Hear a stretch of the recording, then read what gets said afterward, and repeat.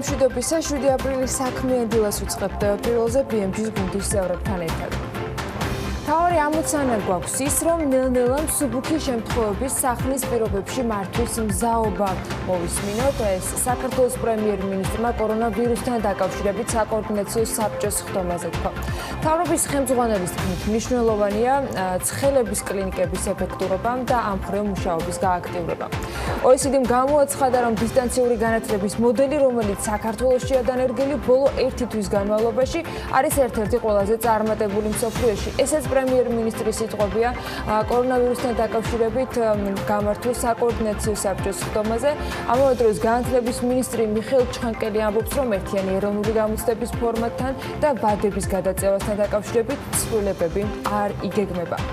ეროვნული ბანკის ინფორმაციით, ბოლო მონაცემებით მათი თანამშრომელთა რაოდენობა, ვისაც კორონავირუსი უდასტურდება 16-ია. ბანკის ინფორმაციით, მას შემდეგ რაც გასულ კვირას 7 თანამშრომელს ვირუსი დაუდასტურდა, ტესტირება გაუკეთდა მათთან კონტაქტში მყოფ სხვა თანამშრომლებსაც. ბანკის ინფორმაციითვე COVID-19 ვირუსის მქონე თანამშრომელს შესაბამის სტაციონარში ექიმების მეთვალყურეობის ქვეშ გადიან მკურნალობას. მათი მდგომარეობა ამ ეტაპზე დამაკმაყოფილებელია. ის თანამშრომლები კი, ვისაც შემხებლობა ჰქონდათ დაინფიცირებულ კოლეგებთან, სრულ იზოლაციაში იმყოფებიან და დაკვირვება მიმდინარეობს. კორონავირუსის გავრცელების პრევენციისათვის მარტიდან გამკაცრებულია წესები საქართველოს პორტებში შემომსვლელი გემებისათვის. რამდენად და როგორ არის საქართველოს პორტები უზრუნველყოფილი გემების უსაფრთხო და დროული შესვლა გამოსვლის მიმართულებით, იმისთვის რომ კრიტიკულად მნიშვნელოვანი ტვირთების მიღება არ შეფერხდეს, თამარ იოსელიანთან საქართველოს საზღვაო ტრანსპორტის სააგენტოს დირექტორთან გვექნება საუბარი საქმიანი დილის ეთერში. პოსტკრიზისული გეგმა, რომელიც ეკონომიკური გუნდის წევრებმა უნდა შეიმუშაონ. პრიორიტეტად ეკონომიკისა და მდგრადი განვითარების მინისტრმა ქართული ბიზნესის და იმ ინდუსტრიების ჩანაცვლება დაასახელა, რომლებიც იმპორტის ჩანაცვლებაში დაეხმარებიან ქვეყანას. იმპორტის ჩანაცვლება თუ ექსპორტზე ორიენტირება. ანიკო არაცხალია ექსპორტის განვითარების ასოციაციის სამეთვალყურეო საბჭოს თავმჯდომარე შემოკვირდება სასაუბროდ. რა სჭირდება ბიზნეს კრიზისის დასაძლევა და რა სთავაზობს სახელმწიფო მას იმ პროგრამების ფარგლებში, რომლის დახმარებითაც დღეს დეფიციტური სამბიცნო პროდუქტი მაგალითად უკვე იქმნება ქვეყანაში. მიხეილ ხიდურელი აწარმოეს საქართველოში ხელმძღვანელი შემოკვირდება საქმიანი დილის ეთერში. ბიზნესის საგანგებო მდგომარეობის და კომენდანტის საათის გათვალისწინებით სიტუაციაზე მორგებას ცდილობს. მთავრობას კრიზისთან გასამკლავებლად მუშაობა დაწყებული აქვს, პროექტები, გეგმები და მათი მართვა. საქართველოს პარლამენტს კი დროებითი მუშაობა შეჩერებული აქვს, თუმცა გადაწყობა სავარაუდოდ დეპუტატებსაც მოუწევთ. უნდა იყოს თუ არა კანონშემოქმედებით საქმიანობა გაჩერებული, რა პრაქტიკაა სხვა ქვეყნებში, იცნობს თუ არა კანონმდებლობა პარლამენტის დისტანციურად მუშაობას და ასე შემდეგ. ეკა ციმაკურიძე დემოკრატიის ინდექსის საქართველოს ხელმძღვანელი იქნება ბექა ბაციკაძესთან ამ თემებზე სტუმარი. სოციალური დისტანცირების რეალობაში მეტი მობილიზების საჭიროების გათვალისწინებით ინიციატივები და სიახლეები არ გვაკლდება. საქმიანი დილის ბოლო ბლოკში მოგვიყვებით პრევენცია წერტილი ჯიზე, რომელმაც საქართველოში არსებული ონლაინ დისტანციური სერვისების თუ პროდუქტების შესახებ მარტივად ერთ სივრცეში გაერთიანება გადაწყვეტა. დანარჩენს უკვე მირიან ჯუღელი პრევენცია ჯის იდეის ავტორი ბექა ბაციკაძესთან ერთად მოგვიყვება.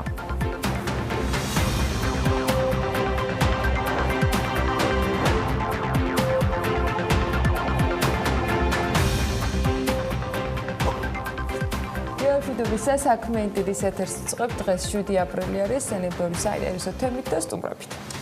დღეს ხარების დღესასწაულია, დილა მშვიდობისა ყველას გილოცავთ. ამ არაჩვეულებრივ დღესასწაულს ყველანი ჯანმრთელები, გახარებულები მენახეთ და უკან მოგვეტოვებინოს ყველა და ნებისმიერი დღე, რომელიც საკმაოდ მძიმედ გვახსენდება 2020 წლის დასაწყისიდან, განსაკუთრებით ვსაუბრობ ბოლო თვენახევარზე, თითქმის 2 თვეზე, როცა ეპიდემიამ ჩვენი ტვინებით ჩაითრია იმ ყველაფერში, რასაც ქვია ჯანმრთელობაზე განსაკუთრებული ზრუნვა, რასაც ქვია სრულად არის თქმა ჩვენი ჩვევების ალბათ უდიდეს ნაწილზე და ცხოვრების წესზე და რასაც ქვია განსაკუთრებით ალბათ ეს ეპიდემიის მიღმაც უნდა ყოფილიყო ზრუნვა ჯანმრთელობაზე.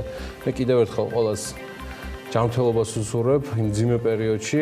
ჩვენ შემდეგი რამდენიმე კვირა საკმაოდ რთული გვაქვს გასავლელი, რთული რეალური ვითარებიდან გამომდინარე, ემოციური ვითარებიდან გამომდინარე, რადგან სტატისტიკაც იქნება დამძგუნველი საქართველოშიც და მსოფლიოშიც და მიუხედავად ჩვენი სამხრეთული ემოციურ, კავკასიური ხასიათისა, ამას ყველაფერს უნდა შევხვდეთ ცივი გონებით, გადავხარშოთ ეს ყველაფერი, რომ საქართველოს არ არის რაღაცა ამოგვილეჯილი ამ პლანეტიდან და ვართ ამ ყველაფრის ნაწილი, გადავივლით, რადგან ვართ საიმედო პროფესიონალი ექიმების ხელში, რომლებიც იმედი მაქვს, რომ ყველაფრით არიან სრულად და ბოლომდე ეკიპირებული, მათ შორის ტექნიკური საშუალებებით. რა ხდება მსოფლიოში ამ დროს?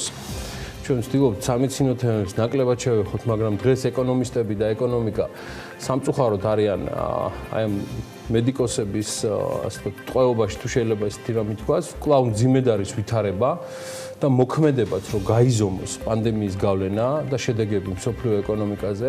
ბევრი ავლებს სხვადასხვა პარალელებს წინა ეპიდემიებთან და კაცმა რომ თქვა ღირს აღნიშნოთ, რომ ესპანურმა გრიპმა 1918 წელს 20%-მდე შეიწირა მარტო შეერთებული შტატების მრეწველობისა, მაგრამ ამერიკელი მეცნიერები იქვე ამბობენ, რომ არა კარანტინი და ეკონომიკა საბოლოოდ განადგურდებოდა. კარანტინი იყო და არის ერთადერთი შვება ამ კუთხით ეპიდემიების შედარებისას. ყველთან ხდება, რომ არქაული წარსულის მეურნეობებზე და ეხლა 21 საუკუნის მაღალ განვითარებულ ეკონომიკაზე გასულ საუკუნის დასაწყისშივე განვითარებული ეპიდემია, ვთქვათ, მაშინ მუსრი გაავლო ახალგაზრდა ჯანმრთელ და შრომის უნარიან მოსახლეობას და აი ამ ეკონომიკების დადარებაც სწორი არ არის. თუმცა აი ამ მუდმივი გავლებისა, პარალელებისა ხედავენ მეტად მსგავსებებს, ვიდრე მაგალითად განსხვავებებს. და ჯამში ყველგან ხდება, რომ პანდემიის მავნებლობაზე ეკონომიკასთან დაკავშირებით და მისი გავლენა არის უდიდესი, თუმცა თავისდროული ზომები კარანტინთან დაკავშირებით არათუ ამცირებს ამ ზიანის მასშტაბს ან სიკვდილიანობას, არამედ გარკვეული პოზიტიური ეკონომიკური გავლენაც აქვს. სხვადასხვა ეკონომისტები და ბლოგერები ბოლო პერიოდში სულ უფრო აქტიურად წერენ, რომ ქვეყნები, რომელთაც არ დააყოვნეს საყოველთაო კარანტინის დაწესება, კონკრეტულად მაგალითად მოყავთ ტაივანის და სინგაპურის მაგალითი, არ მხოლოდ შეზღუდეს ეპიდემიის გავრცელება, არამედ დაარბილეს პანდემიიდან გამოწვეული ეკონომიკური ზიანის ხარისხის. მკვლევართა უმრავლესობა სულ უფრო მეტად ყალიბდება მოსაზრებაზე, რომ დროული კარანტინი ეს მაინც საუკეთესო გამოსავალი არის არსებულ ვითარებაში. სინგაპურზე გუშინდელი ინფორმაცია გამახსენდა და ეგრეთ ტიტრმაც დამასწრო, რომ ქართულ ფორბსში დაიწერა ეს ამბავი. სინგაპურში 20,000 უცხოელი მუშა 14 დღიან კარანტინში მოათავსეს. და ამის მიზეზი კორონავირუსის გავრცელება გახდა. საუბარია უმეტესწილად სამხრეთ აზიის რეგიონიდან ჩასულ მამაკაცებზე, რომლებიც მშენებლობაზე არიან დასაქმებულები. უცხოელები ორ საერთო საცხოვრებელში გადანაწილდნენ და ერთში 13,000 ადამიანია. მეორეში 6,800, აი კლასტერი. და მათი ანაზღაურება არ შემწყდარა და არ შეუწყდებათ, როგორც ეს თქვეს და ასევე მათ უზრუნველყოფენ შესაბამისად მინიმუმ 3 დღის საკვებით. თუმცა ზოგი უცხოელი დასაქმებული ანტისანიტარიისა და გადატვირთული საცხოვრებლის გამო მაინც ჩივის. მათ კი დაუბრუნდეთ ძირითად თემას, ვინც გადადეს სწრაფი და აგრესიული მოქმედება, მათ შორის კარანტინზე და დააგვიანეს ეკონომიკის შედარებით სწრაფ აღმასვლას დააგვიანებენ, ესე წერენ ეკონომისტები, ადამიანთა სიცოცხლეზე ზრუნვით და ეპიდემიის სრულად აღვირახსნელი მასშტაბების მოთოკვით ამგვარი მეთოდებით, საკარანტინო მეთოდებით ჩვენ მხოლოდ ვაჩქარებთ ეკონომიკურ ზრდას და ადამიანთა სიცოცხლეზე ზრუნვა და ეკონომიკის გადარჩენა ეს არც ერთ შემთხვევაში არ ეწინააღმდეგება ერთმანეთს, როგორც მიმდინარე ამოცანები. აი ზუსტად ესეთი გზავნილებით ეხმაურებიან უკვე ამერიკელი მძიმეწონოსნები, საუბარია ქვეყნის ყოფილ ფინანსთა მინისტრებზე, ბიზნესმენებზე, ბანკის მმართველებზე. მე ამ წერილთან დაკავშირებით შემდეგ გადაცემებში მექნება საუბარი. იმ პერიოდში, როცა ვაქცინის, ანუ მოქმედი ვაქცინის არარსებობის პირობებში თითქმის მთელი მსოფლიო, გამონაკლისებზეც ვიტყვი, წავიდა ერთი გზით, ანუ კარანტინის გზით, დროში გაეწელათ ეპიდემია და ეს იყო ამოცანა. იმდაგვარად გაეწელათ დროში ეპიდემია, რომ სამედიცინო სექტორზე არ მოხდარიყო მასიური დაწოლა. ამისთვის დაიწყო საზოგადოებრივი და საქმიანი ცხოვრების შეზღუდვები. ეს ყველაფერი დაიწყო აზიიდან, საიდანაც დაიწყო თავად ეპიდემია და ამ შეზღუდვებმა გასტანა ჩინეთიდან სინგაპურამდე. შემდეგ უკვე ევროპა, იტალია, საფრანგეთი, ესპანეთი და მათ ყვალდაყვალ შეერთებული შტატების მიყვა. ცხადია, როგორც გითხარით, იყო გამონაკლისები და მოდი გადავხედოთ ამ გამონაკლისებს. დავიწყოთ ევროპიდან. გამონაკლისებს შორის იყვნენ ცალსახად ნიდერლანდები, შვედეთი და ბელორუსეთი. მოკლედ პირველი დანებდნენ ნიდერლანდები. მარკ რიუტეს მთავრობას მოუწია სკოლებში, რესტორნებისა და ასევე ბარების დახურვა. და ჰოლანდიაში ეს ამბავი გრძელდება ოფიციალურად ეს შეზღუდვები 28 აპრილამდე. რიუტე შეუვალია ჰოლანდიის მთავრობის ხელმძღვანელზეა საუბარი, როცა ამბობს, რომ ინფიცირებულთა რაოდენობა დრამატულად მატულობს და მას უბრალოდ სხვა არჩევანი არც დარჩა. რაც შეეხება შვედეთს, იქ ჯერჯერობით სრულად მუშაობს ყველაფერი. თუმცა მიუხედავად შედარებით მზარდი სტატისტიკისა, ხელისუფლება მაინც სიფრთხილეს იჩენს და თუ ჰოლანდიაში 10 კაციანი შეხვედრებიც არის აკრძალული, შვედეთი ჯერჯერობით 50 კაციანი უაცრავად თავყრილობით შემოიფარგლა და ასევე შტეფან ლევენის მთავრობა შვედეთის მთავრობაზეა საუბარი, მოუწოდებს ყველას, რომ სოციალური დისტანცირების და პირადი ჰიგიენის გარდა კატეგორიულად შეიკავონ თავი მასობრივი თავყრილობებისგან, რომელიც არის უბრალოდ საფრთხილო. მე მაინც დამეთანხმებით, რომ შვედეთში საკმაოდ შენარჩუნებულია ლიბერალური მიდგომები. მგონი ერთადერთი ქვეყანა, რომელიც უარს ამბობს კარანტინზე და მკაცრ შესრულებზე, მაინც ბელორუსეთია.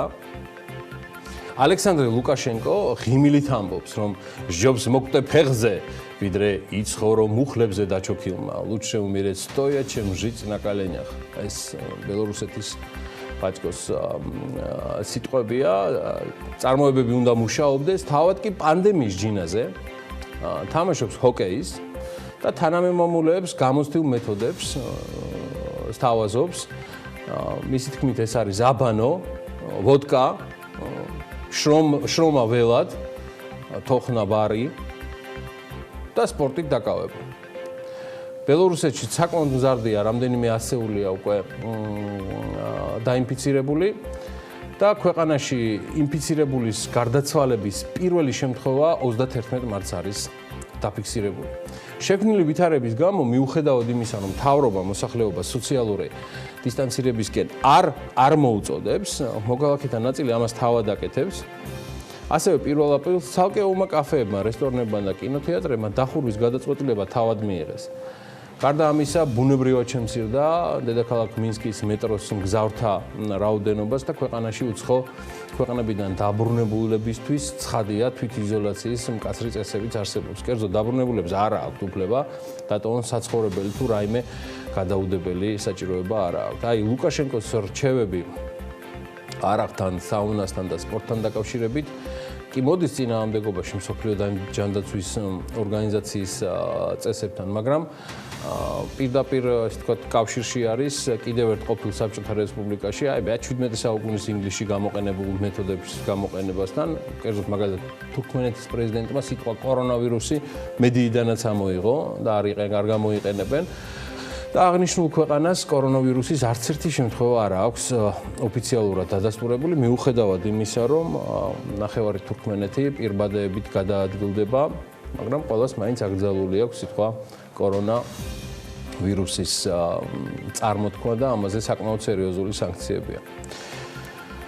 თავის დროზე სკეპტიკოსთა რიცხვს მსოფლიოს ქვეყნების ლიდერებიდან თვით დონალდ ტრამპიც მიეკუთვნებოდა, თუმცა მან მალევე გადაიფიქრა და ხშირად ჩდება ტელეეთერით საკმაოდ მძიმე ანონსებით, რომელიც მომდინარეობს ექიმებისგან. პროგნოზი ნამდვილად მძიმეა, დაინფიცირებულებს შტატებში ელოდებიან 2 მილიონზე მეტს და გარდაცვლილთა წინასწარი პროგნოზები 200,000-ს გადაცდება. ის მოსახლეობას მოუწოდებს იარონ სამსახურში ირანში. ამგვარი მოწოდებით გამოდის ჰასან როუჰანი, რომელიც კორონავირუს მტრების ვერაგულ ჩანაფიქრს უწოდებს. არადა ირანი ათეულშია ყველაზე მეტად ინფორმირებულ ქვეყნებს შორის და გარდაცვლილთა რიცხოვნებაც გადასცა 3,200-ს. მსოფლიო ჯანდაცვის ორგანიზაციას ძალიან მძიმე ფორმებში მოიხსენიებს ბრაზილიის პრეზიდენტიც, საუბარია ჟოზე ბალსონაროზე.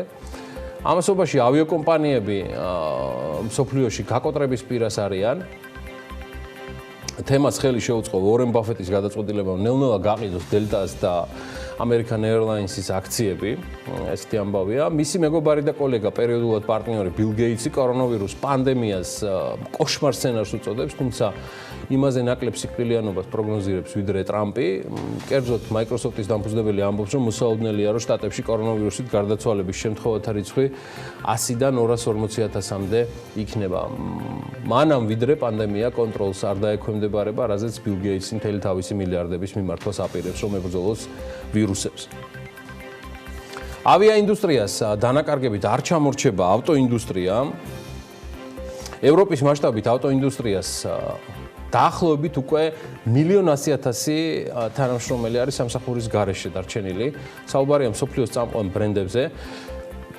კორონავირუსის პანდემიის გამო ავტოქარხნების დახურვის შედეგად ისინი იძულებულნი არიან სახლში დარჩნენ და ევროპის წამყვანი ავტოწარმოებელები და მათი ასოციაცია აცხადებს, რომ ქარხნების დახურვა ევროპაში სექტორში დასაქმებულების არც მეტი და ნაკლები 40%-ზე აისახა. ეგეთი ამბავია. რაც შეეხება გადავინაცვლოთ იაპონიისკენ, იაპონიაში კი ტოკიოს ერთ-ერთ უნივერსიტეტში ტრადიციული ცერემონიალი სტუდენტებმა ვირტუალურად ჩაატარეს, კერძოდ მათ კორონავირუსის გამო გამოსაშვების საღამო Zoom-ით ჩაატარეს და ამისთვის გამოიყენეს მობილური რობოტები, ნიუმი.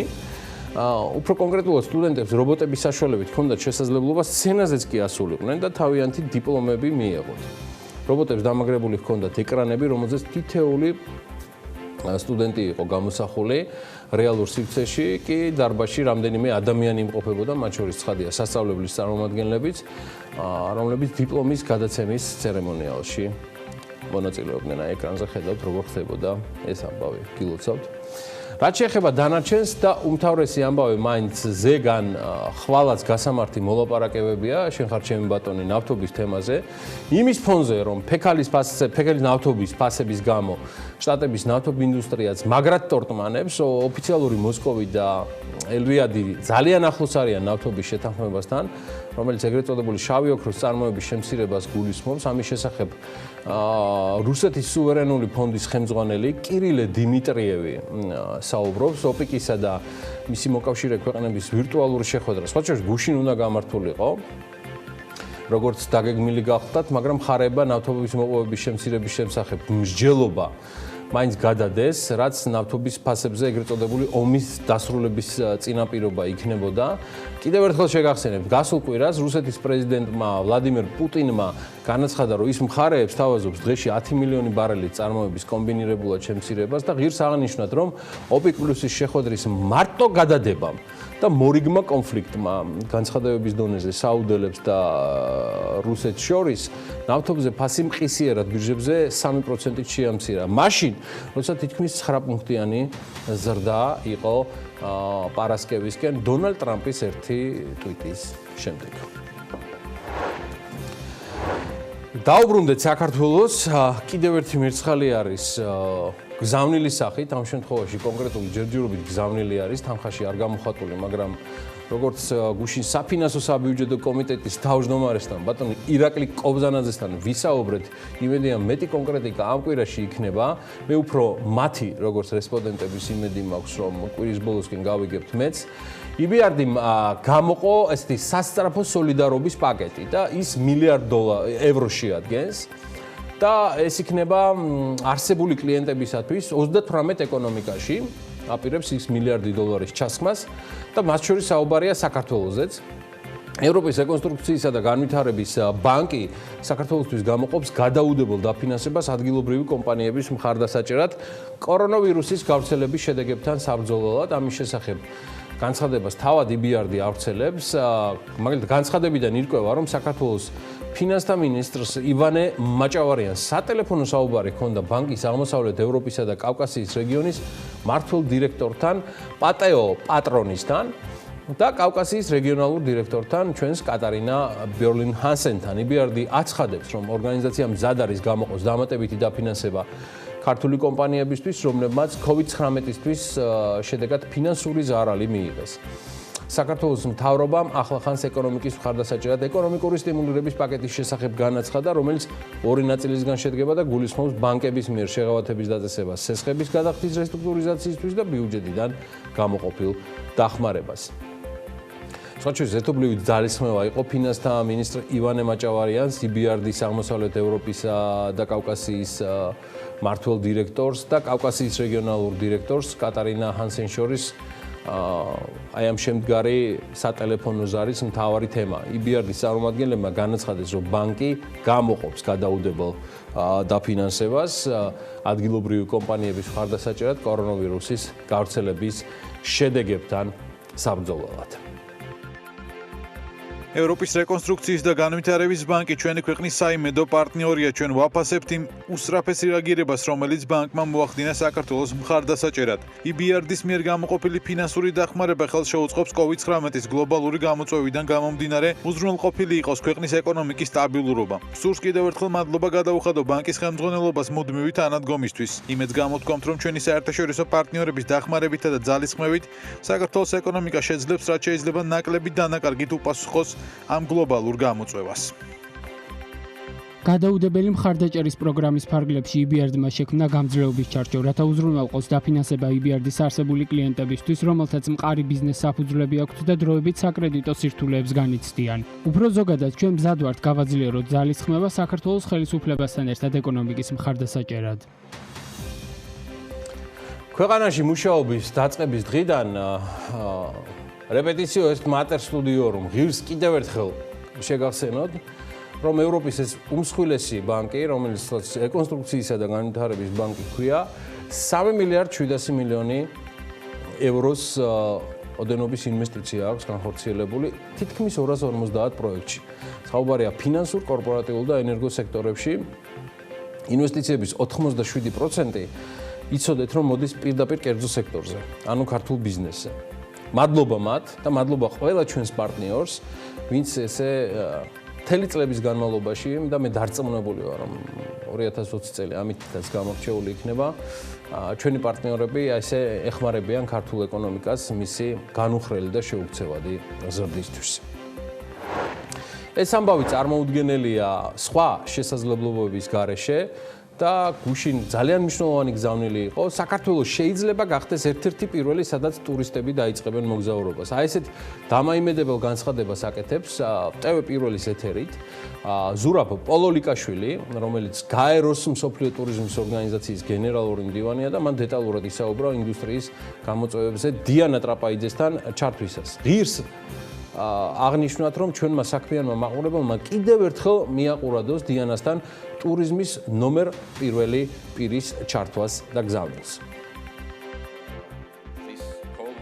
რაც შეეხება ქართულ ტურიზმს, რა თქმა უნდა, პირველი რაც უნდა გააკეთოს ნებისმიერმა ადამიანმა, ეს არის რომ უნდა გაითვალისწინოს ის ზომები და ის რეკომენდაციები, რომელიც არის მოწოდებული სახელმწიფოსა და მსოფლიო საერთაშორისო ორგანიზაციების მიერ. დღეს აუცილებელია სახლში ყოფნა და ჩვენ ეს კამპანია დავიწყოთ მსოფლიოს მასშტაბით, რათა ყველა ვიმოგზაუროთ ყველამ. თუ დღეს ჩვენ არ გავუწყილდებით თითოეულ ჩვენთანაზე, თუ დღეს ჩვენ არ შევინარჩუნებთ იმ სიმშვიდეს, რაც გამოიხატება მხოლოდ 180 ინფიცირებული შემთხვევაში, ჩვენ შემთხვევაში, მე ვფიქრობ, რომ ძალიან მალე საქართველოს შეიძლება გახდეს ერთ-ერთი მოწინავე და პირველი ქვეყანა, სადაც ტურისტები სწორედ დაიწყებენ მოგზაურობას. მე მინდა აღვნიშნო და აუცილებლად ხაზი გაუსვა იმ ფაქტს, რომ ჩვენ ტურიზმის ადმინისტრაციასთან ერთად და მთავრობასთან ერთად ძალიან აქტიურად მუშაობ და შეიძლება ისტორიული აღმოჩნდეს ტურიზმის დარგში და სფეროში ჩვენი აღმასრულებელი საბჭო, რომელიც უნდა ჩატარდეს და ეს დამთხოვაა ერთ-ერთი პირველი დიდი ღონისძიება, რომელსაც ჩვენ მსოფლიო ტურიზმის ორგანიზაცია ვაპირებდით ივნისში. მე ვფიქრობ, რომ გარკვეული მიზეზების გამო შეიძლება გადაიდოს 1 ან 2 თვით, ეს იქნება ერთ-ერთი ყველაზე დიდი მოვლენა ტურიზმის სფეროში. 2020 წლის ივნისში საქართველოს ტურიზმის ყველაზე მნიშვნელოვან ღონისძიებას გაეროს მსოფლიო ტურიზმის ორგანიზაციის აღმასრულებელი საბჭოს დომის მასპინძელი იქნება, რომელიც შესაძლოა ცხადია ვადები მცირედით, მაგრამ დაკორექტირდეს. სდომა საქართველოში მსოფლიოს სხვადასხვა ქვეყნის 40-მდე მინისტრი და 300 დელეგატი დაესწრება და ამ ღონისძიების გადადების დეტალებზეც სწორედ დიანა ტრაპაიძესთან ჩართვისას ისაუბრა ზურაბ პოლოლიკაშვილმა. იგი იმედიანად არის განწყობილი და ასეთ იმედიანად ყოფნას გისურვებთ 7 აპრილსაც და ყოველდღე ყველა საქმიან მაყურებელს, რომელიც ესე მრავლად ხართ და გმადლობთ, რომ გწერთ და გვიზიარებთ თქვენს სურვილებს და მოსაზრებებს.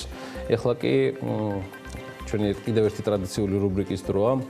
მას ანა წარადგენს. რუბრიკა ბავშვებზეა, მაგრამ ანა დიდი ხანია ამ საკიდან არის გამოსული, მაგრამ BMG for Kids რაღაცა გახდა ჩვენი განუყოფელი ნაწილი და ასევე შენი წარდგენის პრეროგატივა, ხო.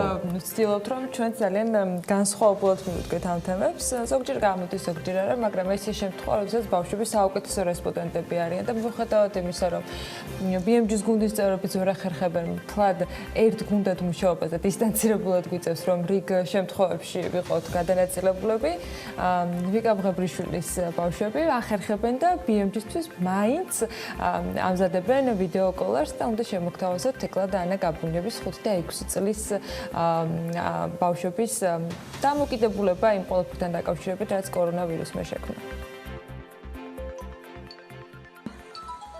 იმიტომ რომ სუბუქში ვარ. და ჩემი მეგობრები და ჩემი მასწავლებელი მომენატრა. ეგ არ ვიცით.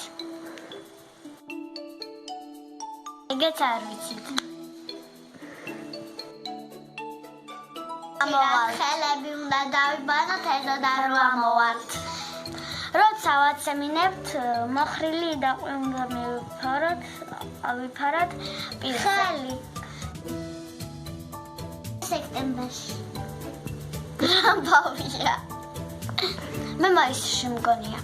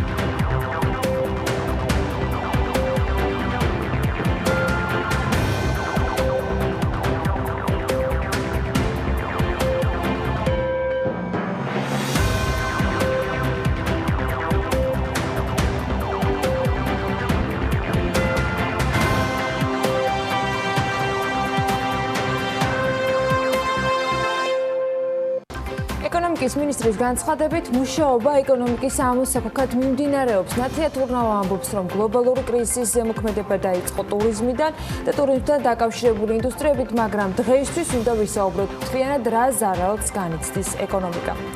აგრესიული ტესტირება ჩვენთვის არის პრიორიტეტი, მაგრამ მასაც გააჩნია კონკრეტული დრო და სივრცე, რომ მივიღოთ მაქსიმალური ეფექტი. ეს ჯანდაცვის მინისტრმა ეკატერინე ტიკარაძემ გუშინ განაცხადა. კორონათრონი ტექნოლოგიებით ვირუსის წინააღმდეგ გამარჯვებული გამოვლინდა ინოვაციებისა და ტექნოლოგიების სააგენტოს ინფორმაციით 20,000 ლარის პროექტის განხორციელებისათვის გრანტის სახით ედისონ ტექს გადაეცა. ევროპის რეკონსტრუქცია და განვითარების ბანკი საქართველოსთვის გამოყოფს გადაუდებელ დაფინანსებას ადგილობრივი კომპანიების მხარდასაჭერად კორონავირუსის გავრცელების შედეგებთან საბრძოლოდ. EBRD აცხადებს, რომ ორგანიზაცია არის მზად გამოყოს დამატებითი დაფინანსება კომპანიებისათვის, რომლებმაც COVID-19 შედეგად ფინანსური ზარალი მიიღეს. TBC-ის გადაწყვეტილებით 2020 წლის განმავლობაში გლობალური პანდემიით გამოწვეული მიზეზებით არც ერთი თანამშრომელი არ გათავისუფლდება, მათი ცნობით გუნდის ყველა წევრი შეინარჩუნებს სამსახურს. ასევე TBC-ის მენეჯმენტი მიმდინარე წელს ამბობს უარს საბონუსე კომპენსაციაზე, რაც როგორც წესი ანაზღაურების 70%-ია. სოფლიო ოქროს საბჭოს ინფორმაციით 2020 წლის თებერვალში ქვეყნების ცენტრალურმა ბანკებმა ოქროს შესყიდვები გაზარდეს. საერთო ჯამში რეგულატორებმა თებერვალში 36 ტონა ოქრო იყიდეს. გვირაბის ბოლოს სინათლეს ვხედავთ, ამბობს შტატების პრეზიდენტი. დონალდ ტრამპმა თეთრ სახლში გამართულ ბრიფინგზე ისაუბრა და აღნიშნა, რომ კორონავირუსის წინააღმდეგ ბრძოლა უფრო ხისტი გახდება. მისი თქმით, შტატებში ეპიდემიის პიკი ახლოვდება. 7 აპრილიდან კორონავირუსის პანდემიის გამო იაპონიაში საგანგებო მდგომარეობა ამოქმედდა, როგორც როიტერი წერს, ქვეყნის პრემიერ-მინისტრმა შინზო აბემ განაცხადა ამასთან დაკავშირებით და ეს რეჟიმი ერთი თვე გაგრძელდება. მთავრობას მოსახლეობა სახლში დარჩენისაკენ, ბიზნესი კი მუშაობის დროებით შეჩერებისკენ მოუწოდებს. მისი გაცნობა 2020 წელს მთელი მსოფლიოსათვის ერთი დიდი შოკი იყო. გაბუტვის გაბრაზების პროცესის ომად გამოცხადებისთვისაც კი კარგი მიზეზი. ეს კორონავირუსისა და დედამიწის მოსახლეობის აბსოლუტური უმრავლესობის შეხვედრა. შეხვედრა პანდემიად იქცა და როგორც ჩანს, გაშორებამდე ჯერ კიდევ ბევრია. ენტონი ფაუჩის განცხადებით, კორონავირუსმა შეიძლება სეზონური ხასიათი შეიძინოს. შტატების ალერგიისა და ინფექციური დაავადებების ეროვნული ინსტიტუტის დირექტორი ამბობს, რომ თუ კი მსოფლიო შეძლებს პანდემია გააკონტროლოს, ძალიან კარგი შანსი არსებობს, რომ ვირუსმა მომავალ სეზონამდე ძალა დაკარგოს. ეს განცხადება იმასაც ნიშნავს, რომ COVID-19-ის ბოლომდე დამარცხება შეუძლებელია, თუმცა ვირუსის სეზონური ბუნება თუ ის გამოვლინდა, მსოფლიოს სერიოზულ დროს მოაგებინებს. ჩვენ მზად უნდა ვიყოთ, რადგან ვირუსს ამ პლანეტას ბოლომდე ვერ მოვაშორებთ. ახალ სეზონზე ვირუსის მოქმედება შეიძლება განახლდეს, ამბობს ფაუჩი. მისი თქმით, ამერიკის ფედერალური მთავრობა ყველაფერს აკეთებს, რომ ვაქცინის შექმნა დაჩქარდეს. იმედი გვაქვს, რომ თუ ვირუსის მოქმედება მართლაც განახლდება, ჩვენ მას გაცილებით მზად დავხვდებით მკურნალობის ისეთი მეთოდებით და საშუალებებით, რაც აქამდე არ ჰქონდა, ამბობს ფაუჩი. მსოფლიო ჯანდაცვის ორგანიზაციის ინფორმაციით კი მუშაობა 40-ზე მეტ ვაქცინაზე მიმდინარეობს, მათ ნაწილს ადამიანებზე უკვე სდიან. ფაუჩის შეფასებით, შტატებს ვაქცინის შესაქმნელად დაახლოებით 12-18 თვე დასჭირდება. ყველა შეფასებით ეს ძალიან ოპტიმისტური პროგნოზია, თუმცა ბიზნესი, როგორც ჩანს, ფაუჩის პროგნოზს ემდობა, რადგან მაგალითად ბილ გეიტსმა დაიწყო ნადრეული ექსპერიმენტების ფინანსური მხარდაჭერა. ბიზნესები აქტიურობენ, ყველა თავისას ცდილობს, ყველაზე მოდური და ძვირადღირებული ბრენდების შემქმნელები სანიტაიზერებს ამზადებენ. კოსმოსში გაფრენამდე ილონ მასკი სასუნთქ აპარატებს თავაზობს შტატებს. პარალელურად ახლა ნახავთ იმ კადრებსაც, თუ როგორ ამზადებენ სწორედ ამ სასუნთქ აპარატებს და ეს თავად მასკის კომპანიის მხრიდან არის გავრცელებული. ეს არის ქარხანა, სადაც ავტომობილებს აწარმოებდა ტესლა, მათი ნაწილებისგან კი დღეს სასუნთქი აპარატები იქნება. ტესლამ ისევე როგორც ფორდმა და General Motors-მა შტატებში სასუნთქი აპარატების წარმოების ვალდებულება თავიანთ თავზე აიღებს. ნიუ-იორკში მდებარე ტესლას ქარხანა ამისთვის ყველაფრით არის უკვე მომზადებული და კომპანიამ გადასცა ავადმყოფოებს კიდეც პირველ ეტაპზე 1000 სასუნთქი აპარატი. ეს აპარატები კი კრიტიკის საფუძველიც გახდა, რადგან ისინი არაინვაზიური ტიპის იყო და კორონავირუსის მძიმე ფორმით გადამტან პაციენტებს რეალურად, როგორც მედიკოსები ამბობდნენ, ინვაზიური სისტემა სჭირდებოდათ. ამჯერად ტესლა სწორედ ინვაზიური ტიპის სასუნთქი აპარატების შექმნაზე მუშაობს, რაც მძიმე კლინიკური სურათის მქონე პაციენტებს უფრო მეტად დასჭირდება. და ასე მანქანებიდან გადაეწყნენ სასუნთქ აპარატებზე. ამასობაში ამერიკული ტექნოლოგიური კომპანია Apple კვირაში მილიონამდე სახის დამცავ ანტიბაქტერიული ფარის დამზადებას ანონსებს, რომელიც სამედიცინო პერსონალისათვის იქნება განკუთვნილი. ტიმ კუკმა გადაწყვეტილებასთან დაკავშირებით Twitter-ზე დაწერა და იქვე აღნიშნა, რომ თითო დამცავი ფარის აწყობას დაახლოებით 2 წუთი არის კიდევ უფრო ნაკლები დრო დასჭირდება და ის სამედიცინო პერსონალისთვის იქნება განკუთვნილი. კუკმა ისიც თქვა, რომ მომარაგების ქსელის მეშვეობით კომპანიამ 20 მილიონზე მეტი სამედიცინო ნიღაბი დაარიგა. კომპანიის დირექტორის განცხადებით, Apple სახელმწიფოსთან ერთად მუშაობს, რათა აღჭურვილობა იმ ადგილებში მიიღონ, სადაც ყველაზე მეტად სჭირდებათ. ჩვენ იმედი გვაქვს, რომ მალე შევძლებთ მომარაგება შტატების გარეთაც, ამბობს ტიმ კუკი. პანდემია და მსოფლიო კრიზისი ზოგიერთ სტარტაპ კომპანიებისათვის არა მხოლოდ ასეთი გიგანტებისათვის შესაძლოა გახდეს ერთგვარი წარმატებისაკენ გადადგმული ნაბიჯისათვის მნიშვნელოვანი დასაწყისით.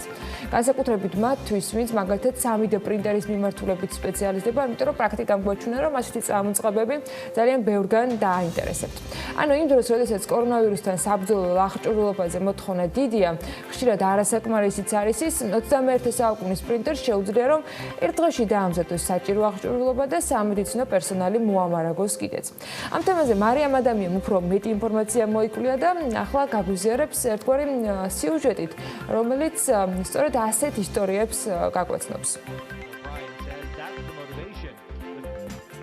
სტარტაპ კომპანია კარბონის დამფუძნებლებმა გადაწყვიტეს, რომ ვენტილატორებიდან სამედიცინო ნიღბებამდე ყველაფერი, რისი დეფიციტით არის დღეს მსოფლიო პანდემიის პირობებში, შეავსონ 3D პრინტერითა და მათი უნიკალური ტექნოლოგიით. შედეგად შექმნეს სახის ფარები და ტესტირებისათვის გააგზავნეს სტენფორდის საუნივერსიტეტო კლინიკაში. ამავდროულად დიზაინერებმა დაიწყეს სპეციალურ ტამპონებზე მუშაობა, რაც ასევე არ არის საკმარისი სამედიცინო დაწესებულებებში და რის გამოც არ ტარდება საკმარისი რაოდენობის ტესტები COVID-19-ის წინააღმდეგ. რეგულატორებმა სტარტაპს მისცეს პროდუქტის მასობრივი წარმოების ნებართვა, ამიტომაც დამცავი ეკრანების გაგზავნა სხვადასხვა ქვეყნის საავადმყოფოებში დაიწყეს. გარდა ამისა, კორნელის უნივერსიტეტის კომპიუტერული და ელექტროინჟინერიის დეპარტამენტის ასოცირებულმა პროფესორმა კამპუსში არსებული 3D პრინტერები ითხოვა და მოხალისეებთან, უნივერსიტეტის სტუდენტებთან ერთად დამცავი აღჭურვილობის წარმოება დაიწყო. პროფესორის თქმით, საბოლოო ჯამში მისი გუნდის განკარგულებაში 106 პრინტერი აღმოჩნდა. პროექტში უნივერსიტეტის არქიტექტურის, ხელოვნებისა და დაგეგმარების დეპარტამენტის სტუდენტებიც ჩაერთნენ.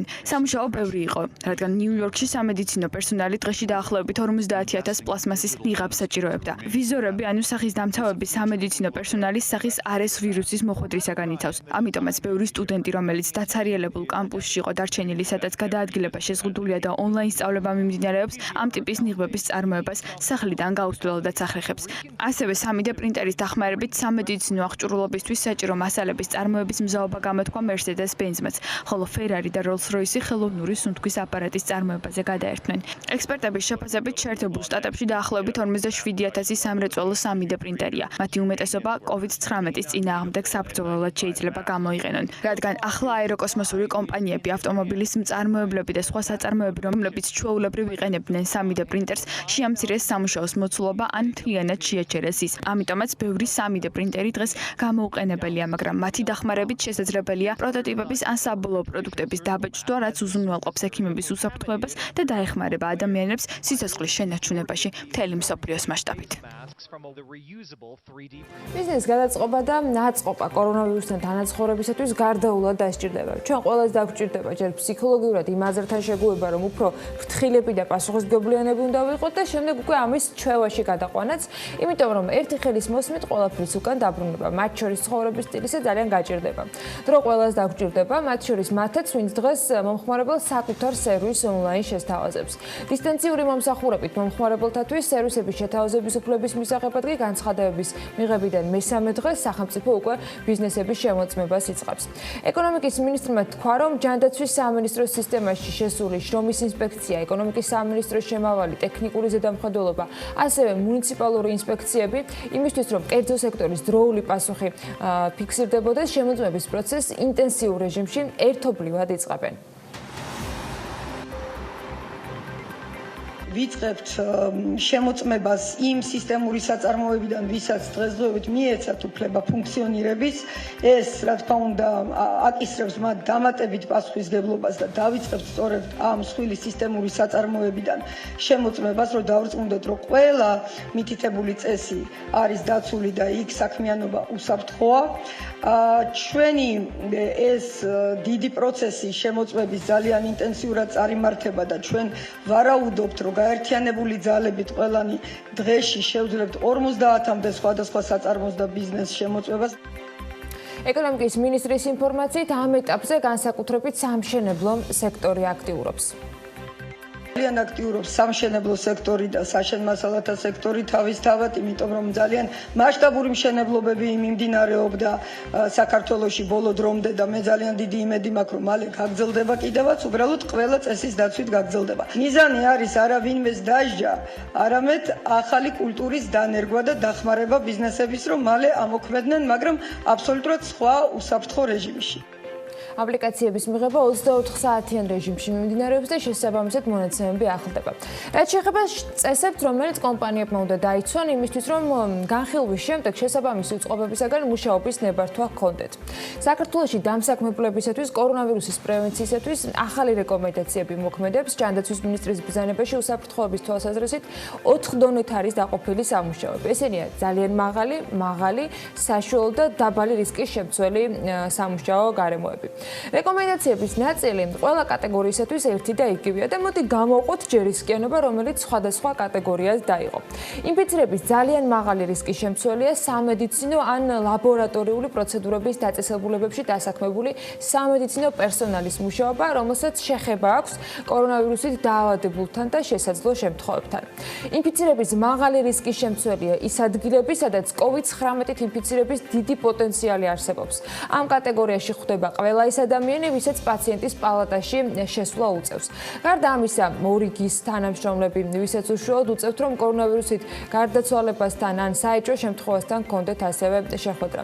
საშუალო რისკის მქონე ის სამუშაო ადგილებია, სადაც თანამშრომლებს ხშირი ან მჭიდრო კონტაქტი მოეთხოვებათ. აქ საუბარია 2 მეტრზე ნაკლები დისტანციით სამუშაო გარემოზე იმ ადამიანებთან, რომლებიც არ არიან ინფიცირებულები, თუმცა პოტენციურად ეს შესაძლებლობა არსებობს. ასეთ ადგილებად მიიჩნევა სკოლა, მრავალრიცხოვანი სამუშაო ადგილები, სავაჭრო ცენტრები და ადამიანთა თავშეყრის ადგილები. ინფიცირების დაბალი რისკის სამუშაო ადგილებში არის გათვალისწინებული ისეთი ადგილები, სადაც დასაქმებულებს ხშირი და ახლო კონტაქტი არ აქვთ საზოგადოებასთან და თანამშრომლებთან. რაც შეეხება რეკომენდაციებს, ყველა სამუშაო ადგილს ეხება ეს რეკომენდაცია და რამდენიმე პუნქტია მასში გაერთიანებული. მათ შორის თანამშრომელი არ უნდა მივიდეს სამუშაო ადგილზე თუ კი ბოლო 14 დღის განმავლობაში ის ქვეყანას ტოვებდა, სადაც ვირუსის გავრცელება ფიქსირდებოდა. თუ ბოლო 14 დღის განმავლობაში კონტაქტი ჰქონდა კორონავირუსის მატარებელ პირთან. ასევე თუ აქვთ ვირუსისათვის დამახასიათებელი ნიშნები, ხველა, ტემპერატურა, ცემინება, სუნთქვის გაცნელება, საერთო სისუსტე და ასე შემდეგ. ასევე ამ მაღალი რისკის მქონე კატეგორიას მიეკუთვნებიან მაღალი რისკის მატარებელი ადამიანები, 70 წელს გადაცილებული პირები და ქრონიკული დაავადების მქონე პირები. ამავე დროს ყველა დამსაქმებული ვალდებულია, რომ თანამშრომელს მოუწყოს ხელების ხშირად დასაბანად საჭირო სივრცე ან შესთავაზოს ხელების დასამუშავებლად სულ მცირე 70% ალკოჰოლის შემცველი სითხე. ავადმყოფი თანამშრომლები წაახალისოს, რომ დარჩნენ სახლში. დაამკვიდროს სამუშაო ეტიკეტა ხველისა და ცემინების დროს ცხვირისა და პირის დაფარვა. ჰქონდეს ერთჯერადი ხელსაწყოცები და ნაგვის ურნები მომხმარებელთათვის. გარდა ამისა, უნდა იყოს შემუშავებული ის, რომ თანამშრომლებმა ისწავლონ იმ პირთა იზოლაციის პოლიტიკა, რომელთაც აღმოაჩნდებათ კორონავირუსის ნიშნები. შესაძლებლობის ფარგლებში უნდა იყოს შემუშავებული მოქნილი პოლიტიკა, რომელიც თანამშრომლებს მისცემს საშუალებას დარჩნენ სახლში და იზრუნონ ოჯახის წევრებზე. რეკომენდაციებში ძალიან მაღალი რისკის მქონე დაწესებულებებისათვის გვხვდება ისეთი ჩამონათვალი და ვალდებულებების შესასრულებლად, როგორიც არის მაგალითად შესაძლებლობებისა და აუცილებლობის შემთხვევაში ჰაერის დამუშავების სისტემების დამონტაჟება. დადასტურებული ან და სავარაუდო შემთხვევის დროს პაციენტები აუცილებელია, რომ მოთავსდნენ სამედიცინო დაწესებულებების საიზოლაციო პალატებში. ასეთის არსებობის შემთხვევაში თუ კი რა თქმა უნდა ის არის. კორონავირუსზე აღებული ნიმუშების დამუშავებისას ბიოუსაფრთხოების ნორმები უნდა იყოს დაცული, ასევე პროცედურები, რა დროსაც აეროზოლი წარმოიქმნება, უნდა ჩატარდეს ბოქსირებულ განყოფილებაში. ამ დროს აქ მყოფმა ექიმმა უნდა გამოიყენოს რესპირატორი, როცა ერთკაციანი პალატები ხელმისაწვდომი არ არის, დაავადებული პაციენტების დაჯგუფება ხდება შესაძლებელი, თანამშრომლების ინფორმირება კი მოსალოდნელი საფრთხეების შესახებ. თანამშრომლების უმეტესობამ უნდა ატარონ ხელთათმანები, ხალათი, სახის დამცავი ფარი, დამცავი სათვალეები და რესპირატორი. რეკომენდაციებს რაც შეეხება საშუალო რისკის მქონე დაწესებულებებისათვის ის ითვალისწინებს შემდეგს. სადაც შესაძლებელია იქ უნდა დამონტაჟდეს ფიზიკური ბარიერები, დაცემინებისაგან თავის დამცავი გამჭვირვალე პლასტმასის შირმები, იმ თანამშრომლებისათვის ან მომხმარებლებისათვის, ვისაც დაავადების ნიშნები აღმოაჩნდება. ადგილის დატოვებამდე სახის ნიღბის შეთავაზება უნდა შედიოდეს დღის წესრიგში, დღეში რამდენჯერმე დახურული სივრცეების განიავება და სამუშაო ადგილების სველი წესით დეზინფიცირება. ხელის ჰიგიენური საშუალებების თვალსაჩინო ადგილზე დამაგრება და მოხმარების წესების ახსნა. პირადი კომუნიკაციის მინიმუმამდე დაყვანაც ასევე რეკომენდაციების ჩამონათვალშია და ასე შემდეგ. კლიენტებს შორის უნდა იყოს ასევე დასაცავად იატაკზე სტიკერების დამაგრება ერთ-ერთ აუცილებელ პირობად. დაბალი რისკის მქონე დაწესებულებებისათვის კი შემდეგი საკითხებია გათვალისწინებული.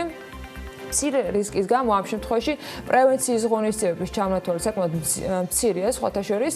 ამ შემთხვევაში აუცილებელი არის ხომ დასაქმებულმა სამუშაო ადგილზე ხელის დაზაფანი სივრცე მოაწყოს და თანამშრომლებს ჰქონდეთ საშუალება რომ სანიტაიზერებით ეგრეთ წოდებული 70%-იანი ალკოჰოლის შემცველი სისხლით დაემუშაონ ხელები. პროცესი და გადამოწმება გარკვეულ დროს მოითხოვს ამ ყველა წესის დაცვა რამდენად ხდება ამა თუ იმ კომპანიაში, ამას მოთმინება დასჭირდება და ყველას მოგვიწევს რომ ეს მოთმინება რა თქმა უნდა ჩვენს თავში გამოვნახოთ. თავარია ის არის რომ პროცესი დაიძრა. ასეთი ამბის სიგნალებს კი ევროპა თანდათან გვაძლევს და არა მხოლოდ საქართველოს რეალობა. სხვათა შორის ავსტრიის კანცლერმა თქვა რომ ქვეყანა აღდგომის შემდეგ კორონავირუსთან დაკავშირებით ზომების შერბილებას იწყებს. გერმანიამაც მიიღო დაახლოებით იგივე გადაწყვეტილება, თუმცა გარკვეული ვადები აქაც გადასახედია.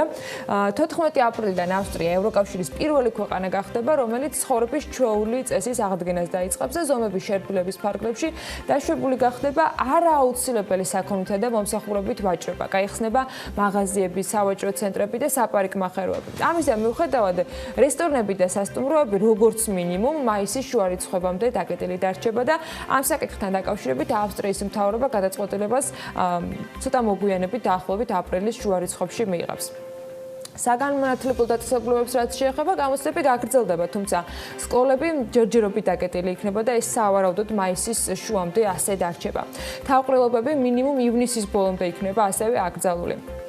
რაც შეეხება გერმანიას, აქ 19 აპრილიდან ფიქრობენ, რომ გარკვეული შეზღუდვები მოხსნან, თუმცა აქაც ძალიან ბევრი დათქმა და წესი იარსებებს. მოთმინება ყველგან და კიდევ დაგჭირდება და ბევრი მუშაობა, რა თქმა უნდა, ამ მოთმინების პარალელად, მათ შორის მაშინაც, როგორც კი ყველა შეზღუდვა მოიხსნება და პირიქით, მაშინ ალბათ კიდევ უფრო მეტი.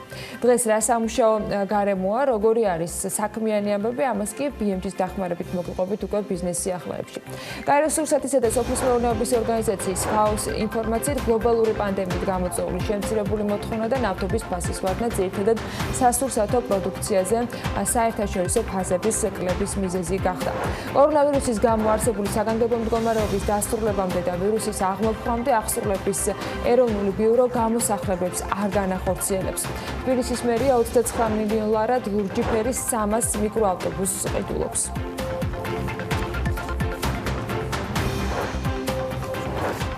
ვფიქრობ, ტურიზმი იქნება სფერო, რომელიც აღადგენს და დაძლევს იმ მძიმე ვითარებას, რომელიც დღეს გვაქვს. ამის შესახებ გაეროს მსოფლიო ტურიზმის ორგანიზაციის გენერალურმა მდივანმა ზურაბ ოლიგაშვილმა ტელეპიროებთან დიანა ტრაპაიძის ეთერში განაცხადა. სიტუაცია არის ძალიან რთული, მაგრამ არა უიმედო, ამბობს ის. დეტალურად ვაკვირდებით თითოეულ რეგიონს, გვაქვს ურთიერთობა რეგიონის ლიდერებთან და ძალიან ოპტიმისტურად ვუყურებთ იმას, რომ ტურიზმი იქნება სფერო, რომელიც აღადგენს და დაძლევს იმ მძიმე ვითარებას, რომელიც დღეს გვაქვს. ახლა ვარ მადრიდში, ესპანეთი არის ერთ-ერთი პირველი, ვისაც ყველაზე დიდი ზიანი მიადგა კორონავირუსის გამო. საავადმყოფოები ვერ აუდიან პაციენტების მიღებას და ეს ართულებს ვითარებას, თუმცა ყველაფერი კეთდება იმისთვის, რომ გაუმკლავდნენ გამოწვევას, ამბობს ოლიგაშვილი და აღნიშნავს, რომ დღევანდელ შოკურ პერიოდში საერთაშორისო ტურიზმის ორგანიზაცია ჩამოყალიბდა გრძელვადიანი კრიზისული კომიტეტით, რომლის ძირითადი გეგმა და ამოცანაა, რომ შეიმუშავონ მოკლე და გრძელვადიანი კრიზისული გეგმები.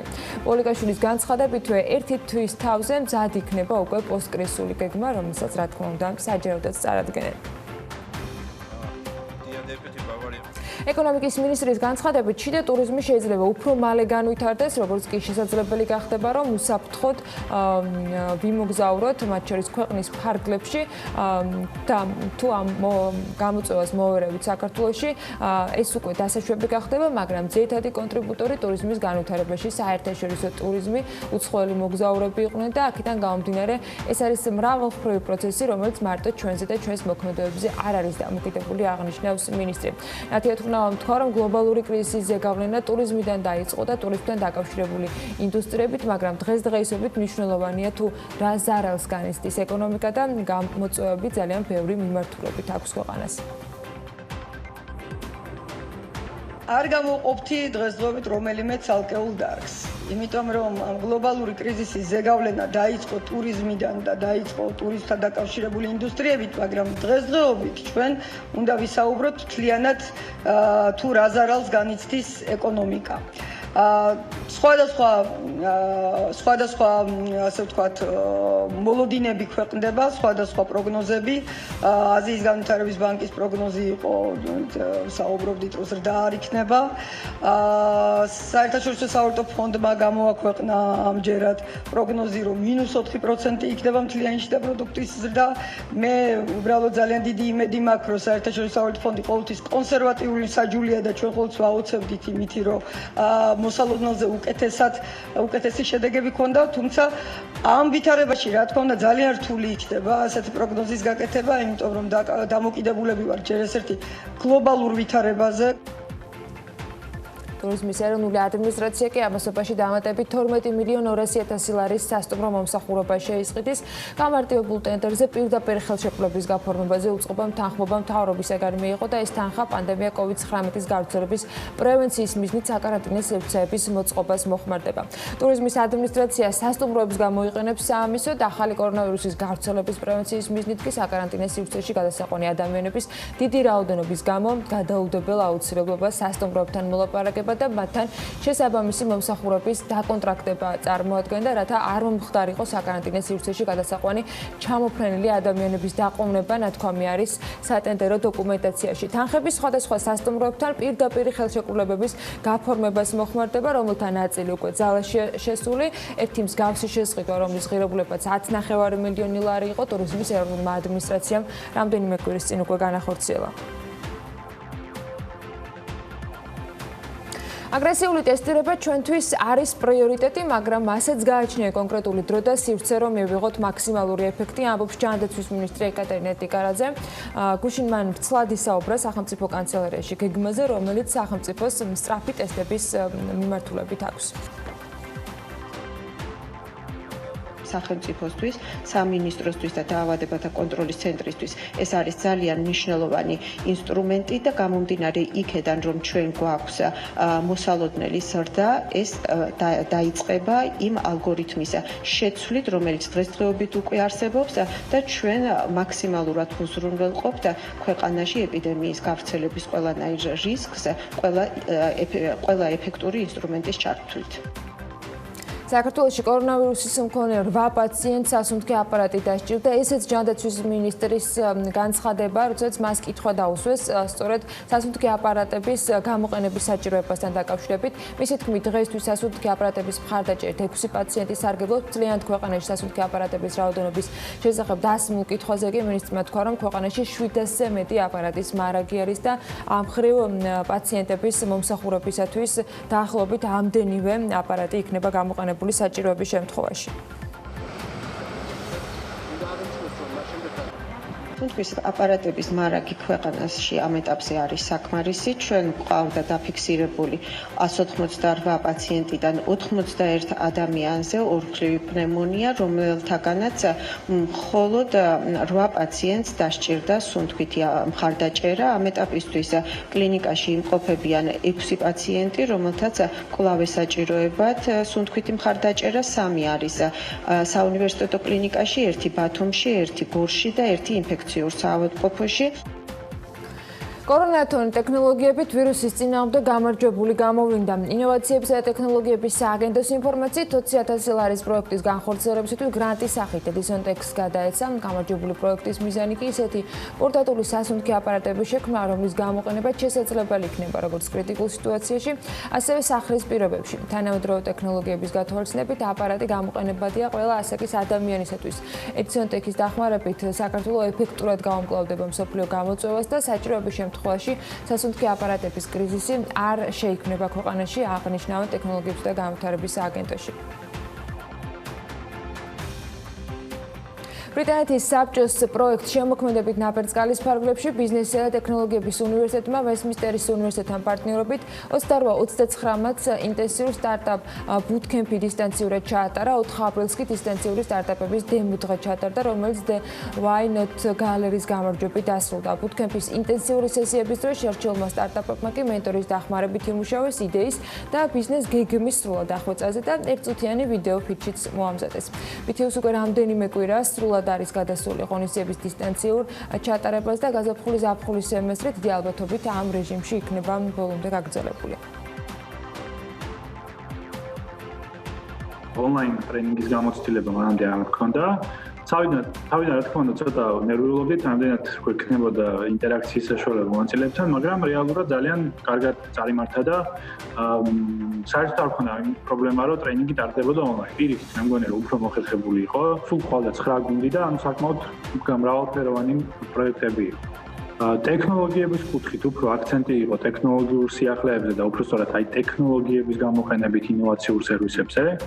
იყო იდეები როგორც ტურიზმის მიმართულებით, რომ ტურისტებმა ადვილად დაგეგმონ თავიანთი ტურები, ასევე ბიზნესის მიმართულებით, რომ უფრო ეფექტურად იმუშაოს ბიზნესმა და customer support-თან, მომხმარებელთან ურთიერთობა უფრო ადვილი იქონოს. Წამოვიწყეთ ესეთი ცალკე მიმართულება, რომელსაც ქვია Divided Gift Shop. რის ფარგლებში ქართულ ხელოვანებთან ერთად კოლაბორაციაში ვქმნით ლიმიტირებული რაოდენობის ნივთებს. ის პრაქტიკა, რასაც ქვია სამუზეუმო სუვენირი, რაც ქართულ რეალობაში ძალიან მწირია ჩემი აზრით არც არის, იმიტომ რაც ხდება სამუზეუმო სუვენირად საკმაოდ არაორიგინალური არის და დაბალი ხარისხის არის. შესაბამისად, დავინახეთ ეს ნიშა, რომ ის არის ჩვენ ძალიან გვიყვარს საქართველოს რეალობაშიც გაგვეხორციელებინა.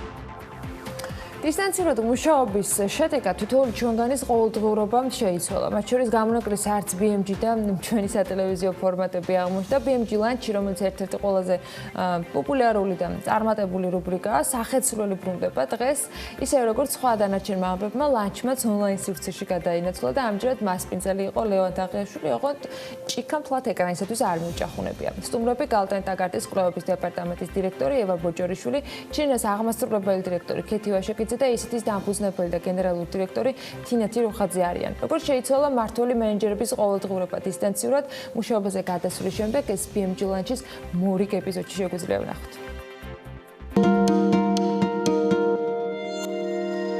დიდი მადლობა პირველ რიგში იმისათვის რომ დაგვთანხმდით მონაწილეობაზე. აქამდე როგორც იცით BMG ლანჩს სხვა ფორმატი ჰქონდა, მაგრამ კორონავირუსის გამო მოგვიწია გადაწყობა არ მხოლოდ მთელ მსოფლიოს და გამომდინარე აქედან ამ ფორმატით BMG ლანჩს ჩვენ დღევანდელი თემა იქნება როგორ შეცვალა ყოველდღიურობა დისტანციურად მუშაობა. სამივე მაღალ მენეჯერულ პოზიციაზე ბრძანდებით და თან სამივე ქალბატონები ხართ, რაც ჩემთვის განსაკუთრებით სასიხარულოა და საინტერესო იქნება თქვენი ყოველდღიურობის განხილვა. ევა, მოდი თქვენით დავიწყოთ, როგორ შეიცვალა თქვენი ყოველდღიურობა მას შემდეგ, რაც არ მხოლოდ თქვენ, არამედ მთელი კომპანია, მთელი მსოფლიო გადავიდა დისტანციურად, რა შეიცვალა თქვენ ცხოვრებაში? აი ცალსახად რომ გამოვყო ერთი მნიშვნელოვანი ცვლილება რაც იყო, აი როგორც მოგახსენებათ, ჩვენ როცა ჩვენ კვლევებს ვაქვეყნებდით, მივდიოდით სასტუმროში, პატიჟებდით სტუმრებს და ქონდა ესე იგი პირისპირ კონტაქტი, როდესაც გამიხილავდით რამე საკითხს. და პირველად მოხდა აი ამ პერიოდში, როდესაც ორჯერ ქონდა ვიდეო კონფერენცია ჩვენ მაკროეკონომიკური პროგნოზებთან დაკავშირებით. ანუ სხვა კუთხით, რადგანაც ახლა ეს რისერჩი გარკვეული სპეციფიკით ხასიათდება, ხო, ჩვენი საქმიანობა ძირითადად მოიცავს იმას, რომ უნდა ვიკითხოთ, გავეცნოთ ინფორმაციას, დავამუშაოთ სხვადასხვა მონაცემები და გქონდეს ერთმანეთთან კომუნიკაცია და განხილვა ამ საკითხებზე. ამ კუთხით, აი ამ დისტანციურ მუშაობას ჩვენთვის ხელი არ შეუშვია. კი ბატონო, ქეთი თქვენთან გადმოვალ შემდეგი კითხვით. ესე იგი, საკმაოდ ესე დიდი წარმოება აქვს თქვენს კომპანიას, გიწევს ძალიან ბევრ ადამიანთან ალბათ კონტაქტი, რა დადებითი და უარყოფითი მხარეები დაინახეთ დისტანციურად მუშაობაში. მოგესალმებით პირველში და მადლობა მოწვევისათვის. რაც შეეხება ჩვენ კომპანიას, ჩვენი კომპანიიდან გამომდინარე, სიმართლედ ბევრი არ ჩვენთან არ შეხვდა, იმიტომ რომ წარმოების პროცესი კვლავ ძველებურად მიმდინარეობს. ანუ ჩვენ დასაქმებულ იყოს დაახლოებით 400 ადამიანი, ეს მხოლოდ წარმოებაში ამას ემატება დისტრიბუცია და სარეალიზაციო ქსელები. ასე რომ ჩვენ კვლავ ჩვეულ რეჟიმში ვასრულებთ მუშაობას, სიმართლედ გართულებული ლოგისტიკური საკითხები, ეს იყო თანამშრომლობის ტრანსპორტირების საკითხები, ასევე სამუშაო საათები და აქტიურად გვიწევდა სამთავრობო სტრუქტურებთან აღნიშნულ დაკავშირებით კომუნიკაცია. პირად მე რაც შემეხება, მეც პრაქტიკულად იდეალურ რეჟიმში ვმუშაობ, უბრალოდ ვცდილობთ მაქსიმალურად დისტანცირება ვიქონიოთ სხვადასხვა ობიექტებს შორის, იმიტომ რომ ჩვენი საწარმო ობიექტები ტერიტორიულად გაბნეული არის და მე პირად ხშირად ვიწევდა იქ ფიზიკურად ჩასვლა, თუმცა ამ მომენტისთვის ვცდილობთ, რომ ეს მაქსიმალურად ძირითადად ოფისის შეხვედრების გარეშე მოახდინოთ კავშირი. თინათინ თქვენთან გადმოვალ მომდევნო კითხვით. რა დაგაკლდათ ყველაზე მეტად აი ამ რუტინის შემდეგ, რომლის შემდეგაც ფაქტობრივად სახლიდან ვეღარ გავდივართ, სულ ოფისში, მოწყობილ ოფისში გვიწევს ყოფნა და ფაქტობრივად მთელი ჩვენი ცხოვრება, არა მხოლოდ ჩვენთვის, არამედ მთელი მსოფლიოსთვის არის შეცვლილი. პირველ რიგში დამაკლა თავისუფლების შეგრძნება, გადაადგილების თავისუფლება, ადამიანებთან ურთიერთობის თავისუფლება, თუმცა ვცდილობთ, რომ ახალ რეჟიმში, ანუ თავისუფლების ახალი, ესე იგი, ფორმულირება შემოვიტანოთ და არ ვიგრძნო თავი გარემოებების მსხვერპლად. ეს არის ჩემი ძირითადი გამოწვევა, ახლა რაზეც ჩემ თავთან ვმუშაობ, რომ მიუხედავად მოცემულობისა, მე შემიძლია ვაკეთო ყველაფერი, რაც მე მინდა. ანუ რაც შეეხება კომპანიას, მეც ჩემს კოლეგებს ძალიან მიხარია, რომ ქალები ესეთი შემართებით არიან, შეუერთდები ჩემს კოლეგებს და ვიტყვი, რომ ჩვენთვისაც არ იყო უცხო დისტანციური მუშაობა არც აქამდე, იმიტომ რომ საერთაშორისო პროექტებს მართავთ, საერთაშორისო კომპანია ვართ და ოფისები გვაქვს სხვა ქვეყნებში და შესაბამისად ჩემთვისაც და ბევრი ჩემი თანამშრომლისთვისაც დისტანციური მუშაობა არ იყო ახალი და სრულად გადავიტანეთ მთელი ჩვენი ოპერაციული მხარე დისტანციურ ციფრულ რეჟიმში.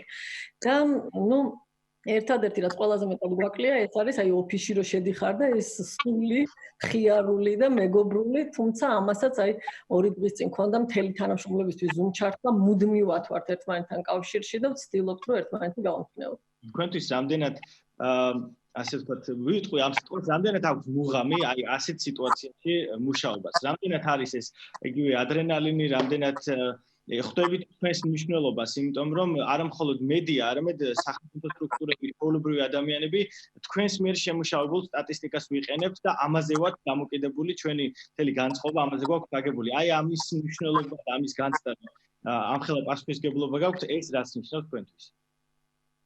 კი, აი როგორც აღნიშნე, ნამდვილად აი სიტყვას, კარგი სიტყვა გამოიყენე მუღამი, ანუ აი ესეთ კრიზისულ პერიოდებში აი კიდევ უფრო საინტერესო ხდება ჩვენი მუშაობის პროცესი, იმიტომ რომ ახლა როდესაც კარგად არის ყველაფერი ეკონომიკაში, სხვადასხვა სექტორებში, ანუ ჩვენი საქმიანობა იმდენ ინტერესს არ იწვევს, მაგრამ როგორც კი ესეთი კრიზისული პერიოდებია, კიდევ უფრო დიდი მოთხოვნა ამ ანალიტიკაზე და უამრავი მასალაა თვითონ ინტერნეტში შეხვიდეთ სხვადასხვა საიტებზე, ძალიან საინტერესო ამ ყველაფრის გაცნობა და მე თვითონ მორგება ამ ჩვენ რეალობაზე, საქართველოზე და შემდეგ. ანუ როგორც აი შემიძლია თქვა, რომ მთელი ჩვენი ანალიტიკოსების გუნდი 10 მაგათ მოწადინებულები არიან.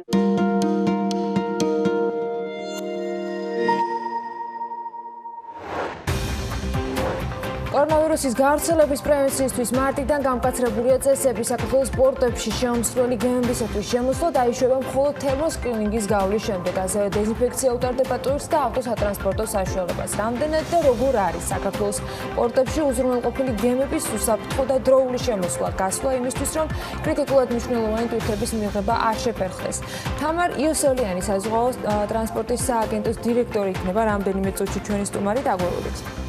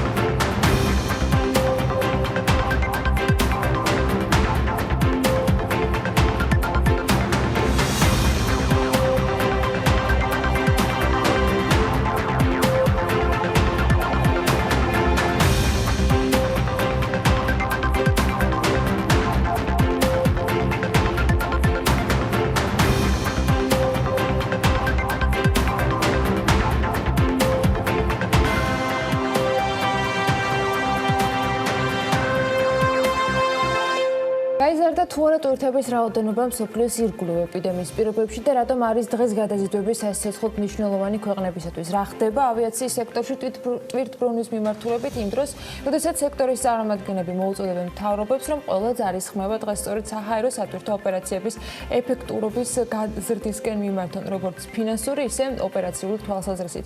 ყველა ამ კითხვაზე პასუხს ერთ სიუჟეტში ვეცადეთ, რომ თავად მოგვეყარა და ნახოთ, როგორი არის დღეს მდგომარეობა.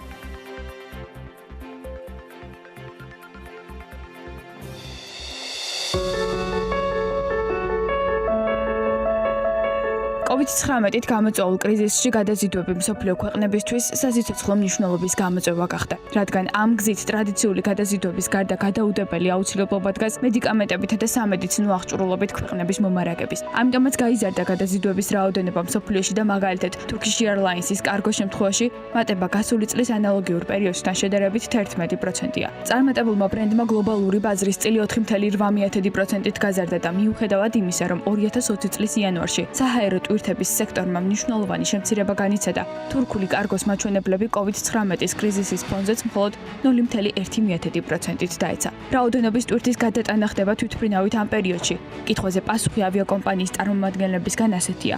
მათთვის მნიშვნელოვანია არა ტვირთის რაოდენობა, არამედ მისი დანიშნულება და ადამიანები, რომლებიც საკვებსა და წამლებს ელიან. თურქული ავიაკომპანიის დროშისა და ლოგოს ქვეშ ჩვენ ვაგრძელებთ მსოფლიოს მხარდაჭერას. ასეთია თურქეთის ეროვნული ავიაფლაგმანის პოზიცია ვითარებიდან გამომდინარე. მათ იანვარ-მარტში ჯამში 376,000-ზე მეტი ტონა ტვირთის გადაზიდვა შეძლეს დანიშნულების ადგილზე და რაოდენობა მზარდია. საჰაერო ტვირთბრუნვა გაეზარდა Atlas Air Worldwide-საც, რომელიც 3800 თანამშრომლის დახმარებით უწყვეტად უზრუნველყოფს სასიცოცხლოდ მნიშვნელოვანი ტვირთის გადაზიდვას.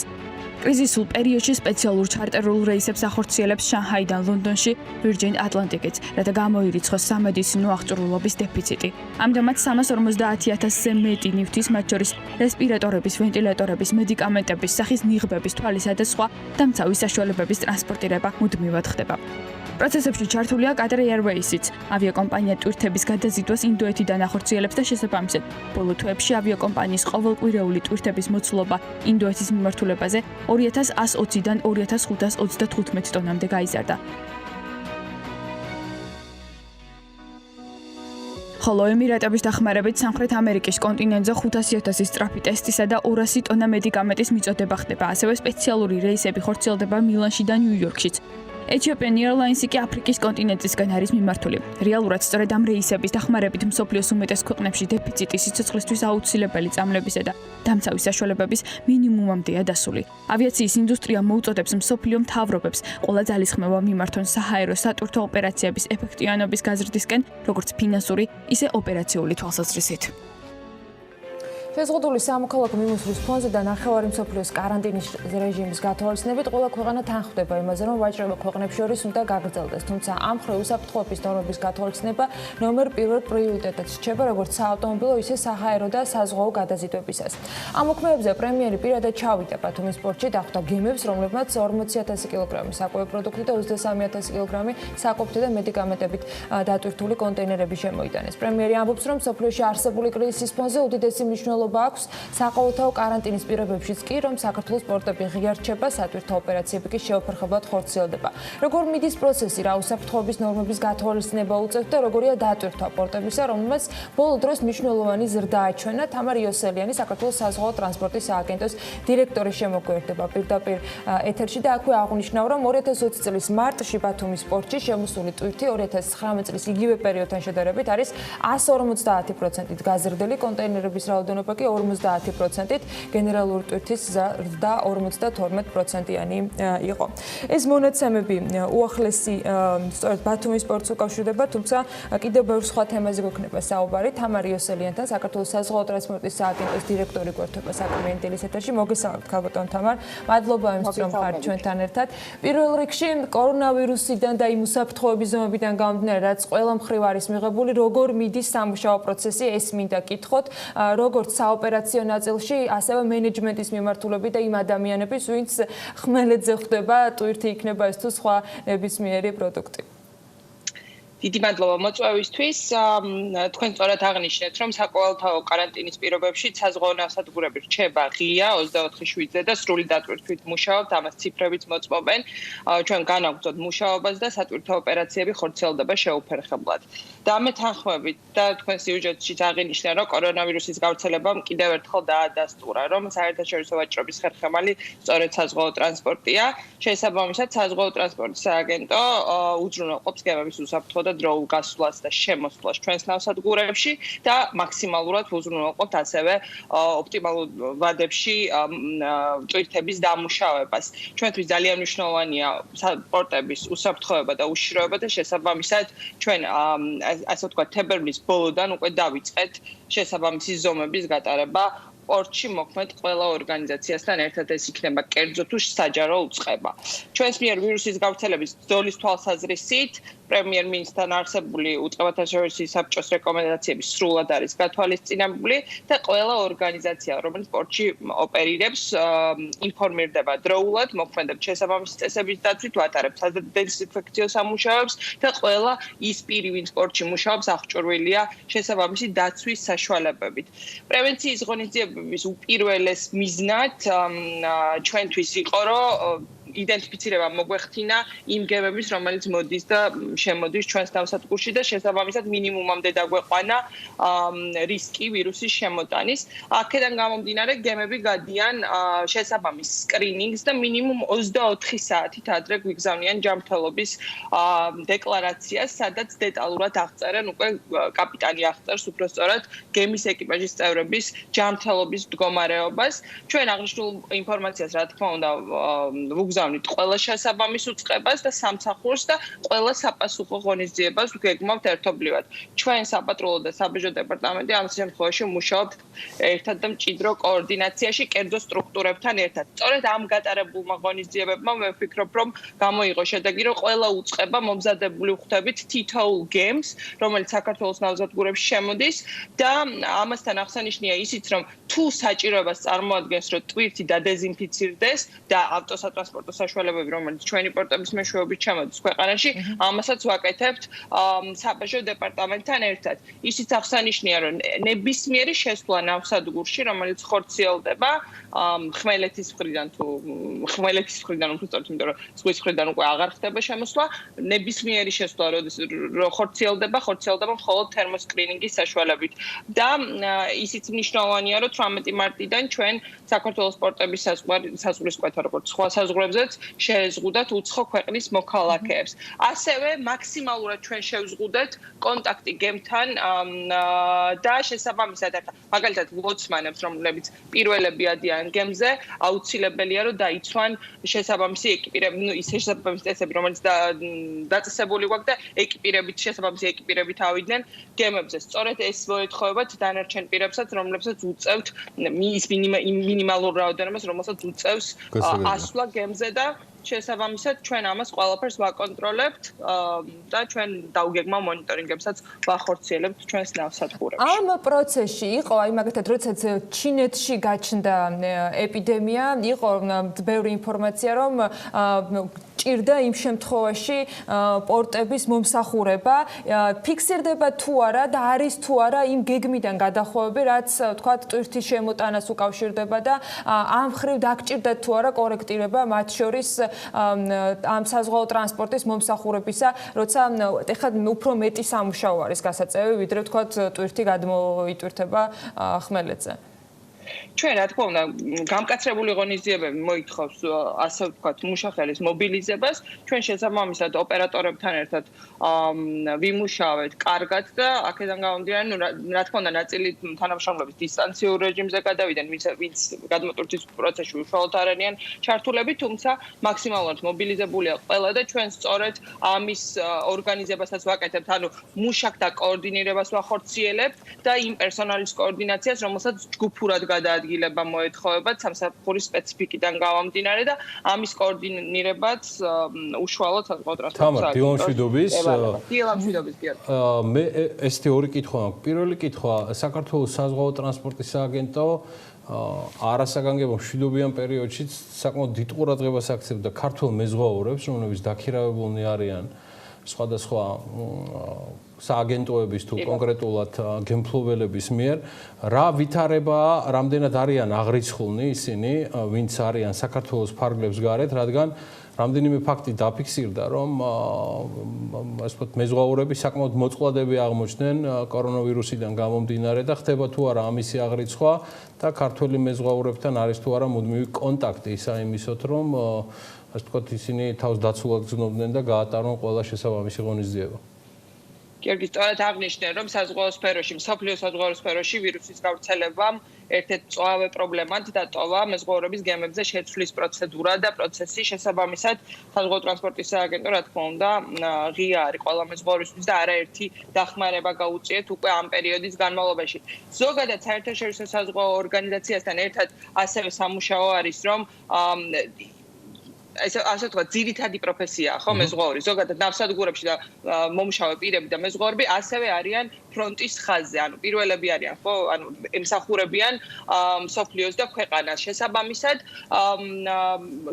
ასე ვთქვათ, ძირითად პროფესიად გამოაცხადა უკვე საერთაშორისო საზღვაო ორგანიზაციამ მეზღვაურები და ძირითადმა ხაზებმა და კომპანიებმა ეკიპაჟის ცვლილების პროცესი შეაჩერეს მაისის ბოლომდე. ელოდებიან პანდემიური ტალღის გადავლას. აქ ძალიან მნიშვნელოვანია ისიც, რომ საერთაშორისო ფრენები უნდა აღდგეს იმისათვის, რომ მოხდეს ამ ადამიანების ცვლა და დაბრუნება სამშობლოში და ასევე ჩანაცვლება. თუმცა ისიც აღსანიშნავია, რომ ჩვენს ნავსადგურებში ქართველ მეზღვაურებზე ვახორციელებთ და უკვე არაერთი პროცედურა გავაკეთებთ იმისათვის, რომ ეკიპაჟის ცვლილება განგვეხორციელებინა. ანუ ქართველი მეზღვაური როგორც ჩამოდის, ასევე ადის ჩვენი ნავსადგურების მეშვეობით გემზე. მაგრამ რა თქმა უნდა, აქ აუცილებელია ორკვირიანი კარანტინის ვადის დაცვა.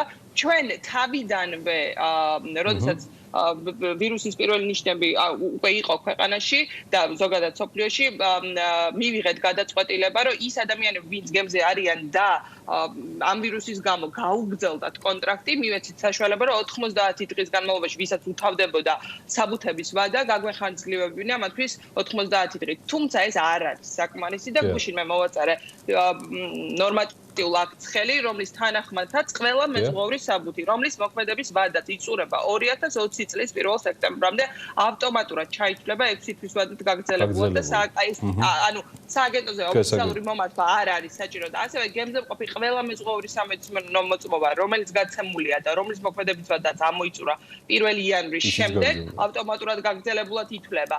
და ისიც მნიშვნელოვანია, რომ საგარეო საქმეთა სამინისტროსთან ერთად ჩვენ არაერთი მეზღვაურის სამშობლოში ჩამოსვლა დავაკოორდინირეთ. დღესაც ველოდებით სარქვის საზღვარზე 2 მეზღვაურს და ყველა სპეცრეისი, რომელიც შესრულდა, იქ თითო მეზღვაური მაინც იყო ბორტზე და შესაბამისად ჩვენ ამას რა თქმა უნდა კოორდინაციას ვუწევთ საგარეო საქმეთა სამინისტროსთან, რისთვისაც მათ ძალიან დიდი მადლობა. კარგი და ბოლო კითხვა არის ესეთი, ამ შაბათ-კვირას თქვენ გნახეთ საქართველოს პრემიერ-მინისტრთან, აჭარის მთავრობის ხელმძღვანელთან ერთად საუბარი არის იმ ტვირთების მიღებაზე, რაც ხდებოდა ბათუმის პორტში. მშვიდობიან პერიოდში ამაზე არავინ არ გააკეთებდა აქცენტს, არც თქვენი ჩათვლით და არც ჩვენზე, ეს ჩვეულებრივი რუტინა იყო. მე მაინტერესებს, იგეგმება თუ არა რაიმე ამგვარი ტვირთების დამატებით კიდევ მიღება და გაქვს თუ არა თქვენ ამასთან დაკავშირებით ინფორმაცია, რომ ბათუმის თუ სხვა პორტებმა უნდა მიიღონ რაიმე დამატებით ამდაგვარი ტვირთები. გიორგი, სწორად აღნიშნეთ, რომ გასულ კვირას ჩვენ პრემიერი გსტუმრობდა, იმყოფებოდა ბათუმის პორტში და ადგილზე გაეცნო ვირუსის გავრცელების პრევენციისათვის მიღებულ უსაფრთხოების ზომებს. ჩვენ კარგად გვესმის სპორტების წვლილი ქვეყნისათვის და აუცილებელი მარაგების შექმნაში.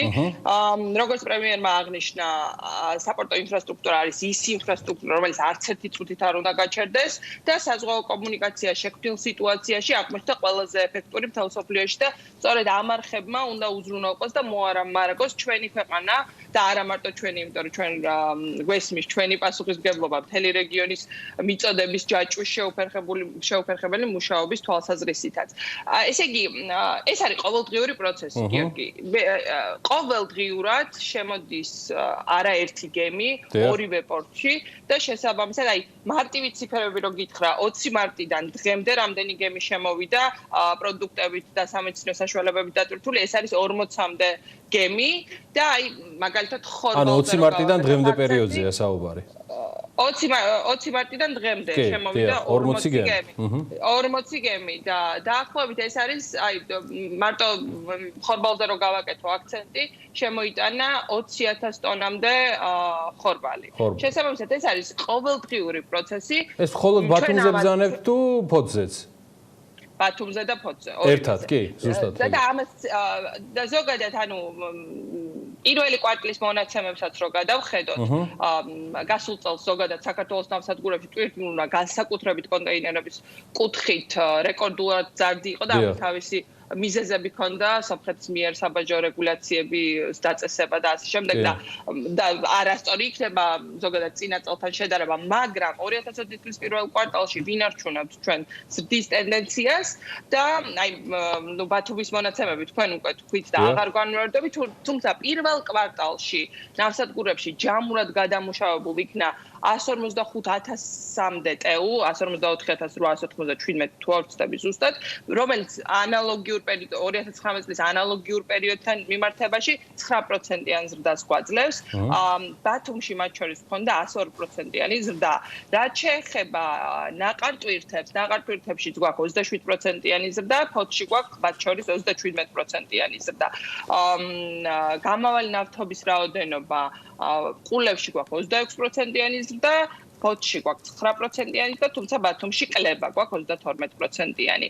და რაც შეეხება გენერალურ ტვირთებს, აქაც ბათუმში 62%-იანი ზრდა გვაქვს და ფოთში 11%-იანი კლება. ანუ ეს იმას ნიშნავს, რომ ჩვენ ყოველდღე მარაგებზე რო დავბრუნდეთ ახლა და სტატისტიკაზე რო არ ვისაუბროთ, ჩვენ ყოველდღიურად ვაკოორდინირებთ და ანალიტიკას ვაკეთებთ თუ რა ტიპის პროდუქტი შემოდის და შესაბამისად ტრანზიტზეც რა გადის და ამას ყველაფერს აღვიცხავ და შესაბამის უწყებებს რა თქმა უნდა ვაწვდით ამ ინფორმაციას. და მედიას ჩვენ დავრჩებით თქვენთან კავშირზე საიმისოთ, რომ ჩვენთანაც მუდმივად მოგვაწოდოთ ეს ინფორმაცია. თამარ იოსელიანთან ინტერვიუს მადლობა მას დილა ადრიან ჩართვისთვის, საქართველოს საზღვაო ტრანსპორტის სააგენტოს ხელმძღვანელს და დირექტორს. ამ ინტერვიუს ვიდეო ვერსია სულ რამდენიმე წუთში BMG-ზე ნახავთ, ისევე როგორც რამდენიმე ძალიან მნიშვნელოვანი და საგულისხმო ინფორმაცია ითქვა ტვირთმურასთან დაკავშირებით და ესეც ბუნებრივია ბიზნეს მედია საქართველოს გვერდზე ცალკე სიახლეების სახითაც აისახება. სამუშაო რეჟიმი კი ყველგან გადაწყობილია, გამონაკლისი მათ შორის არც საქართველოს ფოსტა, სადაც ჩოულ სამუშაო პროცესთან ერთად ახალი ვალდებულებებიც გაჩნდა უსაფრთხოების გარდა გათვალისწინებულია ის, რომ პენსიონერებისთვის იყოს შესაბამისი მედიკამენტების ადგილზე მიტანა უზრუნველყოფილი კომპანია დიაბეტის მქონე პირებს, რომლებიც სახელმწიფო პროგრამით სარგებლობენ გლუკომეტრის ტესტ ჭხირებს ასევე ბინაზე მიაწვდის. დაცულობა, უსაფრთხოება და რა თქმა უნდა მომსახურების ის საჭირო ყველა კომპონენტი, რომელიც ამ მხრივ არის გასათვალისწინებელი. პოსტისთვის ერთ-ერთი მნიშვნელოვანი გამოწვევა, სწორედ ინფექციის გავრცელების შეკავების იმ შეზღუდვებიდან გამომდინარე, რომელიც ქვეყანაში მოქმედებს და როგორ მუშაობს საქართველოს პოსტამ ამასთან დაკავშირებით მოკლე ვიდეო მინდა რომ შემოგთავაზოთ.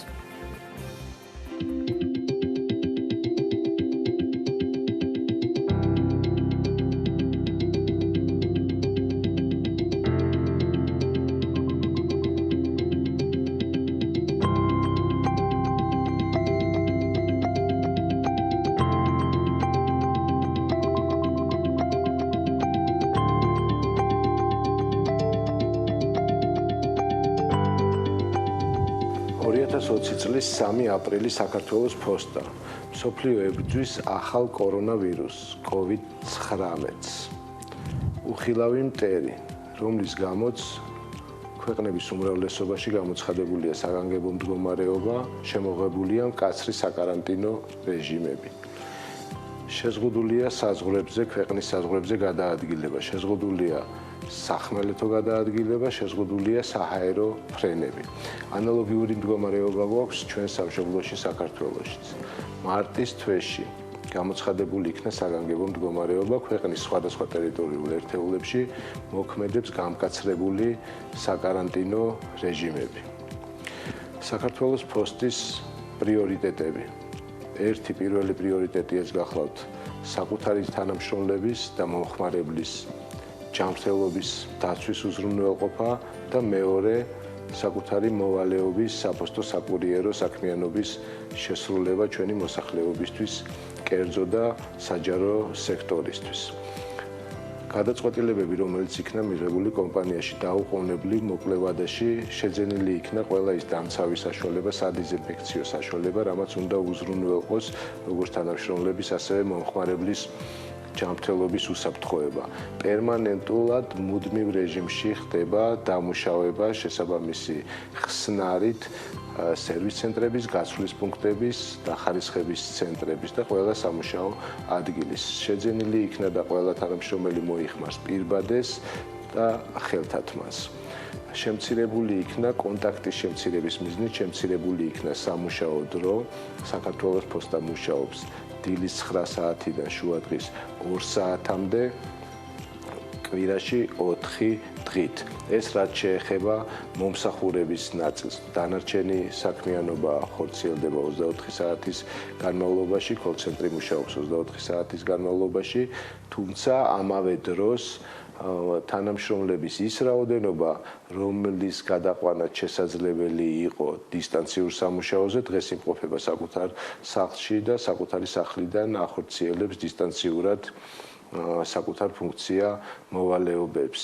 საქართველოს ფოსტა, როგორც მაღალი სოციალური პასუხისმგებლობის მქონე კომპანია, აგრძელებს საქმიანობას და საქართველოს სრულ ტერიტორიაზე მოსახლეობას მიასწრის საფოსტო საკურიერო პროდუქტს, ასევე ამასთან ერთად ახორციელებს რამოდენიმე სახელმწიფო პროექტს, ისეთი როგორიც გახლავთ ქრონიკული დაავადების მქონე 70 წელს გადაცილებული პენსიონერთათვის 3 თვის მარაგი სახელმწიფოს მიერ დაფინანსებული მედიკამენტის მიწოდება, 70 წელს გადაცილებული მარტო ხელა პენსიონერებისთვის პირბადეების ადგილზე მისამართზე მიწოდება, 18 წლამდე ბავშვების და ახალგაზრდებისთვის, მათთვის, ვინც დაავადებულია შაქრიანი დიაბეტით, გლუკომეტრების ადგილზე მისამართზე მიწოდება.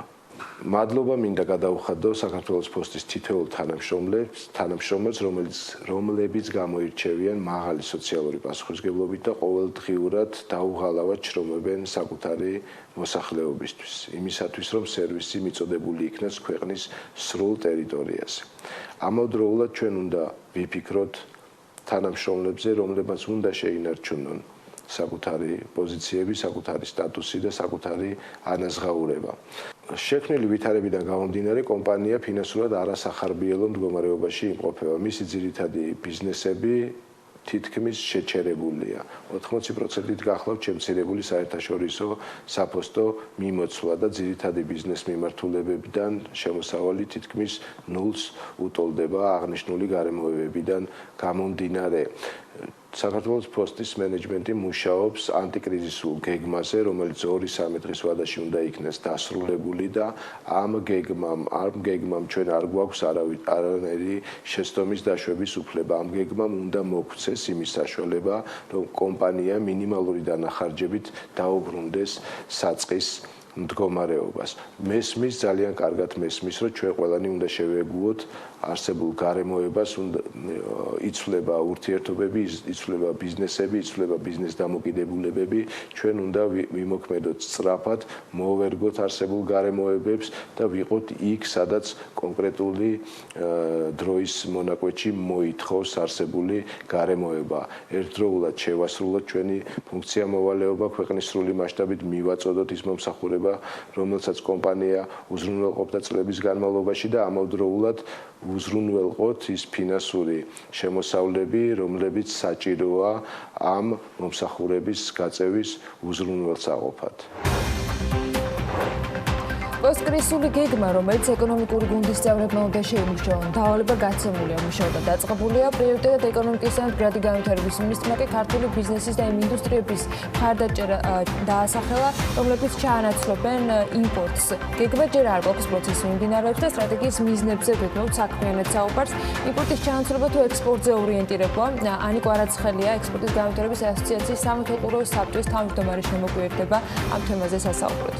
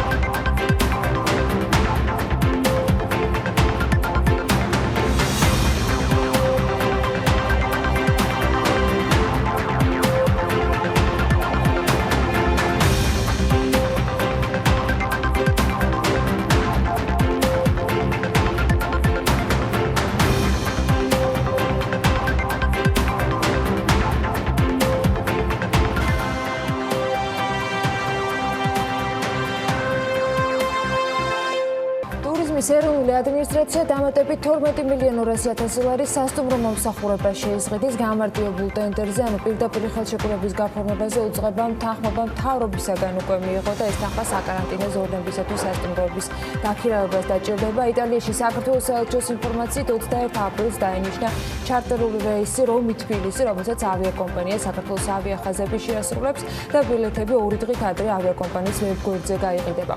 ეკონომიკის და მდგრადი განვითარების მინისტრის განცხადებით საწარმოების შემოწმება იწყება, თუ როგორ ასრულებენ ისინი ჯანდაცვის სამინისტროს მიერ გაცემულ რეკომენდაციებს და შემოწმების შემდეგ ისინი უკვე შესაბამისად თუ დააკმაყოფილებენ ამ მოთხოვნებს ნებართვებს მიიღებენ. განათლების მინისტრის ინფორმაციით მიმდინარე სემესტრი არ ჩავარდება, აკადემიურ წლად არ გამოცხადდება, ამ ეტაპზე დღის წესრიგში ეს საკითხი არ დგას, ამბობს მინისტრი. COVID ინფექციის კურნალობის ხარჯებს მთლიანად სახელმწიფო ფარავს, თუმცა კერძო სადაზღვევო კომპანიებთან ფინანსურ მხარდაჭერაზე მოლაპარაკებები გაიმართება. მისი თქმით, შესაძლოა კერძო სადაზღვევო კომპანიები ონლაინ მომსახურების გაძლიერებაში ჩაერთონ. არსებობს მოსაზრებები, რომ ჩაერთონა როგორც ონლაინ მომსახურებაში, თვითონ ონლაინ ხაზის გასაძლიერებლად, ასევე ფინანსურ მხარდაჭერაში კერძო სადაზღვევოები. ამასთან დაკავშირებით ჩვენ გავმართავთ მოლაპარაკებებს და მას შემდეგ გახდება ესეც ცნობილი, რაც მივიღებთ ერთობლივ გადაწყვეტილებას სადაზღვევოებთან ერთად. კორონავირუსის სადაზღვევო ინდუსტრიასაც მისვდა. კომპანიების ინფორმაციით, კორპორაციული დაზღვევის ნაწილში ადგილი აქვს გადახდების შეფერხების და შესაბამისად სადაზღვევო მომსახურების შეწყვეტის ტენდენციას. ინდუსტრია შესაბამისი ინიციატივას ამზადებს, რითაც მთავრობას მიმართავს. ამ ინიციატივის მიხედვით მსჯელობა ასოციაციის ფარგლებში მიდის იმაზე, რომ ინდუსტრია სადაზღვევო შენატანების საშემოსავლო გადასახადისაგან გათავისუფლდეს. კომპანიებს ამ ეტაპზე კონკრეტული რიცხვების დასახელება უჭირთ, რადგან შედეგს ჯერ კიდევ ითვლიან, თუმცა როგორც სადაზღვევო კომპანია ჰოლდინგში ამბობენ მაგალითად, კორპორაციული დაზღვევის ნაწილში მოთხოვნის კლება უფიქსირდებათ. კომპანიებში მუშაობ ადამიანებს არ შეუძლია დაზღვევა და ორგანიზაციებმა შეძლონ სხვადასხვა პრემიის გადახდა. ამიტომ მოკლე ვადაში შესაძლებელია, რომ მათთვის იყოს ძალიან მნიშვნელოვანი სადაზღვევო შენატანები გათავისუფლდეს საშემოსავლო გადასახადისგან. ეს მისცემს მათ ერთი შეღავას და მეორე სტიმულს, რომ გაუგრძელონ თავის ჯანმრთელობით, თავის თანამშრომლებს ჯანმრთელობის დაზღვევის გადახდა. ეს არის ერთგვარი ინიციატივა, რომელიც ჩვენ გსურს, რომ გავაჟღეროთ იმ კონსულტაციებში, რასაც ვაპირებთ მქონდეს მთავრობასთან.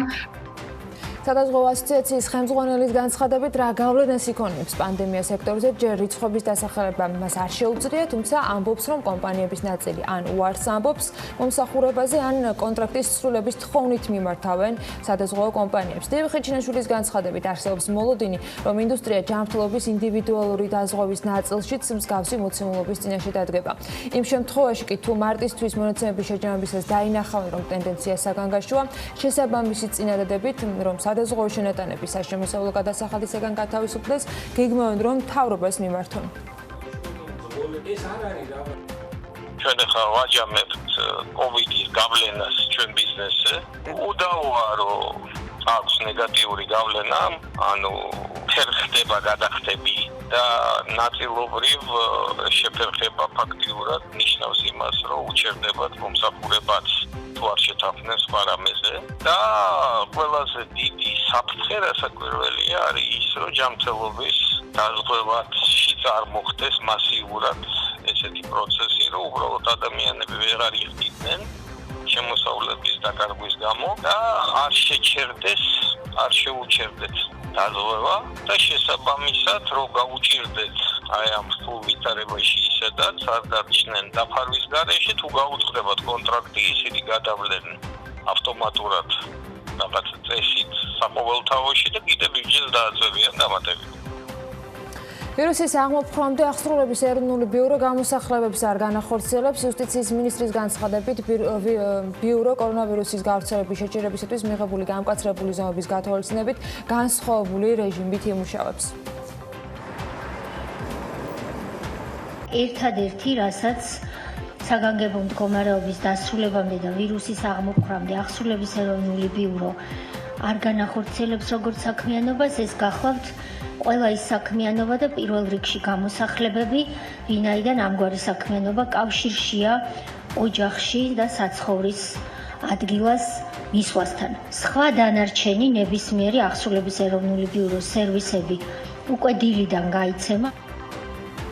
მეტროსადგურ გოცირიძის რეაბილიტაციის მიზნით ტენდერი მეოთხედ გამოცხადდა. სატენდერო პირობების თანახმად წინადადებების მიღება 19 აპრილს დაიწყება და 24-ში დასრულდება. შესყიდვის სავარაუდო ღირებულება 3,767,808 ლარია. სატენდერო დოკუმენტაციის თანახმად სამუშაო შესრულების ვადა ხელშეკრულების გაფორმებიდან არ აუგვიანეს 210 კალენდარული დღეა.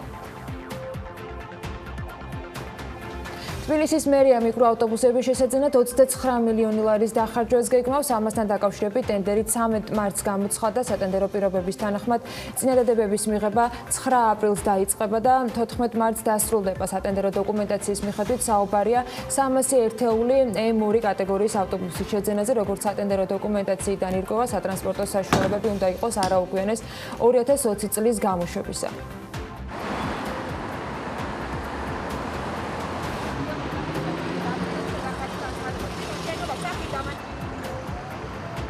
ერთადერთი რისი დამატებაც აქ შეიძლება გუშინდელის საღამოს გვიანი ღამის ინფორმაცია აქვს. ახაკალაძის გადაწყვეტილებაზე არის საუბარი, რომლის მიხედვითაც ეს ტენდერი გაუქმდა და COVID-19 საჭიროებებიდან გამომდინარე ის არ განხორციელდება. ჩვენ ეს თემა ყველა შემთხვევაში გვაინტერესებს. ამ პერიოდის განმავლობაში რა და როგორ ხდება და ცხადია ამ თემას ისევე როგორც თვითონ სხვა ტენდერებსაც და გამოცხადებულ დაინტერესებებს მივყვებით ამ პერიოდის განმავლობაში. სხვა დანარჩენ სიახლეებს რაც შეეხება სამართალდამცველების მიერ განხორციელებული მონიტორინგის შედეგად მთელი ქვეყნის მასშტაბით საგანგებო მდგომარეობის რეჟიმის და ეგრეთ წოდებული კომენდანტის საათის შეზღუდვის დარღვევის 286 ახალი ფაქტია გამოვლენილი. BMJ-თან შინაგან საქმეთა სამინისტროში ამბობენ, რომ პოლიციამ 5 აპრილს 21 საათიდან 6 აპრილის დილის 6 საათამდე კომენდანტის საათის დარღვევის ფაქტზე მთელი ქვეყნის მასშტაბით 136 მოქალაქე დააჯარიმა. გარდა ამისა, სამინისტროს თანამშრომლებმა საჯარო სივრცეში 3-ზე მეტი პირის შეკრების შეზღუდვის და 2 მეტრიანი სოციალური დისტანციის დაუცველობის გამო სულ 82 მოქალაქე დააჯარიმეს, ასევე თვითიზოლაციის წესების დარღვევის 9 ფაქტია გამოვლენილი. ასევე მოგახსენებთ განმეორებითი შემთხვევა არის ის. სამეგრელო ზემო-სვანეთის რეგიონში აგრარული ბაზრები დაიხურა. BMJ-თან სამეგრელო ზემო-სვანეთის რეგიონში სახელმწიფო რწმუნებული ალექსანდრე მოწერელი ამბობს ამასთან დაკავშირებით და მისი განმარტებით ეს ღონისძიება იძულებითია და ბაზრების დახურვის გადაწყვეტილება მოქალაქეების უსაფრთხოებიდან გამომდინარეობს. ერთ-ერთ მოქალაქეს, რომელსაც კორონავირუსი დაუდასტურდა, რეგიონში კონტაქტები ჰქონდა როგორც ზუგდიდში, ასევე წალენჯიხაში და ის რისკი რაც არის ბაზრებში უგულისხმობს ნაღდი ფულის მოძრაობას, დისტანციის დაცვის პრობლემებს და იძულებულს ხვდის ეს ყველაფერი რომ მივიღოთ გადაწყვეტილება. ამბობს მოწერელია. BMJ-ის კითხვაზე დახმარებას თუ აღმოუჩენს მთავრობა ბაზრობაზე დასაქმებულებს, რწმუნებული ამბობს, რომ მოვაჭრეებისათვის ცალკე რაიმე სახის კონკრეტული ღონისძიებები არ იგეგმება, თუმცა მოწერელიას განმარტებით ამ პერიოდში ალტერნატიულ მარკეტებთან და სუპერმარკეტებთან თანამშრომლობას ურჩევს მათ. მარტში მსოფლიოში სურსათზე ფასები მკვეთრად დაეცა, რაც ძირითადად იყო COVID-19 შედეგად შემცირებული მოთხოვნით გამოწვეული. გლობალურ დონეზე ნავთობის ფასის ვარდნა ერთ-ერთი მიზეზი იყო ასევე. ეს უკანასკნელი ძირითადად ეკონომიკური კრიზისის მოლოდინებს უკავშირდება, რადგან მთავრობები ცდილობენ სპეციალური შეზღუდვები აამოქმედონ ადამიანების ჯანმრთელობის დასაცავად. გაეროს სურსათისა და სოფლის მეურნეობის ორგანიზაციის სასურსათო ფასების ინდექსი, რომელიც ყოველთვიურად ცვლილებებს ყველაზე ხშირად გაყიდვადი სასურსათო პროდუქტების საერთაშორისო ფასებზე ასახავს 172.2 ქულით არის დღეს განსაზღვრული, რაც თებერვლის მაჩვენებელთან შედარებით 4.3%-ით ნაკლებია. ყველაზე დიდი ვარდნა FAO-მ შაქრის ფასის ინდექსზე აჩვენა, წინა თვესთან შედარებით 19.1%-ით არის ამ ინდექსში შემცირებული.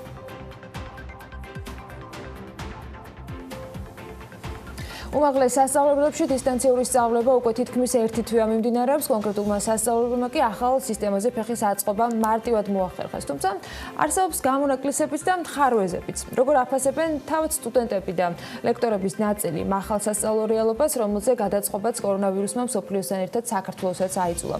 ანუკა ჯოხაძე მოიკითხა ამასთან დაკავშირებით შესაბამისად სტუდენტებისა და ლექტორების აზრი. 2020 წლის გაზაფხული სასწავლო სემესტრი მსოფლიოსა და საქართველოს უმაღლეს სასწავლებლებში უკვე თითქმის ერთი თვეა განსხვავებულ რეჟიმში მიმდინარეობს. უნივერსიტეტები აქტიურად გადავიდნენ ონლაინ ლექციებზე, შესაბამისად, სააუდიტორიო მეცადინეობები სხვადასხვა საკომუნიკაციო პლატფორმებმა ჩაანაცვლა. მიუხედავად იმისა, რომ კონკრეტული სასწავლებლები ამ მიმართულებით კორონავირუსის პანდემიამდეც დგამდნენ გარკვეულ ნაბიჯებს, სრულად მასზე გადაწყობა სასწავლებლებისთვის არც თუ ისე მარტივი აღმოჩნდა. მალევე გამოიკვეთა ხარვეზებიც. პატარა პრობლემა არის ის, რომ აშკარაა, რომ სტუდენტების ერთი ნაწილი იმყოფება ყველა იმყოფება სახლში, ოღონდ ეს სახლი მდებარეობს ხშირ შემთხვევაში არა თბილისში, სადაც ინტერნეტის ხარისხი უფრო უკეთესია, არამედ მდებარეობს ქალაქ გარეთ, პატარა ოფლებში, პატარა ქალაქებში. აშკარაა, რომ ამ ნაწილს სტუდენტებისას აქვს უარესი ხარისხის ინტერნეტი, ან საერთოდ არა აქვს ინტერნეტი და შესაბამისად ჭირს მათთან კომუნიკაცია. ხარვეზებზე საუბრისას ილიას სახელმწიფო უნივერსიტეტის ლექტორი გამოყოფს იმასაც, რომ უნივერსიტეტებს ახალ სისტემაზე გადასაწყობად არაერთი დამატებითი ინფრასტრუქტურა დასჭირდათ, ხოლო გართულებულმა შესყიდვის პროცედურებმა სახელმწიფო უნივერსიტეტებში ეს პროცესი დროში უფრო შეანელა. ლექტორებთან ერთად ხარვეზებზე საუბარი დაიწყეს სტუდენტებმაც. სტუდენტებს შორის დაბნეულობას იწვევს ისიც, რომ ლექტორები ხშირად სხვადასხვა საგნებში განსხვავებულ ონლაინ პლატფორმებს იყენებენ. შესაბამისად, სტუდენტებისთვის ერთდროულად რამდენიმე პროგრამაზე ადაპტაცია რთულია. ამას ემატება ისიც, რომ სტუდენტების უმეტესობას არ აქვს წდომა სწრაფ ინტერნეტთან, რაც პროცესებს აფერხებს. ყველა ლექტორს უშუალოდ არ გააჩნია ის ტექნიკური ცოდნა, რაც ასოცირდება ლექციების ჩატარებასთან, მასალის ატვირთვასთან და ძალიან ბევრი ლექტორი იყენებს სხვადასხვა პლატფორმებს, რაც იწვევს პირდაპირ დაბნეულობას სტუდენტებში. არსებობს რამდენიმე მიმართულება, რამდენიმე საგანი, რომელიც არის ძალიან კარგად მოწესრიგებული, არსებობს რამდენიმე მიმართულება, რომელიც საერთოდ არ არის მოწესრიგებული, მაგრამ საბოლოო ჯამში ვიმედოვნებ, რომ დაიხვეწება და ერთი პლატფორმის და ერთი კოლგის ქვეშ მოექცევა ეს სისტემა, სადაც ყველა შეძლებს რომ მონაწილეობა მიიღოს. ზოგიერთმა სტუდენტმა სწავლა თვითნებურადად შეაჩერა და აკადემიური აიღო. მიზეზად კი ისინი ონლაინ ლექციების არაეფექტურობას ასახელებენ. ამას კი დაემატა ისიც, რომ სოფლიოსა და საქართველოში შექმნილი მძიმე ეკონომიკური ფონიდან გამომდინარე მათთვის სწავლის გადასახადიც მძიმე ტვირთად იქცა. როდესაც ამის შესაძლებლობა გამოცხადდა, საჯაროდ სიმართლე ვთქვათ, დიდხანს არ მქონია ამასთან დაკავშირებით, რადგან გარკვეული გამოცდილება მქონია ონლაინ ლექციებთან დაკავშირებით და ჩავთვალე საჭიროდ, რომ თავი უნდა შემეკავებინა, რადგანაც ჩემი პირადი აზრია, რომ არც ისე ეფექტურია ონლაინ სწავლება, მით უმეტეს უნივერსიტეტებში, როცა გაქვს საკმაოდ დიდ ჯგუფთან შეხება, ამიტომ გადაიხადო რაღაც არც მცირე თანხა სწავლისთვის, რაშიც რის ეფექტურობაშიც ეჭვი გეპარება, ჩავთვალე, რომ ჩემს პირადად მიუღებელი იქნებოდა. ნიკასგან განსხვავებით, სტუდენტების უმეტესობა მაინც გადაწყვიტა კორონავირუსის დაწესებულ ახალ წესებს მორგებოდა. განათლებაში წარმოქმნილი გამოწვევა მათთვის ახალ შესაძლებლობად იქცა. რა თქმა უნდა, ამ სტუდენტების განმარტებით ონლაინ დისტანციურად ლექციების მოსმენა სააუდიტორო მეცადინეობის საფრთხონად ვერ გამოდგება, მაგრამ ლექტორებისა და სტუდენტების აქტიურობით გარკვეული შედეგის დადება მაინც შესაძლებელია. იყო რა თქმა უნდა გარკვეული ხარვეზები ახალ პროგრამებთან დაკავშირებით, თუმცა ეს პრობლემები უკვე გამოსწორებულია. სტუდენტებისთვის იყო ეს ყველაფერი სიახლე, თუმცა არა იმდენად, რომ ეს ყველაფერი უცხო ყოფილიყო და ჩვენ მაინც გვიწევდა ონლაინ მუშაობა და დავალებების გადაგზავნა. რაც შეეხება სწავლის გადასახადს, სილია სტუდენტებს მოგწერეს არგუსზე, რომ შეგვიძლია ჩვენთვის სასურველი სწავლის გრაფიკი შეგვეთავაზებინა. მე პირადად ამით ვისარგებლე და ამთვის გადასახადი გადავავადე. დისტანციური სწავლების სისტემის აწყობა და ონლაინ ლექციების ჩატარება მხოლოდ პირველი ეტაპია. ახალი გამოწვევები ჯერ კიდევ წინ არის. როგორ ჩატარდება გამოცდები და როგორ მოხდება თავად სტუდენტების შეფასება. ეს ის კითხვაა, რომელზეც პასუხს დღეს უნივერსიტეტები აქტიურად ეძებენ და მუშაობენ განსხვავებულ პლატფორმებზე, რათა ამ მიმართულებით სტუდენტებთან კომუნიკაციამ მინიმალური ხარვეზებით ჩაიაროს. წინასწარ შეთანხმება გვაქვს, ეს წინასწარი შეთანხმების მიხედვით ეს პლატფორმა იქნება Moodle. ეს არის აღიარებული პლატფორმა, რომელიც იძლევა შესაძლებლობას მსგავსი ტიპის ტესტირებების ან დავალებების მიცემის და ფორმატი იქნება მარტივი, პრინციპში დგება შესაბამისი საგამოცდო ვარიანტი, რომელიც იქნება სხვადასხვა სტუდენტისთვის ხშირ შემთხვევაში განსხვავებული და შემდეგ სტუდენტს აქვს ინფორმაცია ზუსტად როდის გაეხსნება შესაძლებლობა Moodle-ზე რომ დაწეროს შესაბამისი ნაშრომი, შეავსოს შესაბამისი ტესტი გაჩნია ფორმატს გამოცდისას და იქნება რაღაცა კონკრეტული დრო, რა პერიოდშიც მას ამის გაკეთების შესაძლებლობა აქვს. როგორ დაძლებენ უმაღლესი სასწავლებლები ამ გამოწვევას ერთმნიშვნელოვანი პასუხი დღესაც არ არსებობს. შესაბამისად, ჯერ კიდევ რთულია წინასწარი პროგნოზის გაკეთება, რამდენად ეფექტურად ჩაივლის როგორც სწავლების, ისე თავად შეფასების ეტაპები უმაღლეს სასწავლებლებში. მაგრამ ფაქტია, რომ ამ კუთხით აუცილებელია როგორც სახელმწიფოსი, ისე უმაღლესი სასწავლებლებისა და სტუდენტების აქტიური კომუნიკაცია და ჩართულობა. კორონა აუცილებლად მალე გადაივლის ამ რეჟიმში ყოველ შემთხვევაში და დანარჩენთან გამკლობასაც ეტაპობრივად ვისწავლით ყველა. ამ რეალობას კი ქვეყნის ეკონომიკა რომ მომზადებული შეხვდეს, ეკონომიკური გუნდის წევრებმა პოსტკრიზისული გეგმა უნდა მოამზადონ. პრემიერმა გუნდის წევრებს დავალება უკვე მისცა, რის შემდეგაც ეკონომიკის მინისტრმა თქვა, რომ მთავარი პოსტკრიზისული ამოცანა იქნება ქართული წარმოების განვითარება და იმპორტის ჩანაცვლება.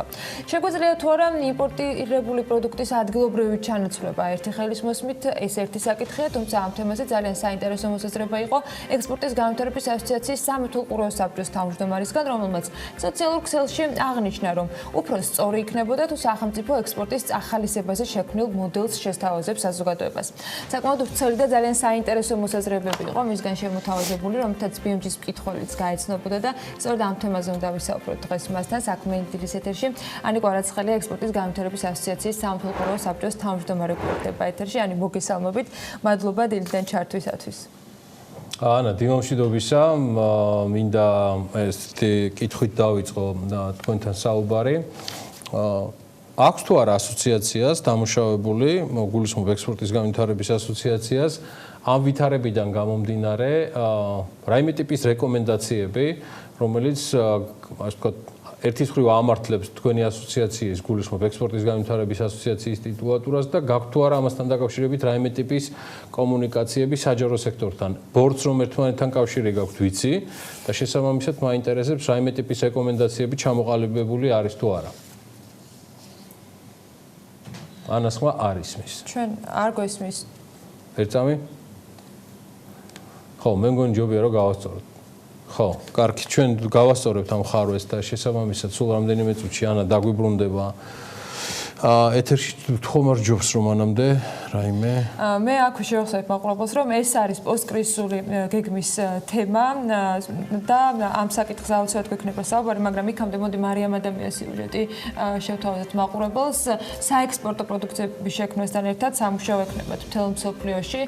ეს ცალსახად მნიშვნელოვანი იქნება ყოველთვის და ფაქტია რომ კორონავირუსის გავლენით უმუშევრობის პრობლემა იმატებს ჩვენთანაც მათ შორის. აი მაგალითად ბოლო კვირაში ამერიკის მაგალითად შეგვიძლია ვთქვა რომ იქაც ძალიან მნიშვნელოვანი რიცხვები იყო 6,600,000-ზე მეტმა ამერიკელმა მიმართა უმუშევრობის სოციალური დახმარების სამსახურებს. შრომის დეპარტამენტი აღნიშნავს, რომ ბოლო ორ კვირაში მათი რაოდენობა 10 მილიონს აღწევს. ეს ოფიციალური მონაცემებია და უმუშევრობის პრობლემის მასშტაბებს მთელი სირთულით არ ასახავს. აი რა ხდება შრომითი ბაზრის მიმართულებით ამერიკაში და როგორია წინასწარი პროგნოზები, ეს შეგვიძლია Euronews-ის ინფორმაციაზე დაყრდნობით მოგიყვეთ და იმედი მაქვს, რომ გვექნება შესაძლებლობა სტუმარს დაუბრუნდეთ რამდენიმე წუთში და ალბათ ქართული მონაცემების წამოგვეწევა ამასობაში.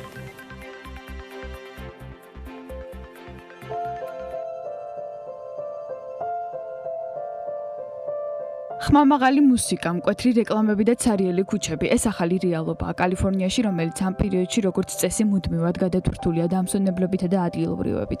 დღეს კი აქ ისევე როგორც ამერიკის დანარჩენ შტატებში ადამიანები რჩებიან სახლში. ტურისტები კი უკვე დიდი ხანია სამშობლოში დაბრუნდნენ. ბოლო მონაცემებით ამერიკის შეერთებულ შტატებში 4 აპრილის მონაცემებით ახალი კორონავირუსის ინფიცირების 277,205 შემთხვევაა დადასტურებული. აქედან დაახლოებით 10,000 პაციენტი გამოჯამრთელდა, ხოლო 6,500-ზე მეტი გარდაიცვალა. ეპიდემიის შედეგად ამერიკის შეერთებულ შტატებში ყველაზე მეტად ნიუ-იორკი დაზარალდა და როგორც ქალაქის მერმა განაცხადა, ეს კვირა განსაკუთრებით რთული იქნება. ხოლო ამერიკული საინვესტიციო ბანკის მორგან სტენლის ეკონომისტების პროგნოზით 2020 წელს ამერიკის შეერთებული შტატების ეკონომიკა წინა წელთან შედარებით 4,3%-ით შემცირდება. ამგვარი დაღმასვლა ამერიკის ეკონომიკას მეორე მსოფლიო ომის მერე არ განუცდია. გარდა ამისა, კორონავირუსის პანდემიის ფონზე ამერიკის შეერთებულ შტატებში მხოლოდ გასულ კვირას უმუშევარი დარჩა 6 მილიონზე მეტი ადამიანი. ამ მონაცემების გათვალისწინებით შრომის სამინისტრომ ხუთშაბათს განაცხადა, რომ უმუშევრობის შემწეობაზე განაცხადის რაოდენობამ ბოლო 3 კვირაში 10 მილიონს გადააჭარბა. მარტის ბოლოს პრეზიდენტმა ტრამპმა ხელი მოაწერა კანონს, რომელიც ითვალისწინებს მოქალაქეებისათვის ხელისუფლების ანაზღაურების პროგრამას ჯამში 359 მილიარდი დოლარის ოდენობით. აუცილებელი დახმარება მილიონობით მცირე მეწარმეს მიეცემა, რომლებიც შეძლებენ საკუთარი ბიზნესი გადაარჩინონ და თანამშრომლები უმუშევრად არ დატოვონ. თუმცა ეს რიგით მოქალაქეებს ნაკლებად ამშვიდებს, რადგან каранტინისა და თვითიზოლაციის პირობებში ამჟამად ამერიკელების 80% იმყოფება და ეკონომისტები შიშობენ, რომ კორონავირუსით გამოწვეული კრიზისის გამო ზაფხულისთვის მუდმივი სამუშაოს გარეშე 20-დან 45 მილიონამდე ამერიკელი დარჩება. ეკონომისტები ასევე შიშობენ, რომ COVID-19 პანდემიის შემდგომ გავრცელებასთან ერთად ეკონომიკური რეცესია გარდაუვალი ხდება. ყველაფერთან ერთად, თუ ადრე მსგავს პროცესებს თვეები და ზოგჯერ კვარტლები სჭირდებოდა, ახლა ეს კვირების მანძილზე ხდება. ანას უბრუნდებით, ანა კვარაცხელია, ექსპორტის განვითარების ასოციაციის სამეფო ყურეო საბჭოს თავმჯდომარე, კვლავ ჩვენთან ერთად არის. მან კი გაიგო, მაგრამ ახლა კიდევ ერთხელ მინდა ბედნიერი დღე უსურვო და დილა მშვიდობისა. გამარჯობათ, მოგესალმებით. აი, ანაც და მისი არაჩვეულებრივი ხმაც. ანა, გისმენთ ყურადღებით, ანუ საუბარი არის იმ შესაძლო რეკომენდაციებზე, რომელიც ვიცი რომ ტრიალებს, ამ შემთხვევით გარკვეული ცირკულარით თქვენი ასოციაციის წევრებს და ბორჩორის არის თუ არა ამასთან კომუნიკაცია უფრო ფართო სახით თქვათ პოტენციურ ექსპორტიორებთან ან არსებულ ექსპორტიორებთან და რაც თავარია საჯარო სტრუქტურებისთვის გაქვთ თუ არა მოსმოზადებული რაიმე ტიპის რეკომენდაციები. რეალურად რეკომენდაციები რა თქმა უნდა გვაქვს მომზადებული და ამაზე გვექნება კომუნიკაცია საჯარო სექტორთან. ძირითადად სიმართლე რომ ვთქვა, ძირითადად პრობლემატიკაზეა ამჯერად ვთქვა საუბარი კერძო სექტორში, რაც არის ახლა ძალიან ძლავრად ამ ექსპორტის მიმართულებით და რეალურად ამაზე გვაქვს კომუნიკაცია კერძო სექტორთან, რომ ნახოთ ვთქვა მათი პრობლემები და რითი შეგვიძლია დავეხმაროთ. და ეს პრობლემები ყველა მიმართულებით არის და უკვე აღნიშნეთ თქვენს გადაცემაში, რომ ძალიან რთული პერიოდია ახლა. მაგრამ რეალურად უნდა კონცენტრირდეთ პოსტკრიზისულ პერიოდზე და ვიფიქროთ რა შეიძლება გაკეთდეს ქვეყნისათვის. ერთი წუთი თუ შეიძლება რომ დავუბრუნდე იმპორტის ჩანაცვლების მექანიზმს, უბრალოდ კი ბატონო, დავიწყოთ მაშინ აქტიურად ლობირებენ ანუ სხვა უწყებები თქვათ ამ თემას და მინდა რომ უბრალოდ შევეხო და აღვნიშნო რომ არსებობს ორი მოდელი საგარეო ვაჭრობასთან მიმართებაში. ერთი არის ექსპორტით მართული მოდელი და მეორე არის იმპორტის ჩანაცვლების მოდელი. ექსპორტით მართული მოდელი ქვეყანამ უკვე აირჩია ძალიან დიდი ხნის წინ, როდესაც ჩვენ გადავწყვიტეთ, რომ საგარეო ვაჭრობა ქონოდა ძალიან ღია და გვაქვს ბევრი შეთანხმება სხვადასხვა ქვეყნებთან თავისუფალ ვაჭრობასთან მიმართებაში და ეს გზა უკვე ჩვენ არჩეული გვაქვს, რომ ექსპორტით მართული ქვეყანა ვართ და არანაირი ვთქვათ რეგულაციები თუ იმპორტის კუთხით არანაირი ბერკეტები ჩვენ არ გვაქვს და ვარ ძალიან გახსნილი ამ მიმართულებით. რეალურად ექსპორტის განვითარების კუთხით მუშაობა და იმპორტის ჩანაცვლების კუთხით მუშაობა ორივე მოიცავს წარმოების პროცესს. ეს არ ნიშნავს, რომ ახლა თქვათ ექსპორტზე გვაქვს პროდუქცია არ ვაწარმოებთ. რა თქმა უნდა, იმ პროდუქციას ქვეყნის შიგნით ვაწარმოებთ და ეს ჩვეულებრივად ქართულ წარმოებას ხელს უწყობს და ამაში თქვათ არანაირი დიდი განსხვავება არ არის. უბრალოდ იმპორტის ჩანაცვლების მიმართულება მოითხოვს ძალიან დიდ რესურსს სახელმწიფოს მხრიდან, დანახარჯებს, ენერგიას და ეს არ არის ეფექტური და ეს უკვე ბევრი ქვეყნის მაგალითზე ჩვენ ვნახეთ, რომ არ არის ეფექტური და ამან არ გაამართლა. ეს ნიშნავს, რომ რესურსი დაიხარჯოს ისეთი პროდუქციის წარმოებაზე, რომელსაც სხვა თანაბარ პირობებში ეს კომპანიები არ აწარმოებდნენ, იმიტომ რომ მათ არ აქვთ, ვთქვათ, რესურსი ნედლეული ქვეყანაში, ძალიან ძვირი უჩნდებათ ამის წარმოება, გამოვა ეს პროდუქცია საკმაოდ უხარისხო, ან ძვირი, ან ასე შემდეგ. ანა, ჩვენ პრობლემა გვაქვს რეალურად ტერმინოლოგიურ ასე ვთქვათ შეუთავსებლობასთან თუ თქვენი მხრიდან პრეტენზიასთან, ანუ ამ შემთხვევაში სულთა ტერმინოლოგია ვსაუბრობ თუ რეალურად ხედავთ ამ ტერმინის მიღმა, აი თქვენ ასახელებთ იმ მოდელებს. ამ ტერმინის მიღმა ეს არის ჩვეულებრივად საგარეო ვაჭრობის ერთ-ერთი მოდელი, როდესაც იმპორტის ჩანაცვლებაზე მუშაობს ქვეყანა. ანუ ის რეალურად ნახულობს რა პროდუქციის იმპორტი ხდება ქვეყანაში და მერე ცდილობს, რომ ის პროდუქცია აწარმოოს ქვეყნის შიგნით. დღეს ჩვენთან რომ ნახოთ ჩვენი იმპორტის მონაცემები, ნახავთ რომ რა ვიცი უმეტესი პროდუქცია, ვთქვათ, ტოპ 10, 30 პროდუქცია, მაგალითად არის ისეთი პროდუქცია, რომელიც წარმოუდგენელია, რომ ქვეყნის შიგნით აწარმოო, ვთქვათ, იგივე მანქანები, ისეთი მედიკამენტები, რომელიც არ იწარმოება, ტანისამოსი, რომელიც ძალიან, ვთქვათ, ნავთობპროდუქტები, რომელიც მუდმივად პირველია. კონკრეტულად ის ხარისხი და ასე შემდეგ და ასე შემდეგ. როდესაც ჩვენ საგარეო ვაჭრობა გვაქვს ესეთი გახსნილი იმპორტის ჩანაცვლების მექანიზმზე მუშაობა არის საკმაოდ არამომგებიანი ქვეყნისთვის. რაც შეეხება ექსპორტის განვითარებისკენ მუშაობას, ეს ნიშნავს იმას, რომ რეალურად აწარმოა ისეთი პროდუქცია, რომელიც ჩვენი ქვეყნის შიგნითაც არის კონკურენტუნარიანი და ქვეყნის გარეთაც. და შესაბამისად, გაქვს წვდომა ძალიან დიდ ბაზარზე, ხო? ჩვენ გვაქვს თავისუფალი ვაჭრობა ნახევარ მსოფლიოსთან, ხო? ანუ რეალურად აწარმოებ ისეთ პროდუქციას, რომლის გაყიდვაც შეგიძლია ძალიან დიდი ოდენობის ბაზარზე და არა მხოლოდ ქვეყნის შიგნით არსებულ ბაზარზე. შესაბამისად, ეს მიმართულება არის ძალიან აქტიურად გამოყენებული სხვადასხვა თანამედროვე ეკონომიკებში, რომლებიც ძალიან მზარდია და ძალიან კარგად მუშაობენ და მით უმეტეს ძალიან მომგებიანია პატარა რესურსების ქვეყანაში ისეთი როდესაც ანა, პანდემია როგორც ფაქტი, რამდენად ცვლის მოცემულობას, მათ შორის საქართველოში შესაძლო ან არსებული წარმოებიდან გამომდინარე იმ პროდუქტების ჩამონათვალს, რომელიც კлау თქვენ დაგესესხებით, რომელიც ერთის მხრივ შესაძლოა გახდეს კონკურენტული ადგილობრივ ბაზარზე და ის გახდეს კონკურენტული საგარეო ბაზარზე, რადგან კონტურები ჯერჯერობით სავაჭრო ურთიერთობები როგორ და რა ფორმით აღდგება არ არის გამოკვეთილი. რა თქმა უნდა, ანუ რეალურად წარმოიქმნება ახალი მიმართულებები, არა მხოლოდ მიმართულებების კუთხით, არამედ რაოდენობების კუთხით. შეიძლება სხვადასხვა ქვეყნებმა ისეთი პროდუქციის დიდი მარაგები მოითხოვონ, როგორც აქამდე ვთქვათ არ ქონდათ. შეიძლება ვთქვათ ფარმაცევტიკის ინდუსტრიის ნაწილში თუ სხვა მიმართულებებით. ასევე ძალიან მნიშვნელოვანია იმაზე საუბარი, რომ მომავალში ვთქვათ შეიცვლება წარმოების კუთხით ქვეყნების პრიორიტეტები და შეიძლება ვთქვათ ჩინეთიდან ბევრი წარმოება წავიდეს სხვადასხვა ქვეყნებში, რაშიც ძალიან დიდი პოტენციალი აქვს საქართველოს ბევრი მიმართულებით, როგორც ბიზნეს გარემოს კუთხით, ასევე ვთქვათ გადასახადებთან მიმართებაში თუ მუშახელის კუთხით თუ ადგილმდებარეობის კუთხით, რომ ჩვენ ვთქვათ უფრო ახლოს ვართ ევროპასთან და ასე შემდეგ. ამიტომ ეს ძალიან მნიშვნელოვანია, რომ ეს მომენტი ჩვენ გამოვიყენოთ და ეხლა დავგეგმოთ სწორედ ჩვენი აქტივობები და ამის მიხედვით განვახორციელოთ შემდეგი ქმედებები. ნიშნავს თუ არა ეს, რომ თქვენ მაინც მხარს უჭერთ ეგრეთ წოდებულ, თლათ არ არის ეგრეთ წოდებული, ეს ჩვეულებრივ და აპრობირებული თემა არის, შერეული მოდელისა, რომელიც სალსახად მიმართულია ექსპორტის წასახალისებლად, თუმცა ამ შემთხვევაში ისევ ციტირებ, არა ეკონომიკაში ჩარევის კუთხით, აქტიური ჩარევის კუთხით, არამედ წახალისების გზით. პანდემიის პირობებში ჩვენ ვრჩება ამის ფუფუნება, ანა? არა, რა თქმა უნდა, პანდემიის პირობებში ჩვენ ალბათ უნდა ჩავერიოთ მაქსიმალურად, რომ გადავარჩინოთ კომპანიები. აქ არის საუბარი იმაზე, რომ კომპანიები გადარჩნენ და თქვენ იცით, რომ ძალიან ძვირი უჯდება სახელმწიფო სხვადასხვა პროგრამების კუთხით დასაქმება ადამიანების. რეალურად ის პროგრამები, რომლებიც არსებობს, ხომ მიზანმიმართულია იმისათვის, რომ საქართველოში ერთის მხრივ პროდუქციის კონკურენტუნარიანობა გაიზარდოს, ქართული პროდუქციის და მეორეს მხრივ დასაქმდნენ რაც შეიძლება მეტი ადამიანები. რეალურად ჩვენი ეს პოსტ-პანდემიის პერიოდი იქნება ალბათ იმაზე მიმართული, რომ ამ კომპანიებმა ეს მუშახელი შეინარჩუნონ, რომ ხალხს კონდეს შემოსავალი და სოციალური პრობლემა რამენაირად აღმოიფხრას და მეორეს მხრივ ეს კომპანიები გადარჩნენ. შესაბამისად, ეს ქმედებები მომდევნო 1 წელი შეიძლება იყოს აქტიურად მიმართული, როგორც ვთქვათ, საგადასახადო შეღავათების ნაწილში, ნაკლები რეგულაციები იყოს ქვეყანაში, რაც შეიძლება ნაკლები ხარჯი კონდეს სახელმწიფოს და მეტი თქვათ თანხა ჩაიდოს კერძო სექტორში, რომ რაღაცნაირად ამოვიდეთ ამ მდგომარეობიდან.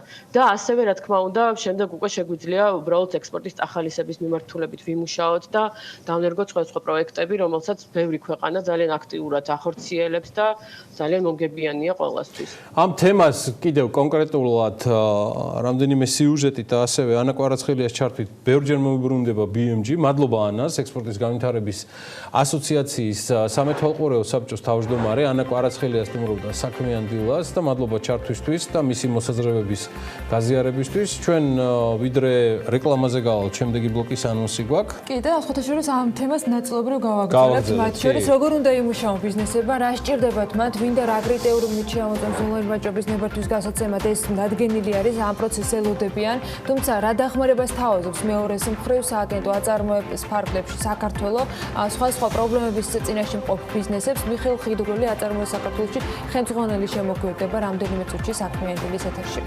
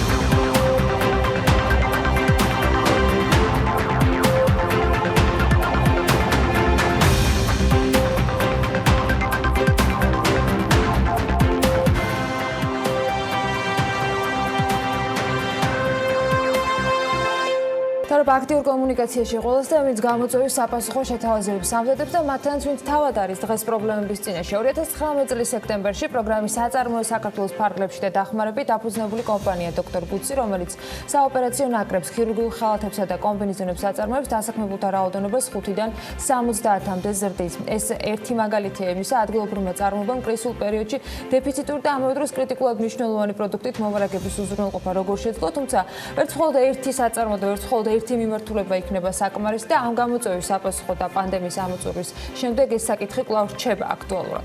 სააგენტოს ხელმძღვანელმა არსებული და დამტკიცებული სამოქმედო სტრატეგიის შეცვლა რამდენიმე კვირის წინ უკვე დაგვიანოსა. დღეს რა ეტაპზე არიან სამუშაოები თუ გამოიკვეთ და რა სფეროებზე აპირებენ აქცენტის გაკეთებას ამ პროგრამის ფარგლებში და რა იქნება განსაკუთრებით აქტუალური მიმართულება, რა საჭიროებების წინაშე დგანან ბიზნესები. ამაზე ვისაუბრებთ მიხეილ ხიდრულთან, სააგენტოს აწარმოო სააგენტოს ხელმძღვანელი გვერდება საქმიანი დილის ეთერში. მოგესალმებით მიშა და მადლობა ჩართვისთვის. პირველ რიგში მინდა დავიწყო კითხვით იმ გეგმასთან დაკავშირებით, რომელზეც უკვე ვიცით, ეს შეეხება სასტუმრო კომპონენტს თანადაფინანსების მიმართულებით, რომელზეც დაიწყო განაცხადების მიღება. რამდენად აქტიურია ბიზნესი, რა მიმართულებით არიან აქტიურები და როგორი არის მომართვიანობა, განხილვების თუ არის, ესეც მაინტერესებს უკვე დაწყებული.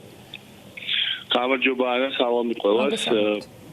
სასტუმროების მიმართულებით ნამდვილად აქტიური არის, რადგან უკვე 80 ესე ვთქვათ განაცხადია შემოსული და დაახლოებით ეს არის ესე ვთქვათ 5 დღეში და ჩვენ თუ ვთქვათ შაშენდელ პროგრამას შევხედავთ 210 განაცხადი იყო მთლიანად 2 თვის განმავლობაში, ანუ გამოდის რომ ერთ კვირაში უკვე 80 განაცხადია შემოსული.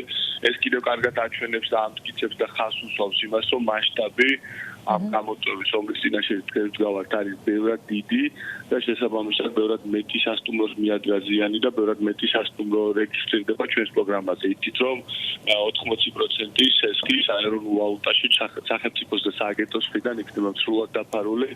შესაბამისად დარწმუნებულად რომ კიდევ ბევრი სასტუმრო განხილვის პროცესი როდის დაიწყო? მიშა და როდის ექნებათ ამ განცხადების ავტორებს პასუხები თუ რაღაცა ვადა უნდა გავიდეს და შემდეგ გადახედავთ ერთიანად?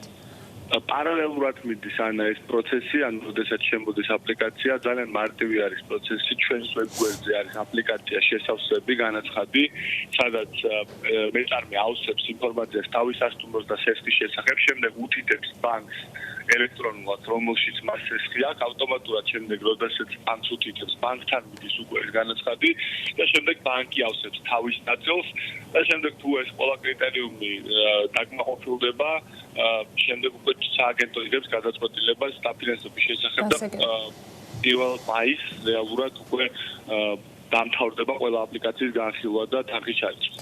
თქვენი ბოლოს სტუმრობისას აღნიშნეთ, რომ მოხდებოდა სააგენტოსთვის განაწილებული თანხების განსხვავებულ გეგმაზე მორგება და შესაბამისად იმ რეალობის შესაბამისი პროგრამების და პროექტების შეთავაზება ბიზნესებისათვის, მოქმედებისათვის თუ დამწყებთათვის, რაც კორონავირუსიდან გამომდინარე შეიქმნა. თუ შეგვიძლია ამ ხრივ გამოახლოთ ინფორმაცია იმ ფონზე, რომ სხვა მიმართულებით გეგმაზე მუშაობა ეკონომიკურ გუნდს დაწყებული აქვს, ზოგ შემთხვევაში კიდევ რაღაცა ნაბიჯები გადადგმულია, თუმცა ზოგ შემთხვევაში პოსტკრიზისულ გეგმასთან დაკავშირებით ჯერ ველოდებით როგორი იქნება სტრატეგია და გეგმა. ხომ არ ვიცით უკვე რა მიმართულებით შეიძლება რომ სააგენტო აწარმოო საქართველოში გააქტიურდეს 2020-ში კორონას ფონზე? კი ბატონო, თქვენ იცით რომ 2019 წლის ბოლოს ჩვენ გავაკეთეთ ესე ვთქვათ კვლევა და ოპტიმიზაცია, რომელსაც პრინციპში ყოველ წელს ვაკეთებ და ამ ოპტიმიზაციის შედეგად გამოვედით იმ სფეროებიდან, სადაც ვთვლიდით რომ სახელმწიფოს ხარდაჭერა საჭირო ესე ვთქვათ აღარ იყო და ბიზნესი ამ კარგებში უკვე ინერციით ვითარდებოდა. ეხლა იქიდან გამომდინარე რომ ჩვენ აუცილებლად გვჭირდება ბიზნესის ყველანაირი გზით და ინსტრუმენტით სტიმულირება. ჩვენ ესე ვთქვათ ვამატებთ კიდე დაახლოებით 107 დარგს. ანუ ეს არის ის დარგები, რომლებიც კიდევ ზემოდან დაემატება იმ 104 დარგს, რომელსაც უკვე ვაფინანსებთ, ასევე ვფიქრობთ საპროცენტო, ანუ სუბსიდირების პროცენტის გადახედვას და მის გაზრდას, ასევე სესხის ხანგრძლივობას, ანუ სესხის ვადის ხანგრძლივობას, თქვენ აქამდე 2 წლის განმავლობაში ვაფინანსებთ სესხს და ასევე ვფიქრობთ სესხის ქვედა ზღურის დაწევას, რომელიც საშუალებას მიცემს ახალ კიდევ უფრო მცირე ბიზნესს მოხდეს ჩვენს პროგრამაში და შესაბამისად რაღაც ახალ სეგმენტზეც მუშაობთ ამ კუთხით. მიშა, რა პრინციპით ირჩევა ეს A7 დარგი დილამშვიდობის? თუ შეიძლება ამაზეც რო ვთქვათ? ესე ვთქვათ, ამ A7 დარგიდან ბევრი არის ისეთი დარგები, რომლიდანაც როგორც გითხარით, გიორგი 2019 წელს ჩვენ გამოვედით, მაგალითად აქ შეიძლება იყოს ისეთი დარგები, როგორც არის მაგალითად სამშენებლო მასალების წარმოება, ასევე სოფლის გადამუშავება, ვამატებთ მინერალურ წყლებს, ანუ იმ დარგებს, რომლებიდანაც გამოვედით, ყველგან, ანუ ყველანაირად ისევ შევდივართ, რომ ყველა მიმართულება და ყველა ტიპის და სახის მეწარმე მოვისვათ. აქ მაინც გამოვყოფდი ყველაზე მნიშვნელოვნად ალბათ იმ ზღვრის დატევას ცესხის, რაც ნიშნავს, რომ ახალი ტიპის მეწარმე შეიძლება უკვე ჩვენთან შემოსვლა პროგრამაში. და რა თქმა უნდა, საგარანტიო სქემა, რომლის მასშტაბსაც ვდით და გაცილებით, ესე ვთქვათ, ფაქტობრივად ესე ბაორმაგებთ ბანკისთვის ესე ვთქვათ, ხელმისაწვდომობას ამ საგარანტიო სქემის და ვაუმჯობესებთ მის მახასიათებლებს. შესაბამისად, ერთი ჩვენი სუბსიდირების პროგრამის დიზაინი, მეორე საგარანტიო სქემის გაუმჯობესება და ბევრად გაუმჯობესება იმისთვის, რომ ბანკებმა შეძლონ მალე დაიწყონ უკვე ჩვენი უზრუნველყოფით ცესხების გაცემა. ესეთი ტიპის პროგრამები, როგორც სასტუმროს პროგრამა ვახთ და კიდევ ვფიქრობთ ახალ პროდუქტებზე, რომლებიც საერთოდ ახალი შეიძლება იყოს ჩვენი სააგენტოსთვის და როგორც კი გვექნება რაღაც სურათი აუცილებლად ამაზეც მოგახსენებთ. მიშა, იმ ფონზე რომ აი საგარანტიო სქემასთან დაკავშირებით, მის გამოყენებასთან დაკავშირებით არ იყო ესეთი აქტიურობა და ეს თავრობისგანაც ითქვა, რომ ალბათ რაღაცა იყო გადასახედი, რა კომუნიკაცია გქონდათ და აი რა ცვლილება შევა ამაში. დღეს შეგვიძლია უფრო მეტი ვთქვათ, იმიტომ რომ ველოდებით რომ რაღაც ცვლილება უნდა იყოს გათვალისწინებული, მაგრამ აი რა ეს თუ შეგვიძლია რომ გითხრა. პორტფელის უზრუნველყოფის პროცენტული მაჩვენებელს ვსდით, ესე ვთქვათ, თუ ადრე იყო ვთქვათ, სიტყვაზე 15%-იანი პორტფელის, რომელსაც ვაზღვევდით, ეხლა ვფიქრობთ 25 და 35%-ამდე აწევას და ეს უკვე ძალიან ცვლით სურათს. შესაბამისად, ბანკებთან ესე ვთქვათ, მოთელილი გვაქვს ნაწილობრივ ეს ნაწილი და უკვე ამ შემთხვევაში ყველა ბანკი ერთხმად თახდება, რომ ამ შემთხვევაში ეს უკვე ძალიან მნიშვნელოვანია. ბანკებისთვისაც მნიშვნელოვანია ეხლა ესეთი პროდუქტები, რადგან იცით, რომ ამ კრიზისის პერიოდში დაკრედიტება, რა თქმა უნდა, დაკრედიტების ტემპმა დაიკლო, ბანკი ესე ვთქვათ, ნაკლებად აკრედიტებს კონკრეტულ ბიზნესებს, განსაკუთრებით კაპიტალურ დანახარჯებს.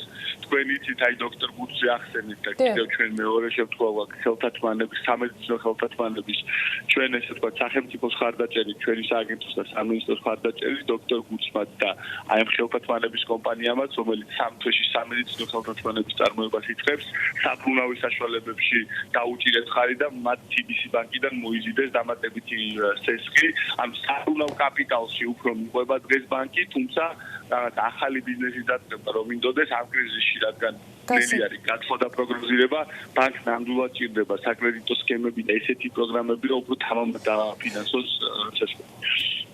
მიშა, ჩემი ბოლო კითხვა არის, აი ეს A7 თქვენ რაც ბრძანეთ დამატებითი დარგი, მიმართულება რაც დაფინანსდება, ეს გათვლაში, ანუ ეკონომიკის სამინისტროში, სააგენტოში თქვენთან მთლიანობაში ამ შემთხვევაში ხედვიდან გამომდინარე, ეს მაინც არის კონკრეტული კომპანიების და მიმართულებების დახმარება, თუ გათვლა მაინც რაღაცა პრიორიტეტებიდან გამომდინარე ხდება, უფრო ეს როგორ თქვა, ვიწრო ნაკლებად გამოდის, მაგრამ თქვა საექსპორტო პოტენციალის წახალისებაზე, თუ აქ არის მაინც კომპანიების გადარჩენაზე ჯერ საუბარი. გიორგი, კარგი კითხვა, ახლა ზოგადად ძალიან ბევრი მოსაზრება მოვიდა ხოლმე ამ თემაზე, ექსპორტი და იმპორტის ჩანაცვლება. ჩვენი პროგრამის ორი მთავარი პრიორიტეტი და ეს აუცილებელია ვთქვა, თანაბარ პრიორიტეტი, ორი თანაბარ მნიშვნელოვანი პრიორიტეტია ექსპორტის ახალისება, ანუ ექსპორტზე ორიენტირებული პროდუქტი და ასევე პროდუქტი, რომელიც შეიძლება ორიენტირებული იყოს ადგილობრივ ბაზარზე. ჩვენ გვაქვს მაგალითები, როდესაც ჩვენი ბიზნესმა გადაწყვიტა თქვა ექსპორტზე ორიენტირებული პროდუქტის წარმოება, თუმცა ასევე ნელ-ნელა, როდესაც ის ექსპორტზე გაქონდა პროდუქტი, ჩათვალა, რომ ერთი ხაზი თავისი წარმოების ასევე კონკურენტუნარიანი არის ადგილობრივ ბაზარზე. და გვაქვს შემთხვევები, როდესაც კომპანია ბიზნეს გეგმაში თავი დაიწყო ადგილობრივი ბაზარზე რაღაცის წარმოება, თუმცა შემდეგ როგორც გაჯერდა მისთვის ადგილობრივი ბაზარი, შემდეგ უკვე დაიწყო ექსპორტზე გატანა. ამიტომ ეს ორი ერთმანეთს ხელს არ უშლის. ანუ ჩვენ არ უნდა ვაკეთებდეთ არჩევანს, რომ ან იმპორტის ჩანაცვლება, ან ექსპორტი. ყავს ექსპორტიორები, ყავს ადგილობრივი იმპორტის ჩამონაცვლებელი კომპანიები. ხო, ეხლა ბიზნეს გადაწყვეტილება და არა სახელმწიფოს გადაწყვეტილება. ამიტომ აქ სახელმწიფო ორივეს თანაბარ შანსს აძლევს. შესაბამისად ეს 107 დარგის არის დარგები, დანარჩენი უბრალოდ ბიზნესის გადაწყვეტილება არის, რა ურჩევნია კომპანიას თქვა ორიენტირებული იყოს ქართულ პროდუქტზე და იმპორტის ჩანაცვლება, ესე თქვა თუ ეს სიტყვა გვინდა ვიხმაროთ, ან ექსპორტის სახალისებას. ამიტომ ამ შემთხვევაში ჩვენ არ ვასწავლოთ დამორს და ძალიან ბევრ შემთხვევაში ჩვენ ესე თქვა 400 საწარმოში ეს ორი იმპორტის და ექსპორტის ნაწილი ძალიან ბევრჯერ იკვეთება. გასაგებია. კარგი.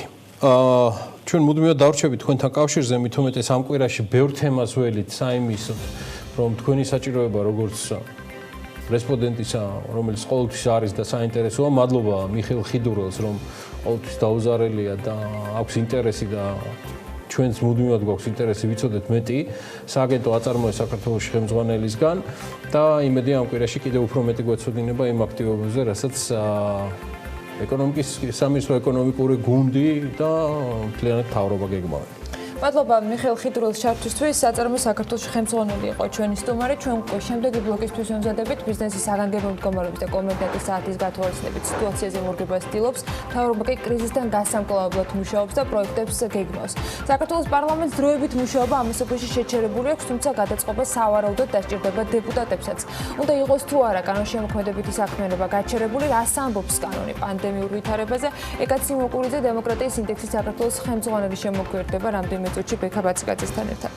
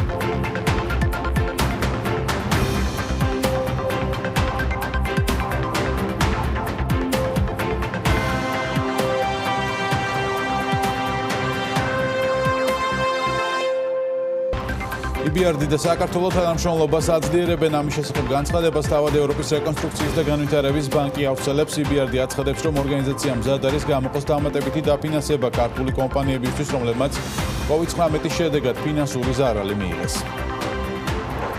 ეკონომიკის მინისტრის განცხადებით გლობალური კრიზისის ზემოქმედება დაიწყო ტურიზმიდან და ტურიზმთან დაკავშირებული ინდუსტრიებით, მაგრამ დღესდღეობით უნდა ვისაუბროთ მთლიანად რა ზარალს განიცდის ეკონომიკა.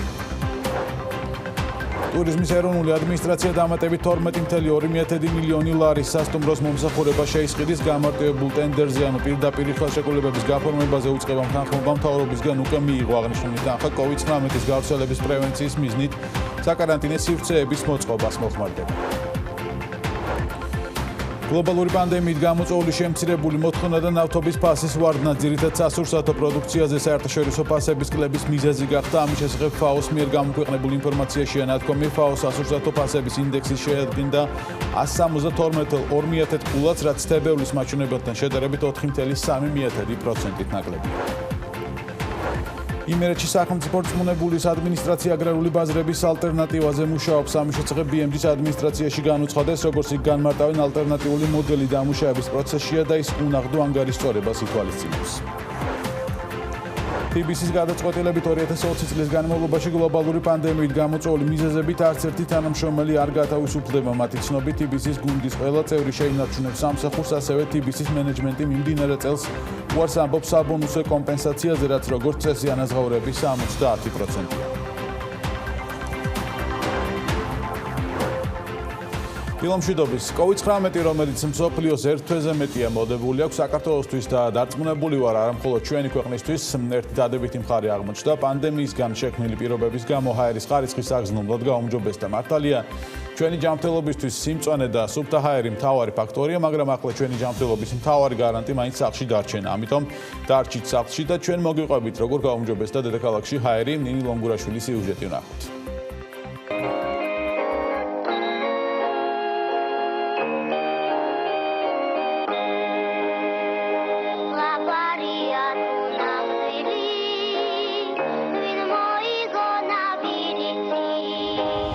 ეს ნამდვილია, არც ზღაპარია და არც არავის მოუგონია. ლამპიონები ქალაქს დღესაც ანათებენ, მაგრამ ძველი თბილისის უბნებში იცვლება არქიტექტურა, ქუჩები, ინფრასტრუქტურა. ზუსტად ასე დავიწყეთ 1 წლის წინათ სიუჟეტი ჰაერის ხარისხის შესახებ, მაგრამ მაშინ არ იყო ყველაზე მთავარი, რომ ერთ თვეში შეუცვლელად გაიზარდა მოსახლეობის რიცხვი და ადამიანების ქცევა. ეს დღევანდელი თბილისია ზეთხედით, დაცარიელებული ტრანსპორტისგან და ადამიანებისგან. თუ აქამდე უჰაერობას გრძნობდით და ვხედავდით კიდეც, ახლა ადამიანების შეცვლილმა ქცევამ ატმოსფერული ჰაერის ხარისხის საგრძნობლად გაუმჯობესა.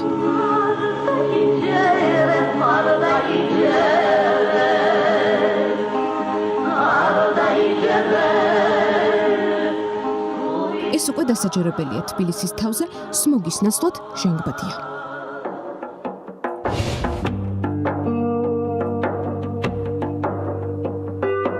ეს ძველი ჯერ კიდევ იმ დროის თბილისია, როცა შავი და სქელი ნისლი მუდმივ ხედად გვექცა.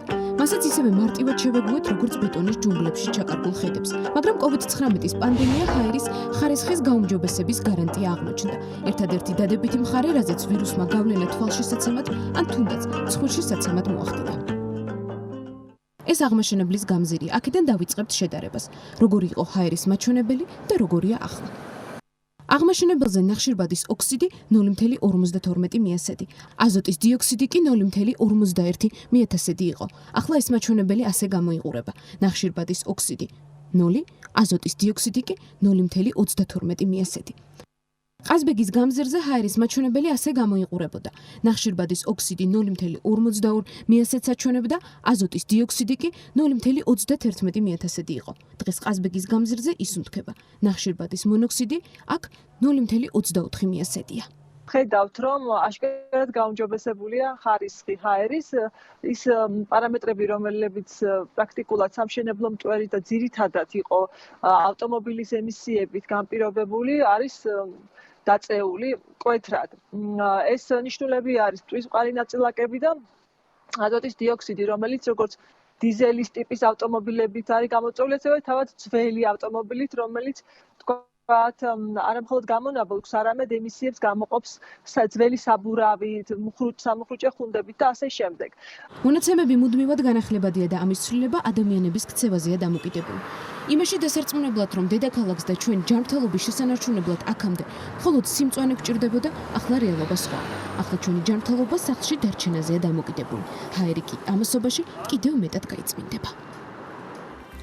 საგანგებო მდგომარეობის და კორონავირუსის პანდემიის ფონზე შეწყვეტილია საქართველოს პარლამენტის საქმიანობას. დეპუტატები მხოლოდ საგანგებო ფორმატის შემთხვევაში შეიკრიბებიან, უნდა იყოს თუ არა პარლამენტი გაჩერებული, რა პრაქტიკაა სხვა ქვეყნებში, იცნობს თუ არა ჩვენი კანონმდებლობა პარლამენტის დისტანციურად მუშაობას. ამ თემაზე ვისაუბრებთ ეკატერინე ციმაკურიძეს და დემოკრატიის ინდექსის საქართველოს ხელმძღვანელად დისტანციურად საქმიანი დილის ეთერში.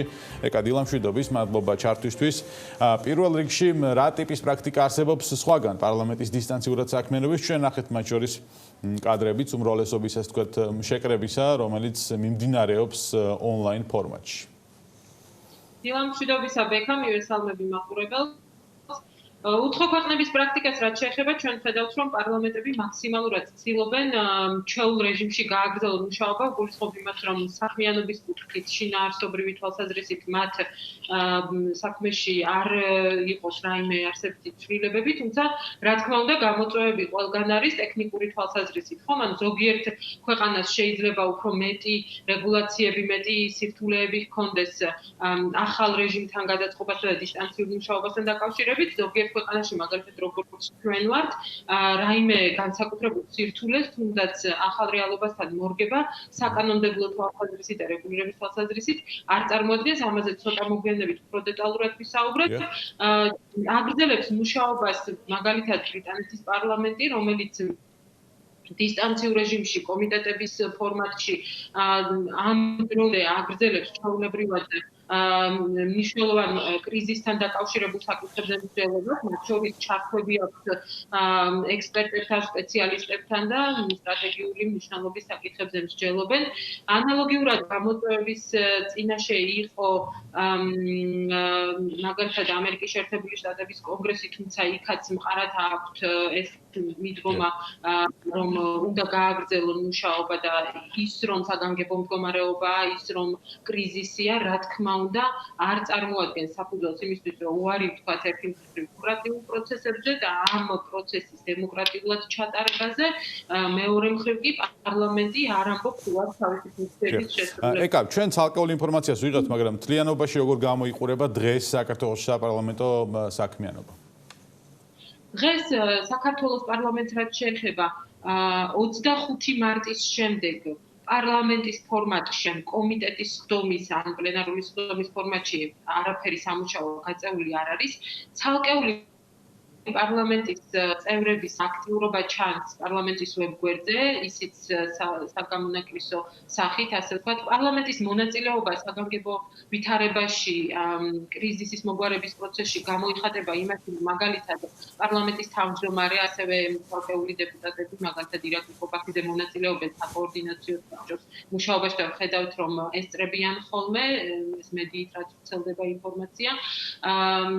თუმცა ეს არ ნიშნავს, რა თქმა უნდა, პარლამენტის როგორც ინსტიტუციის მონაწილეობას და ასეთი ცალკეული დეპუტატების საგამონაკლისო ჩართულობა პროცესებში ვერ იქნება ადეკვატური იმისა, რომ პარლამენტი როგორც ინსტიტუცია, როგორც ყველაზე მაღალი ლეგიტიმაციის მქონე წარმომადგენლობითი ორგანო მონაწილეობს და ასრულებს თავის მნიშვნელოვან ფუნქციებს. ეს ეკა, ანუ დღეს არსებული მდგომარეობიდან გამომდინარე, იმ ფონზე არის გლობალური პანდემია, იმ ფონზე თქვა რა ზომებიც არის დღეს ქვეყანაში მიღებული უსაფრთხოებისთვის, რა მოწოდებებიც არის გაკეთებული, რეკომენდაციებიც და ვალდებულებებიც. ანუ ფიქრობ, რომ პარლამენტს შეუძლია მაგალითად რამ კვირაში ერთხელ ან ორჯერ მაინც შეიკრიბოს და იმსჯელოს გარკვეულ საკითხებზე და გამოწვევებზე, რომელიც დგას, თუ შეიძლება ეს დისტანციურ ფორმატში იყოს თუნდაც ეს შეკრებები, თუ მაინც და მაინც უნდა ჩატარდეს სხდომები ან საკომიტეტო განხილვები. როგორია თქვენი, ასე ვთქვათ, რეკომენდაცია? ფორმატები განსხვავებული შეიძლება იყოს. პირველ რიგში შეკრებასთან დაკავშირებით დაწესებული შეზღუდვები, რა თქმა უნდა, პარლამენტზე არ ვრცელდება. ამიტომ მათ შეუძლიათ შეიკრიბონ იმ რეკომენდაციების დაცვით, რაც ზოგადად არსებობს დისტანციის დაჭერასთან დაკავშირებით, დეზინფექციასთან დაკავშირებით, მაქსიმალურად შეზღუდონ ხალხმრავლობა პარლამენტის შენობაში. პარლამენტი მუშაობს, როგორც მოგეხსენებათ, პლენარული ორი ძირითადი, რომ ვთქვათ, გამოვყოთ ორი ძირითადი ფორმატი პარლამენტის მუშაობის არის პლენარული სხდომის და საკომიტეტო მუშაობა. კომიტეტის მუშაობა უფრო მარტივად არის შესაძლებელი, იმიტომ რომ თვითონ კომიტეტის სხდომების დარბაზები, კომიტეტის წევრთა რაოდენობა იძლევა იმ შესაძლებლობას, რომ ყველა რეკომენდაციის დაცვით თუნდაც შეიკრიბონ. გადაწყვეტილების შესაძლებლობაც აქვს კომიტეტს, არაფერი არ უშლის ხელს ამაში და რაიმე საკანონმდებლო რეგულაციები ამ კუთხით არ სჭირდება, კენჭისყრა ხელისაწვევის წესით ხდება კომიტეტზე და ესეც არ წარმოადგენს დაბრკოლებას და კომიტეტი ერთგვარი ავტონომიური სუბიექტიც არის პარლამენტში და მას აქვს არამხოლოდ პრობლემების მიღების რეჟიმში მუშაობის, არამედ მნიშვნელოვანი საკითხების განხილვის ფუნქცია, თავისთავად რომ განიხილება საჯაროდ გარკვეული საკითხები, მათ შორის როგორი გეგმება, რა სტრატეგია უნდა იყოს თუნდაც ეკონომიკური მიმართულებით ან სოციალური მიმართულებით ამაში პარლამენტს ანუ ფიქრობთ რომ ჩართულობა დღეს საპარლამენტო ასე ვთქვათ ნაწილის ქვეყნისა არ არის შესაბამისი იმ გამოწვევების მისამართით რომელიც აქვს ქვეყანას ხო იქ არის ხდომები ახსენეთ რომ მონაწილეობენ მაგალითად პარლამენტის თავმჯდომარე და მათ შორის ირაკლი კოლბახიძეც საკოორდინაციო საბჭოს ხდომებში მაგრამ ჩართულობა არ არის საკმარისი ხო, ეს არ არის პარლამენტის როგორც ინსტიტუციის ჩართულობა, ეს არის ცალკეული წევრების ჩართულობა მთავრობაში არსებულ ფორმატში. ანუ ეს საკოორდინაციო საბჭო რაც არის მთავრობაში შექმნილი. ჩვენ საუბრობთ იმაზე, რომ პარლამენტი როგორც ყველაზე მაღალი ლეგიტიმაციის წარმოადგენლობითი ორგანო, უნდა იკრიბებოდეს თავის ფორმატებში, ეს იქნება კომიტეტის შეხვედრა, ეს იქნება სამუშაო ჯგუფები თუ პლენარული სხდომა თუ კი ამის საჭიროება იარსებებს, როგორც ვთქვი, კომიტეტის ფორმატში და სამუშაო შეხვედრების ფორმატში შეიძლება რეკომენდაციების დაფუძნებით შეხვედრაც მოხდეს, მაგრამ დისტანციური ჩართვის შესაძლებლობები უამრავი არსებობს და ეს არის უბრალოდ ტექნიკურად მოგვარების საკითხი.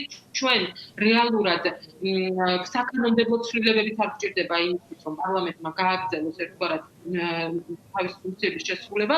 მეორე მხრივ აქ არის საუბარი იმაზე, რომ უბრალოდ დახურულ კარს მიღება პარლამენტის წევრების მონაწილეობა მთავრობის მუშაობაში კი არა, საჯაროდ პარლამენტი უნდა განსახილავდეს და გეგმავდეს პოლიტიკას მთელი რიგი მიმართულებებით, იქნება ეს თუნდაც ჯანდაცვის კუთხით, თუნდაც ეკონომიკური კუთხით და სოციალური ების კუთხით, ასევე პარლამენტი უნდა დარჩეს ძალიან მნიშვნელოვან საჯარო დებატების ორგანოდ უკვე მთავრობის მიერ უკვე მიღებულ გადაწყვეტილებებთან დაკავშირებით და პარლამენტში უნდა განიხილებოდეს ის შეზღუდვები, რასაც აწესებს მთავრობა და ეს მოიტანდა იმას, რომ გასაგები იქნებოდა საჭიროება, პროპორციულობა, აუცილებლობა და პარლამენტ შეიძლება ასევე კონდეს იდეებიც, რომელიც შეიძლება რომ შემდეგ მთავრობამ ასე ვთქვათ რეკომენდაციების სახით მიიღოს და გაითვალისწინოს მათ შორის საკოორდინაციო საბჭოს ხდომების მიმდინარეობისაც. რა თქმა უნდა, ჩვენ ხედავთ, რომ ძალიან ბევრი აქტორი დღეს იქნება ეს ბიზნეს სექტორიდან, იქნება ეს არასამთავრობო ორგანიზაციებიდან, პროფესიული წრეებიდან გარკვეულ რჩევებს აძლევენ სახელმწიფოს. ეს ხომ არაორდინალური ვითარებაა, რომელზეც პასუხი და რეცეპტი რა იქნებოდა გამოსავალი არც სახელმწიფოს და არც ცალკე აღებულ რომელიმე ადამიანს არ აქვს, ხო ეს არის ძალიან ახალი გამოწვევა, რომელიც წინასწარ გლობალურად აღმოჩნდა სამყარო, ამიტომ ეს დისკუსიები არის ძალიან მნიშვნელოვანი. ერთის მხრივ, იმიტომ რომ ყველაზე სწორ გადაწყვეტილებებამდე მივიდეს სახელმწიფო და ეფექტიან გადაწყვეტილებებამდე, მეორეს მხრივ, იმიტომ რომ საზოგადოებისთვის იყოს გასაგები საგანგებო ვითარებაში, როგორ მოიქცეთ, იყოს მისაღები, არ გასაგები, იმიტომ რომ დასაბუთებული იქნება სჯელობა ამა თუ იმ შეზღუდვის გარშემო საზოგადოებისთვის ის იქნება მისაღები და უფრო ადვილად დაემორჩილება. კი ბატონო, მადლობა. ეკატერინე ციმაკურიძე დემოკრატიის ინდექსის საქართველოს ხელმძღვანელი საუბრობდა საქმიანი დილის პირდაპირ ეთერში. ვემშვიდობებით მას და განვაგრძობთ ეთერს. გუშინ გავრცელდა ინფორმაცია, რომ ნიუ-იორკის ბრონქსის ზოოპარკში კორონავირუსით ვებხვი დაინფიცირდა. შესაბამისად მოხდა ამ ფაქტს მოქალაქეების მხრიდან რეაქცია და გაჩნდა კითხვები, რამდენად გადამტანები არიან ცხოველები ვირუსის და არის თუ არა საშიშროება. BMG მოიკითხა თემა და გავარკვიეთ, რომ ჯერჯერობით არ არის დადასტურებული შესაბამისი ორგანოების მხრიდან ვებხვის დაინფიცირება, კონკრეტულად COVID-19-ით. ამასთან საქართველოს წვრილი ცხოველების ვეტერინართა ასოციაციის პრეზიდენტის ვეტერინარ მარიამ შხიკვიშვილის განცხადებით, ამ ეტაპზე შინაური ცხოველები არ ავადობენ კორონავირუსით და ისინი საშიშროებას არ წარმოადგენს საზოგადოებისთვის. თემაზე ნილონგურაშვილმა იმუშავა ნახოთ სიუჟეტი. ნიუ-იორკში ბრონქსის ზოოპარკში როგორც ვეტერინარული სერვისების ეროვნული ლაბორატორია აცხადებს, ვებხს COVID-19 დაუდასტურდა. ამის შესახებ ინფორმაცია პირველად BBC-მ გაავრცელა. თუმცა გამოცემა ვეტერინარული სერვისების ლაბორატორიას დაეღრნო, რაც ნიშნავს, რომ ვებხვი შესაძლოა სულაც არ იყოს კონკრეტულად COVID-19-ით დაინფიცირებული, რადგან მსოფლიო ჯანდაცვის ორგანიზაციას თუ სხვადასხვა კომპეტენტურ ასოციაციებს აღნიშნული საკითხი ჯერჯერობით არ დაუდასტურებია. ამას ჩვენ ზურაბ გურიელიძე გვეუბნება, რომელიც მუდმივ კავშირზეა ევროპის აკვარიუმებისა და ზოოპარკების ასოციაციასთან. ჯერჯერობით არაფერი დადასტურებული ინფორმაცია არ მოსულა, ეს ინფორმაცია რაც ვრცელდება, თუმცა ბრონქსის ზოოპარკის საიტზე გამოქვეყნდა, მაგრამ აქ მითითებული არის ის, რომ თქვა სხვა ტესტი იყო გამოყენებული, არა ის, რომლებიც ადამიანებისთვის გამოიყენებოდა. კონკრეტული არანაირი ინფორმაცია ამის შესახებ არ არსებობს, გარდა იმისა, რაც ვრცელდება საზოგადოებრივი საინფორმაციო სამსახურებით. ყველა შემთხვევაში ალბათ ჯობია რომ ეს ყველაფერი გავხსენდეს უშუალო თვითონ უფრო კომპეტენტური ორგანოების კომპეტენტური სამსახურების მიერ როგორიც არის თუნდაც ვეტერინარული სამსახურები და ასე შემდეგ რომ ესეთი ინფორმაცია დასწრებით ჯერჯერობით არ მიგვირი არაფერი აუცილებლად მივიღებთ როგორც კი რაიმე ინფორმაცია ეჩდება იმიტომ რომ ეაზას ყოველდღიური კონტაქტი აქვს ჩვენთან ყოველდღიურად ჩვენ ვღებულობთ მათგან გარკვეულ რეკომენდაციებს ჯერჯერობით ესეთი რეკომენდაციები არ არის რომ მიუხედავად იმისა, რომ დადასტურებული არც ერთი შემთხვევა ჯერჯერობით არ არსებობს, შესაბამისი ორგანიზაციების მხრიდან საქართველოში ვითარება მძიმეა. ბიოლოგი ლევან ბუთხუზე ჩვენთან საუბარში ამბობს, რომ COVID-19-ის გავრცელების გამო გახშირდა მიუსაფარი ცხოველების მიმართ სასტიკი მოპყრობისა და შინაური ცხოველების, ძირითადად ძაღლებისა და კატების სახლიდან გამოყრისა და მიტოვების ფაქტები. მისი თქმით, არც ერთი შემთხვევა არ არის დადასტურებული შინაური ცხოველების COVID-19 დაინფიცირების. ის რომ ველურმა ცხოველმა შეიძლება შინაურ ცხოველზე გადაიტანოს, ესეც დაბალი ალბათობა არის, იმიტომ რომ აქამდეც არ მომხდარა სხვა დაავადებების გადატანა, გარდა ცოფისა, რა თქმა უნდა. ასე რომ პრინციპულად ველური ბუნებიდან ჩვენზე ეხლა საქართველოში რაიმეს გადმოტანის საშიშროებას ვერ ვხედავ. უგულებელყოფა ფაქტისა, რომ მიუხედავად იმისა, რომ აი ახლაც უყურებდი ჯანდაცვის მსოფლიო ორგანიზაციის მონაცემებს დღევანდელ სიტუაციაში შინაურ ცხოველებთან დაკავშირებით არც ერთი დადასტურებული ფაქტი არ არსებობს.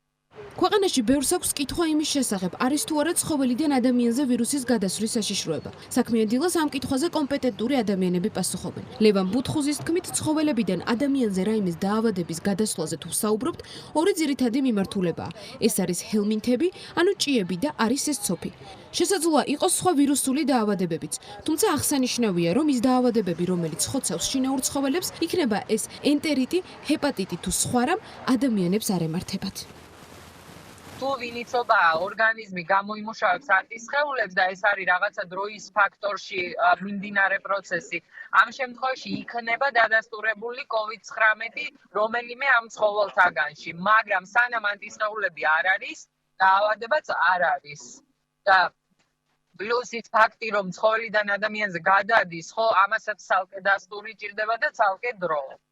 მე მყავს სამი ფისოთი, ხადია კორონავირუსმა ვერ შემაშინა და ვერასოდეს მაიძულებს ვერანაირი ვირუსი, რომ ჩემი ფისოები სახლიდან გავუშვა და მარტოობისთვის, ქუჩაში ცხოვრებისთვის გავწირო. დღესდღეობით მსოფლიოში არც ერთი რეალური ფაქტი არ არის დაფიქსირებული, რომ ცხოველიდან ადამიანს ან ადამიანიდან ცხოველს გადადებოდეს კორონავირუსი და სწორედ ამიტომ მოგიწოდებთ ყველას, რომ ნუ გაუშვებთ ცხოველებს გარეთ, თქვენს ძაღლებსა და კატებს და პირიქით მოგიწოდებთ, რომ დღეში ერთი ნაჭვერი პური მაინც, როცა ძალიან გადაუდებელი საქმისთვის გადიხართ, გაიყოლოთ და ქუჩის ცხოველებს შეუსუბუქოთ ყოფა და გამოკვებოთ ისინი. საქართველოს წვრილი ცხოველების ვეტერინართა ასოციაციის პრეზიდენტი, ვეტერინარი მარიამ ჩხიკვიშვილი მოქალაქეებს მიმართავს, სადაც ის ამბობს, რომ ამ ეტაპზე შინაური ცხოველები არ ავადობენ კორონავირუსით, კონკრეტულად COVID-19-ით და ისინი საშიშროებას არ წარმოადგენენ საზოგადოებისთვის. ჩხიკვიშვილის განცხადებით, მსოფლიო ვეტერინარული ასოციაციის მხრიდან არ დასტურდება ინფორმაცია იმის შესახებ, რომ კორონავირუსი ადამიანიდან ცხოველზე გადადის. ამ პირიქით, მისი თქმით, მოსახლეობას არავითარი პანიკის საფუძველი არ აქვს. პრევენცია G ციფრული სოლიდარობის პლატფორმა, რომელიც საქართველოში არსებული ონლაინ დისტანციური სერვისების თუ პროდუქტების შესახებ მარტივად ერთ სივრცეში აერთიანებს ინფორმაციას. ვებგვერდი იდეის გაჩენიდან 26 საათში გაეშვა და რამდენიმე დღეში 120 კომპანიამ თუ ორგანიზაციამ დაამატა თავისი სერვისი. რა გეგმები აქვს იდეის ავტორებს, რომლებმაც პრევენცია G-ის განახლებისთვის აგნატო კონკურსშიც გაიმარჯვეს? მირიან ჯუღელი პრევენცია G-ის იდეის ავტორი გვეტყვის. მირიან, დილა მშვიდობის, მოგესალმებით. დილა მშვიდობისა. მირიან, დასაწყისში რომ ვახსენოთ, თავად ამ ვებგვერდის შექმნის იდეამ რატომ გაჩნდა, რა ტიპის სერვისებს აერთიანებს და რა არის მისი ძირითადი მიზანი? ჩვენ ეს პლატფორმა გავუშვით მარტის პირველ ნახევარში დაახლოებით, როდესაც უკვე იზრდებოდა საშიშროება COVID-19-ის გავრცელების და რაღაცნაირად გვინდოდა რომ გავუკეთებინეს სივრცე, სადაც ადამიანებს მარტივად შეეძლებოდათ ენახათ ყველა ის დისტანციური სერვისი, რომელიც ქვეყანაში იყო ხელმისაწვდომი. იმიტომ რომ კომპანიები ამის შესახებ, როდესაც მათ კომუნიკაცია დაიწყეს, ეს იყო გაბნეული მათ Facebook-ის გვერდებზე, ან მათ ვებგვერდებზე და ასე შემდეგ და ადამიანებისთვის უბრალოდ არაკომფორტული იქნებოდა ყველგან სხვადასხვა სივრცეებში ამიზრნა და ერთ ადგილზე გავაერთიანეთ. გარდა ამისა, ჩვენ გადავწყვეტეთ, რომ ამ ვებგვერდზე ასევე თავი მოგვეყარა ყველა იმ ყალბი ამბისთვის, რომელიც ვრცელდება კორონავირუსის გარშემო. და ამით რაღაცნაირი დამატებითი ღირებულება შეგვიქმნა მოქალაქეებისთვის, რომ ისინი მათ დეზინფორმაციასაც ებრძვით. კი, სხვადასხვა ორგანიზაციების დახმარებით, როდესაც ქართველი მედია ჩეკერები გადამოწმენ რაღაც ინფორმაციას, ჩვენ ამასაც პოსტავთ ხოლმე ჩვენს ვებგვერდზე. რეკომენდაციების ნაწილსაც შეიცავს ვებგვერდი ამაზე ასე ვთქვათ მოგვიანებით, მაგრამ აი როდესაც შევდივარ მე მოქალაქე პრევენცია ჯიზე, რა შემიძლია ასე ვთქვათ აი ამ ვებგვერდიდან მივიღო, რა სერვისები შემიძლია ვნახო, ვინ არიან ასე ვთქვათ რეგისტრირებული და თუ მაქვს ინტერესი რომ ასე ვთქვათ ჩემი მომსახურება ან რაღაცა სერვისი დავამატო, რა ტიპის ასე ვთქვათ ბარიერების გადალახვა მიწევს, თუ არის ეს ბარიერები. თუ არის ყველაფერი მარტივად. ძალიან მარტივი არის სინამდვილეში ამ ეტაპზე რო ვახსენეთ დაახლოებით 120-მდე კომპანიის და ორგანიზაციის თუ სახელმწიფო სტრუქტურის სერვისი არის დამატებული ჩვენს ვებგვერდზე, რომელიც კატეგორიებად არის დაყოფილი, ანუ ჩვენ გავფილტრეთ ის მაგალითად რაღაც საკვები გაინტერესებთ, შეგიძლიათ დააჭეროთ საკვების კატეგორიას და ნახოთ ყველა ის სერვისი, რომელიც ხელმისაწვდომია, ან ჰიგიენა, ან რაღაცა ოჯახის სხვადასხვა ნივთები და ასე შემდეგ. ნებისმიერ ორგანიზაციას თავისით შეუძლია ჩვენ მარტივი შესავსები ფორმა გავაკეთეთ იქ ვებგვერდზე, რომელსაც შეუძლია შეავსოს, ჩვენ შემდეგ გადავამოწმოთ ამ ინფორმაციას და გამოვაქვეყნებთ ჩვენს პლატფორმაზე. ძალიან მნიშვნელოვანი არის, რომ ჩვენ ყველას ვთხოვთ, რომ მიუთითოთ წყაროები ამ სერვისების შესახებ, რათა ჩვენ შევძლოთ გადამოწმება, რომ ეს მართლა ეს სერვისი არსებობს და მართლა კორონავირუსთან საბრძოლოდ არის შექმნილი. მირიამ, მე ვახსენე რომ საგრანტო კონკურსში იღებთ მონაწილეობას თუ უკვე გაიმარჯვეთ, ანუ ეს რო დავაზუსტოთ და რა ასე ვთქვათ განახლება შეიძლება განიცადოს პრევენცია ჯიმ, რაზე მუშაობთ ახლა? ეს პლატფორმა როგორც თქვენ აღნიშნეთ, რამდენიმე ადამიანი გავერთიანდით, უმეტესობა მათი არიან ფრილანსერები, რომლებმაც აბსოლუტურად უსასყიდლოდ ჩვენი ხარჯებით გავაკეთეთ ეს პლატფორმა და რაღაც დონემდე მივიყვანეთ. თუმცა შემდეგ გამოჩნდა, რომ ბევრი ახალი ფუნქციონალი გვინდა დაგვეპყრებინა და ამისთვის დაგვჭირდა რაღაც თანხები. აღმოვაჩინეთ, რომ USAID და East and West Management Institute კონდა სწრაფი რეაგირების გრანტი გამოცხადებული, რომელშიც გავიმარჯვეთ სულ რამდენიმე დღის წინ და უკვე დავიწყეთ მთლიანად გადაკეთება ამ პლატფორმის ისე, რომ როგორც ამ ვებგვერდის მთლიანად ინტერნეტს ბოლო წლებია უკვე მობილურით უფრო ხშირად მოიხმარენ ადამიანები და ამიტომ გვინდა მთლიანად მოვარგოთ იდეალური იყოს მობილური მოწყობილობებისთვის. ასევე რაღაცნაირად შიდა გვერდებს ვამატებთ, ვცდილობთ რომ შევცვალოთ პროცესი, ოდესაც ბიზნესს შეუძლია დაემატოს და ასე შემდეგ და ასე შემდეგ. ხო, მისი დატვირთვიდან გამომდინარე, შესაძლებელია დღეს არის ეს ასე ვთქვათ ჩქარა გაკეთდა, უცებ გაეშვა, იქიდან გამომდინარე კორონავირუსია და ვთქვათ გადაეწყო რაღაც სერვისების და ბიზნესების ნაწილი ონლაინ პლატფორმაზე შეთავაზებებზე, მაგრამ მას აქვს სამომავლოდ მუშაობის პერსპექტივა, ჩვეულებრივად, როცა კორონავირუსის პანდემია გადაივლის, ამ ვებგვერდს შეუძლია რომ მუშაობა გააგრძელოს. ანუ ამაზეც ფიქრობთ, ხო, ალბათ, ამიტომ მუშავდება მობილური აპლიკაციის ვერსიებიც. ეს რაც თავიდან როდესაც გავუშვით იმენად სწრაფად გავაკეთეთ ეს ყველაფერი რაღაცა ჩვენს პირად სოციალურ პასუხისმგებლობა ავიქვით რაღაცა ჩვენი სამოქალაქეობრივი ვალი გვინდა და მოგვიხადა იმით რომ გავუკეთებინა ეს პლატფორმა და თავიდან არ გვიფიქრია თუ როგორ შეიძლებოდა განვითარებულიყო ეს პლატფორმა მომავალში. გარდა ამისა ჩვენ არ გვაქვს წარმოდგენა ჯერჯერობით როდის დასრულდება თქვა კარანტინის რეჟიმი. ამიტომაც შეიძლება გაგრძელდეს ეს დიდი ხანი. ხო, არავინ არ იცის და ამიტომაც პირველი ჩვენი მიზანიც არის რომ სრულყოფილი პლატფორმა არსებობდეს, სადაც ადამიანი დილით რო გაიღვიძებს რა ტიპის დაჭერდეს, შემოვიდეს და ნახოს. თუმცა სამომავლოდ გეთანხმებით აბსოლუტურად ჩვენს ფიქრობთ, რომ რაღაცნაირად შეიძლება როგორ დაწყებული გვაქვს ფიქრი პლატფორმის მდგრადობაზე, რომ მან თავისით განაგრძოს ცხოვრება და რაღაცნაირად მომავალში შესთავაზოს ადამიანებს სხვადასხვა ინფორმაცია. მადლობა ამ პლატფორმისთვის. მე მინდა რომ წარმატებები გისურვოთ. მირიან ჯუღელი, პრევენცია ჯის იდეის ავტორი იყო საქმიანი დილის პირდაპირ ეთერში. ჩვენ რეკლამაზე უნდა გავიდეთ, რამდენიმე წუთში გიბრუნდებით თემით. ჯანდაცვის სამინისტროს პროტოკოლის მიხედვით მოსახლეობამ ზედმეტი კონტაქტებისგან თავი უნდა შეიკავოს და კორონავირუსის პირველადი ნიშნების გამოვლენისას ჩვეულებრივი სტანდარტული მკურნალობა სახლში უნდა გაიარონ. რას გულისხმობს ბინაზე კონსულტაციის მიღება და რამდენად მზად არიან ექიმები დისტანციური მომსახურების გასაწევად. რეკლამის შემდეგ საქმიანი დილა ამ თემით გაგრძელდება.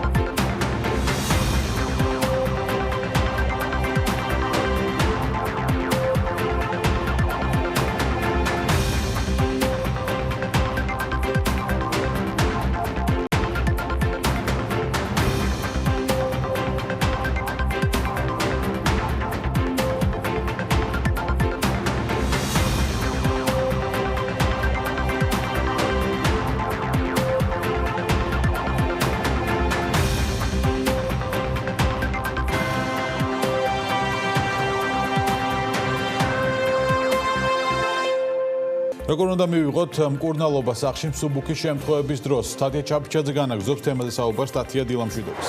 დილამშვიდობის საქართველოში კორონავირუსით ინფიცირებულების ზრდასთან ერთად მთავრობამ მსუბუქი შემთხვევების სახლის პირობებში მართვაზე სულ უფრო აქტიური საუბრები დაიწყო. სამინისტროში აცხადებენ, რომ მნიშვნელოვანია მოსახლეობამ ზედმეტი კონტაქტებისგან თავი შეიკავოს და პირველადი ნიშნების გამოვლენისას მკურნალობა სახლში გაიარონ. რამდენიმე დღის წინ პირველად ჯანდაცვაში COVID-19 საეჭვო შემთხვევების მართვის მიზნით სახელმწიფო პროტოკოლი გამოქვეყნდა. სტანდარტები პირველადი ჯანდაცვის ქსელში დასაქმებული სამედიცინო პერსონალისათვის, ოჯახის ექიმებისთვის, შინაგანი მედიცინის სპეციალისტებისათვის, პედიატრებისთვისა და პირველადი ჯანდაცვის რგოლში მომუშავე ნებისმიერი პროფესიონალისთვის არის განკუთვნილი და მასში აღნიშნულია, რომ ინფექციის მსუბუქი სიმძიმის მიმდინარეობა გვხვდება შემთხვევათა დაახლოებით 14%-ში, 15%-ში დაავადება მიმდინარეობს მძიმედ, ხოლო 5%-ში ძალიან მძიმედ. შესაბამისად, დიდი წვლილი შეტანა მის მართვაში მოუწევთ ოჯახის ექიმებს. მთავრობის მეთაურმა გიორგი გახარიამ გუშინ ცხელების კლინიკების ეფექტურობაზეც ისაუბრა.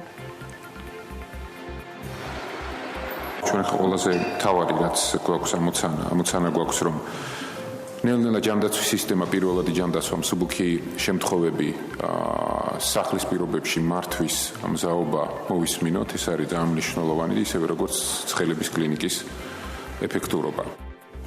ჯანდაცვის მინისტრის ეკატერინე ტიკარაძის განცხადებით COVID-19 სახლში მკურნალობის პრაქტიკის დანერგვაზე საქართველოს სხვა ქვეყნებთან ერთად მუშაობს.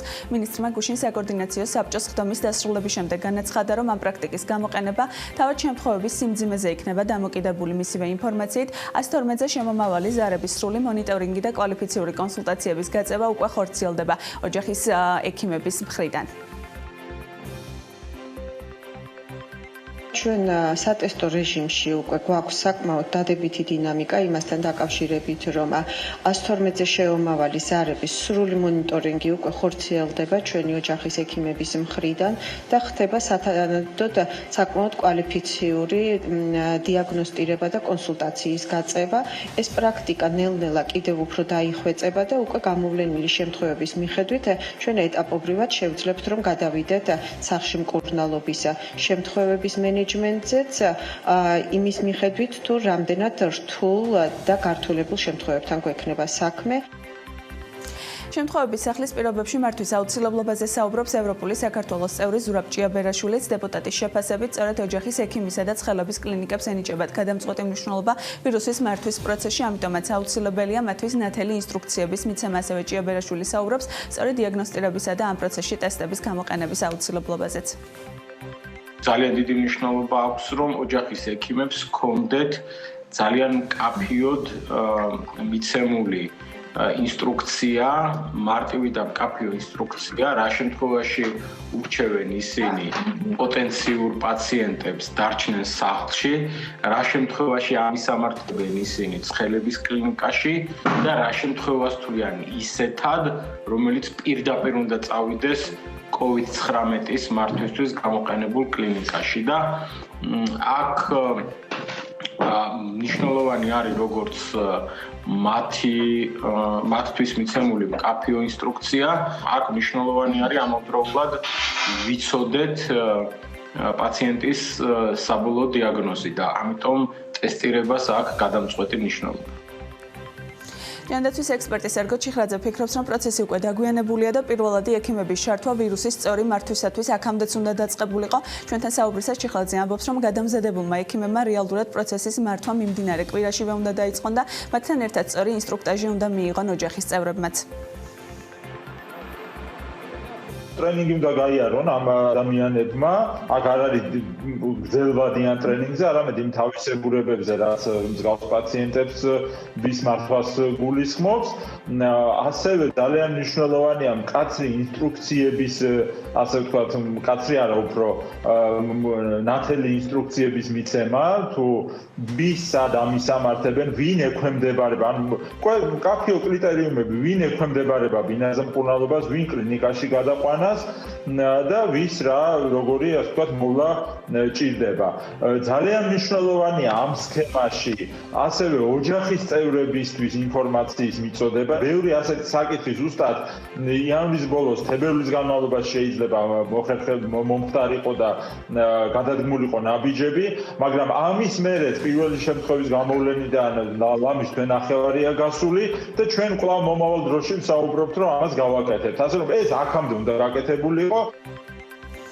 გიორგი გახარიამ ჯანდაცვის სამინისტროს გასული კვირის ბოლოს ორდღიან ვადაში ჰოსპიტალური სექტორის სრული მზაობის შემოწმება დაავალა მთავრობის მეთაურმა ჯანდაცვის სამინისტროსგან მოითხოვა დეტალური ინფორმაცია რამდენად მზად არიან ვირუსთან ბრძოლის პირველ ცხელხაზზე და აღნიშნა რომ ქვეყანას 1200-მდე სოფლის ექიმი და 2000 ოჯახის ექიმი ყავს. რა გაკეთდა ვადის 60 წუთის შემდეგ ამაზე საუბარს უკვე ჯანდაცვის სამინისტროს ჯანდაცვის დეპარტამენტის პროგრამების სამმართველოს უფროსთან ეკა ადამიანთან გავაგრძელებთ საუბარს რომელიც პირდაპირ ეთერში გვერდება. მოგესალმებით ქალბატონო ეკა, მადლობა რომ ხართ ჩვენთან ერთად.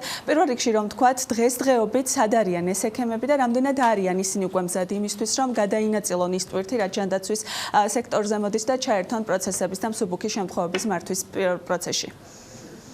მოგესალმებით, მივესალმებით თქვენს მაყურებელს. პირველად ჯანდაცვა უმნიშვნელოვანესი სექტორია COVID-თან ბრძოლის საქმეში, როგორც თქვენც აღნიშნეთ და ჩვენ ასე ვთქვათ ყველანაირად მზად ვართ იმისთვის რომ ეს ექიმები პროცესში ჩავხტოთ. პირველი ღონისძიება რაც გაკეთდა, ეს არის ონლაინ კლინიკების გააქტიურება. ონლაინ კლინიკები ეს არის 112-თან ასე ვთქვათ დაკავშირებული პირველადი ჯანდაცვის დაწესებულებები, რომლებიც ნებისმიერ ზარს პაციენტებისგან მიღებულს უპასუხებენ, ანუ სიმპტომის მქონე პაციენტებისგან მიღებულს არებს უპასუხებენ, გაივლიან კონსულტაციას და ესე ვთქვათ ამ პაციენტების მონიტორინგს განახორციელებენ 14 დღის განმავლობაში, რამდენიმეჯერ გადაურეკავენ და ეყოლებათ ესენი აქტიურ კონტაქტზე. ეს არის პირველი ნაბიჯი, რაც გაკეთდა პირველადი ჯანდაცვის ესე ვთქვათ ჩასართავად ამ პროცესში. გარდა ამისა დამტკიცდა პირველადი ჯანდაცვის დონეზე COVID დადასტურებული შემთხვევების ან საეჭვო შემთხვევების მართვის პროტოკოლი და ამ პროტოკოლის შესაბამისად დაწყებული არის ამ ასე ვთქვათ სექტორის სამედიცინო პერსონალის გადამზადება.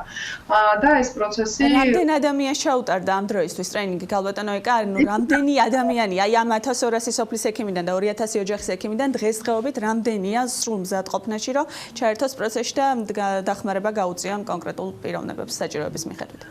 იცით რა ზუსტი რიცხვის თქმა ამ წუთას მე გამიჭირდება, იმიტომ რომ ეს ტრენინგი ხა ყოველდღურად ტარდება და შესაბამისად პრაქტიკულად იმ კვირის ბოლოსთვის სრულად დასრულებული იქნება ეს პროცესი. შესაბამისად ეხლა ამ წუთას ზუსტად რამდენი გადამზადებული ამის ხმა გამიჭირდება, თუმცა ის კლინიკები, რომლებიც უკვე ჩართული არიან ამ ონლაინ პროცესში, თავისი ბრიგადებით, ანუ თითოეულ კლინიკას 4-4 ბრიგადა ყავს მინიმუმ, ესენი ყველა არის გადამზადებული ამ წუთისთვის და ყველა არის მზად რომ ასე ვთქვათ უკვე მართონ ეს შემთხვევები ბინაზე იქნება თუ გადაამისამართონ შესაბამის კლინიკებში. მთელი საქართველოს მასშტაბით არის შესაძლებელი რომ ყველა რეგიონში ეს პროცესები დაწყებულია თუ მხოლოდ კონკრეტული რეგიონებისთვის ჯერ და ეტაპობრივად მოხდება მთელი საქართველოს მოცვა. კლინიკები ჩართული არის ქვეყნის მასშტაბით, ყველა რეგიონში არის მინიმუმ თითო კლინიკა, რომელიც ფარავს, ასე ვთქვათ, მიმდებარე ტერიტორიაზე სრულ ტერიტორიას. ანუ მთელი ქვეყანა არის მოცული ამ 25 კლინიკის მეშვეობით.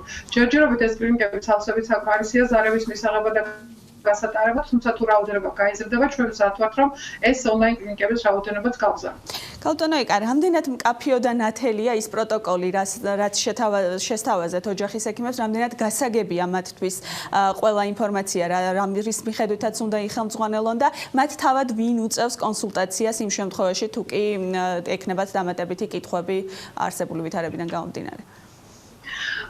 ეს პროტოკოლი ძალიან ასე ვთქვათ გასაგებო და მარტივ ენაზე დაწერილია. ნებისმიერ ადამიანს შეუძლია წაიკითხოს და გაიგოს, ესე ვთქვათ, რას ნიშნავს COVID-ის საეჭვო შემთხვევის ან დადასტურებული შემთხვევის მართვა პირველად დონეზე და გარდა ამისა, ჩვენ ვფიქრობთ ძალიან ასე ვთქვათ მოქნილი და მარტივი მექანიზმი გვაქვს ასევე ტრენინგების, რომლის ფარგლებშიც ისინი ძალიან იოლად აითვისებენ ამ პროცედურებს და ესე ვთქვათ მართვის პრინციპებს, ხოლო რაც შეეხება თვითონ ამ შემთხვევების მართვას ბინაზე, ეს თქვენ მსოფლიოს პრაქტიკაც არის და ალბათ გსმენიათ, რომ მრავალ ქვეყანაში არის ეს პრაქტიკა უკვე გამოყენებული, ეს არის მარტივი შემთხვევების მართვა, რა თქმა უნდა, რომელიც ასე ვთქვათ არ საჭიროებს დამატებით სტაციონირებას, ასეთი შემთხვევების მართვა განიხილება ბინაზე ამ პროტოკოლის ფარგლებში, თუმცა ეს ამ წუთას შემიძლია დავადასტურო, რომ ჯერჯერობით ჩვენ ამის საჭიროება არ გვაქვს ქვეყანაში, იმიტომ რომ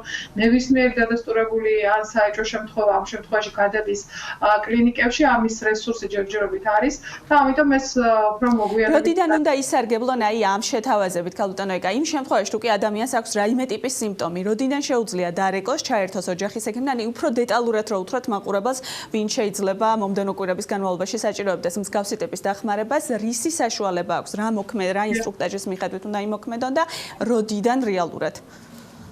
უკვე მეორე კვირა არის ჩართული არის 25 კლინიკა 112-ის მომსახურებაში. ეს იმას ნიშნავს, რომ დღესაც და დღეის შემდეგ ნებისმიერ დროს და უკვე გულშინაც ნებისმიერ პირს, რომელიც რესპირატორული პრობლემების მქონეა, უფიქსირდება ცხელება, ან ხველა, ან რაიმე ნიშანი, რომელიც დისკომფორტს უქმნის, შეუძლია დარეკოს 112-ზე და შეუძლია კი არა და სავალდებულოდ უნდა დარეკოს 112-ზე და არ წავიდეს ესე ვთქვათ თვითნებურად რომელიმე კლინიკაში. პირველი ქმედება, რაც მოქალაქეებმა უნდა განახორციელონ, არის სატელეფონო ზარი, რომ სატელეფონო კონსულტაცია ქონდეთ პირველადი ჯანდაცვის რგოლთან და ესე ვთქვათ მათი კონსულტაციის შემდეგ იმოქმედონ და გადადგან შემდგომი ნაბიჯები. ეს ძალიან მნიშვნელოვანია იმისთვის, რომ დაიცვან როგორც თავისი თავი დამატებითი ინფიცირებისგან თუ მათ არაფერი არ აქვთ, ასევე სხვა პირები თუ ისინი შემთხვევით რა პერიოდის განმავლობაში უნდა იყვნენ ისინი ბინაზე და რა სიხშირით უნდა ქონდეთ კონტაქტი ოჯახის ექიმებთან, აი ეს პროცესი როგორ ხდება იმ შემთხვევაში თუ კი ურთულდება სიტუაცია, როგორ უნდა მოიქცეს, რამდენად ახლო და რა რაოდენობის კონტაქტები აქვთ ამ ოჯახის ექიმებთან, უნდა ქონდეთ უბრალოდ. კი ბატონო, ონლაინ კლინიკის ფარგლებში სამედიცინო ტრიაჟი, ანუ ეს ექიმების მიერ პაციენტის მონიტორინგი გულისხმობს 14 დღის განმავლობაში ამ პაციენტის გადამოწმებას, ანუ ექიმები ესე ვთქვათ ურეკავენ მას ყოველ მე-3, მე-6, მე-10, მე-14 დღეს და ანუ ამოწმებენ ამ პაციენტის მდგომარეობას, ანუ როგორ მიდის ეს პროცესი. თუ რაიმე პროცესი ესე ვთქვათ გართულდა ან რაიმე სხვა დამატებითი სიმპტომი დაემატა და ექიმი ჩათვლის საჭიროთ რომ შეიძლება პროცესი გართულების რისკის იყოს, რა თქმა უნდა, აქ გადამისამართება ხდება ეგრევე ცხელების კლინიკაში ან კოვიდის მართვის კლინიკებში და ესე ვთქვათ და ბოლოს მინდა რომ კითხო ქალბატონო ეკა, რამდენი აი ეს ექიმები, რაც ყავს ოჯახის ექიმები და სოფლის ექიმები, რამდენად არის საკმარისი იმისათვის, რომ თუ კი პროცესი გართულდება და რეალურად შემთხვევების მატებას ექნება ადგილი, გაწვდება სრულად საქართველოს და სრული მოცვა იქნება ამის რესურსი თუ გვაქვს და ან თუ იგეგმება დამატებით კიდე სხვა პირების ჩართვა. პირველ რიგში აუცილებლად უნდა აღვნიშნო, რომ არც ერთი დრამატული სცენარით ჩვენ ისეთ რაოდენობას არ ველოდებით, რომ ჩვენი სამედიცინო პერსონალი სტაციონარის იქნება თუ პირველად ჯანდაცვის დონეზე არ გვეყოს. ანუ ყველაზე რთული სცენარის შემთხვევაშიც კი ეს რაოდენობა საკმარისია. ჩვენ ქვეყნის მასშტაბით სრულად ვახდენთ როგორც კლინიკების მობილიზება შესაბამისი მიმართულებებით, ასევე პერსონალის მობილიზებას და შესაბამის ეტაპებზე საჭიროების შესაბამისად იქნება ჩართული, ასე რომ ამის საშიშროება ნამდვილად არ გვაქვს, რომ ძალიან დიდი მადლობა. დიდი მადლობა ეკა ადამია ჯანდაცვის დეპარტამენტის პროგრამების ჯანდაცვის სამმართველოს ხელმძღვანელი პასუხობდა ჩვენი დღევანდელი საქმიანი დილის შეკითხვებს. მადლობა დადია ჯაფიჩაძეს და მის სტუმარს საქმიანი დილას ამით ვასრულებთ საქმის კურს ეთერებში ხვდებით ერთმანეთს დღის განმავლობაში. მადლობა ყურადღებისთვის, ნახვამდის.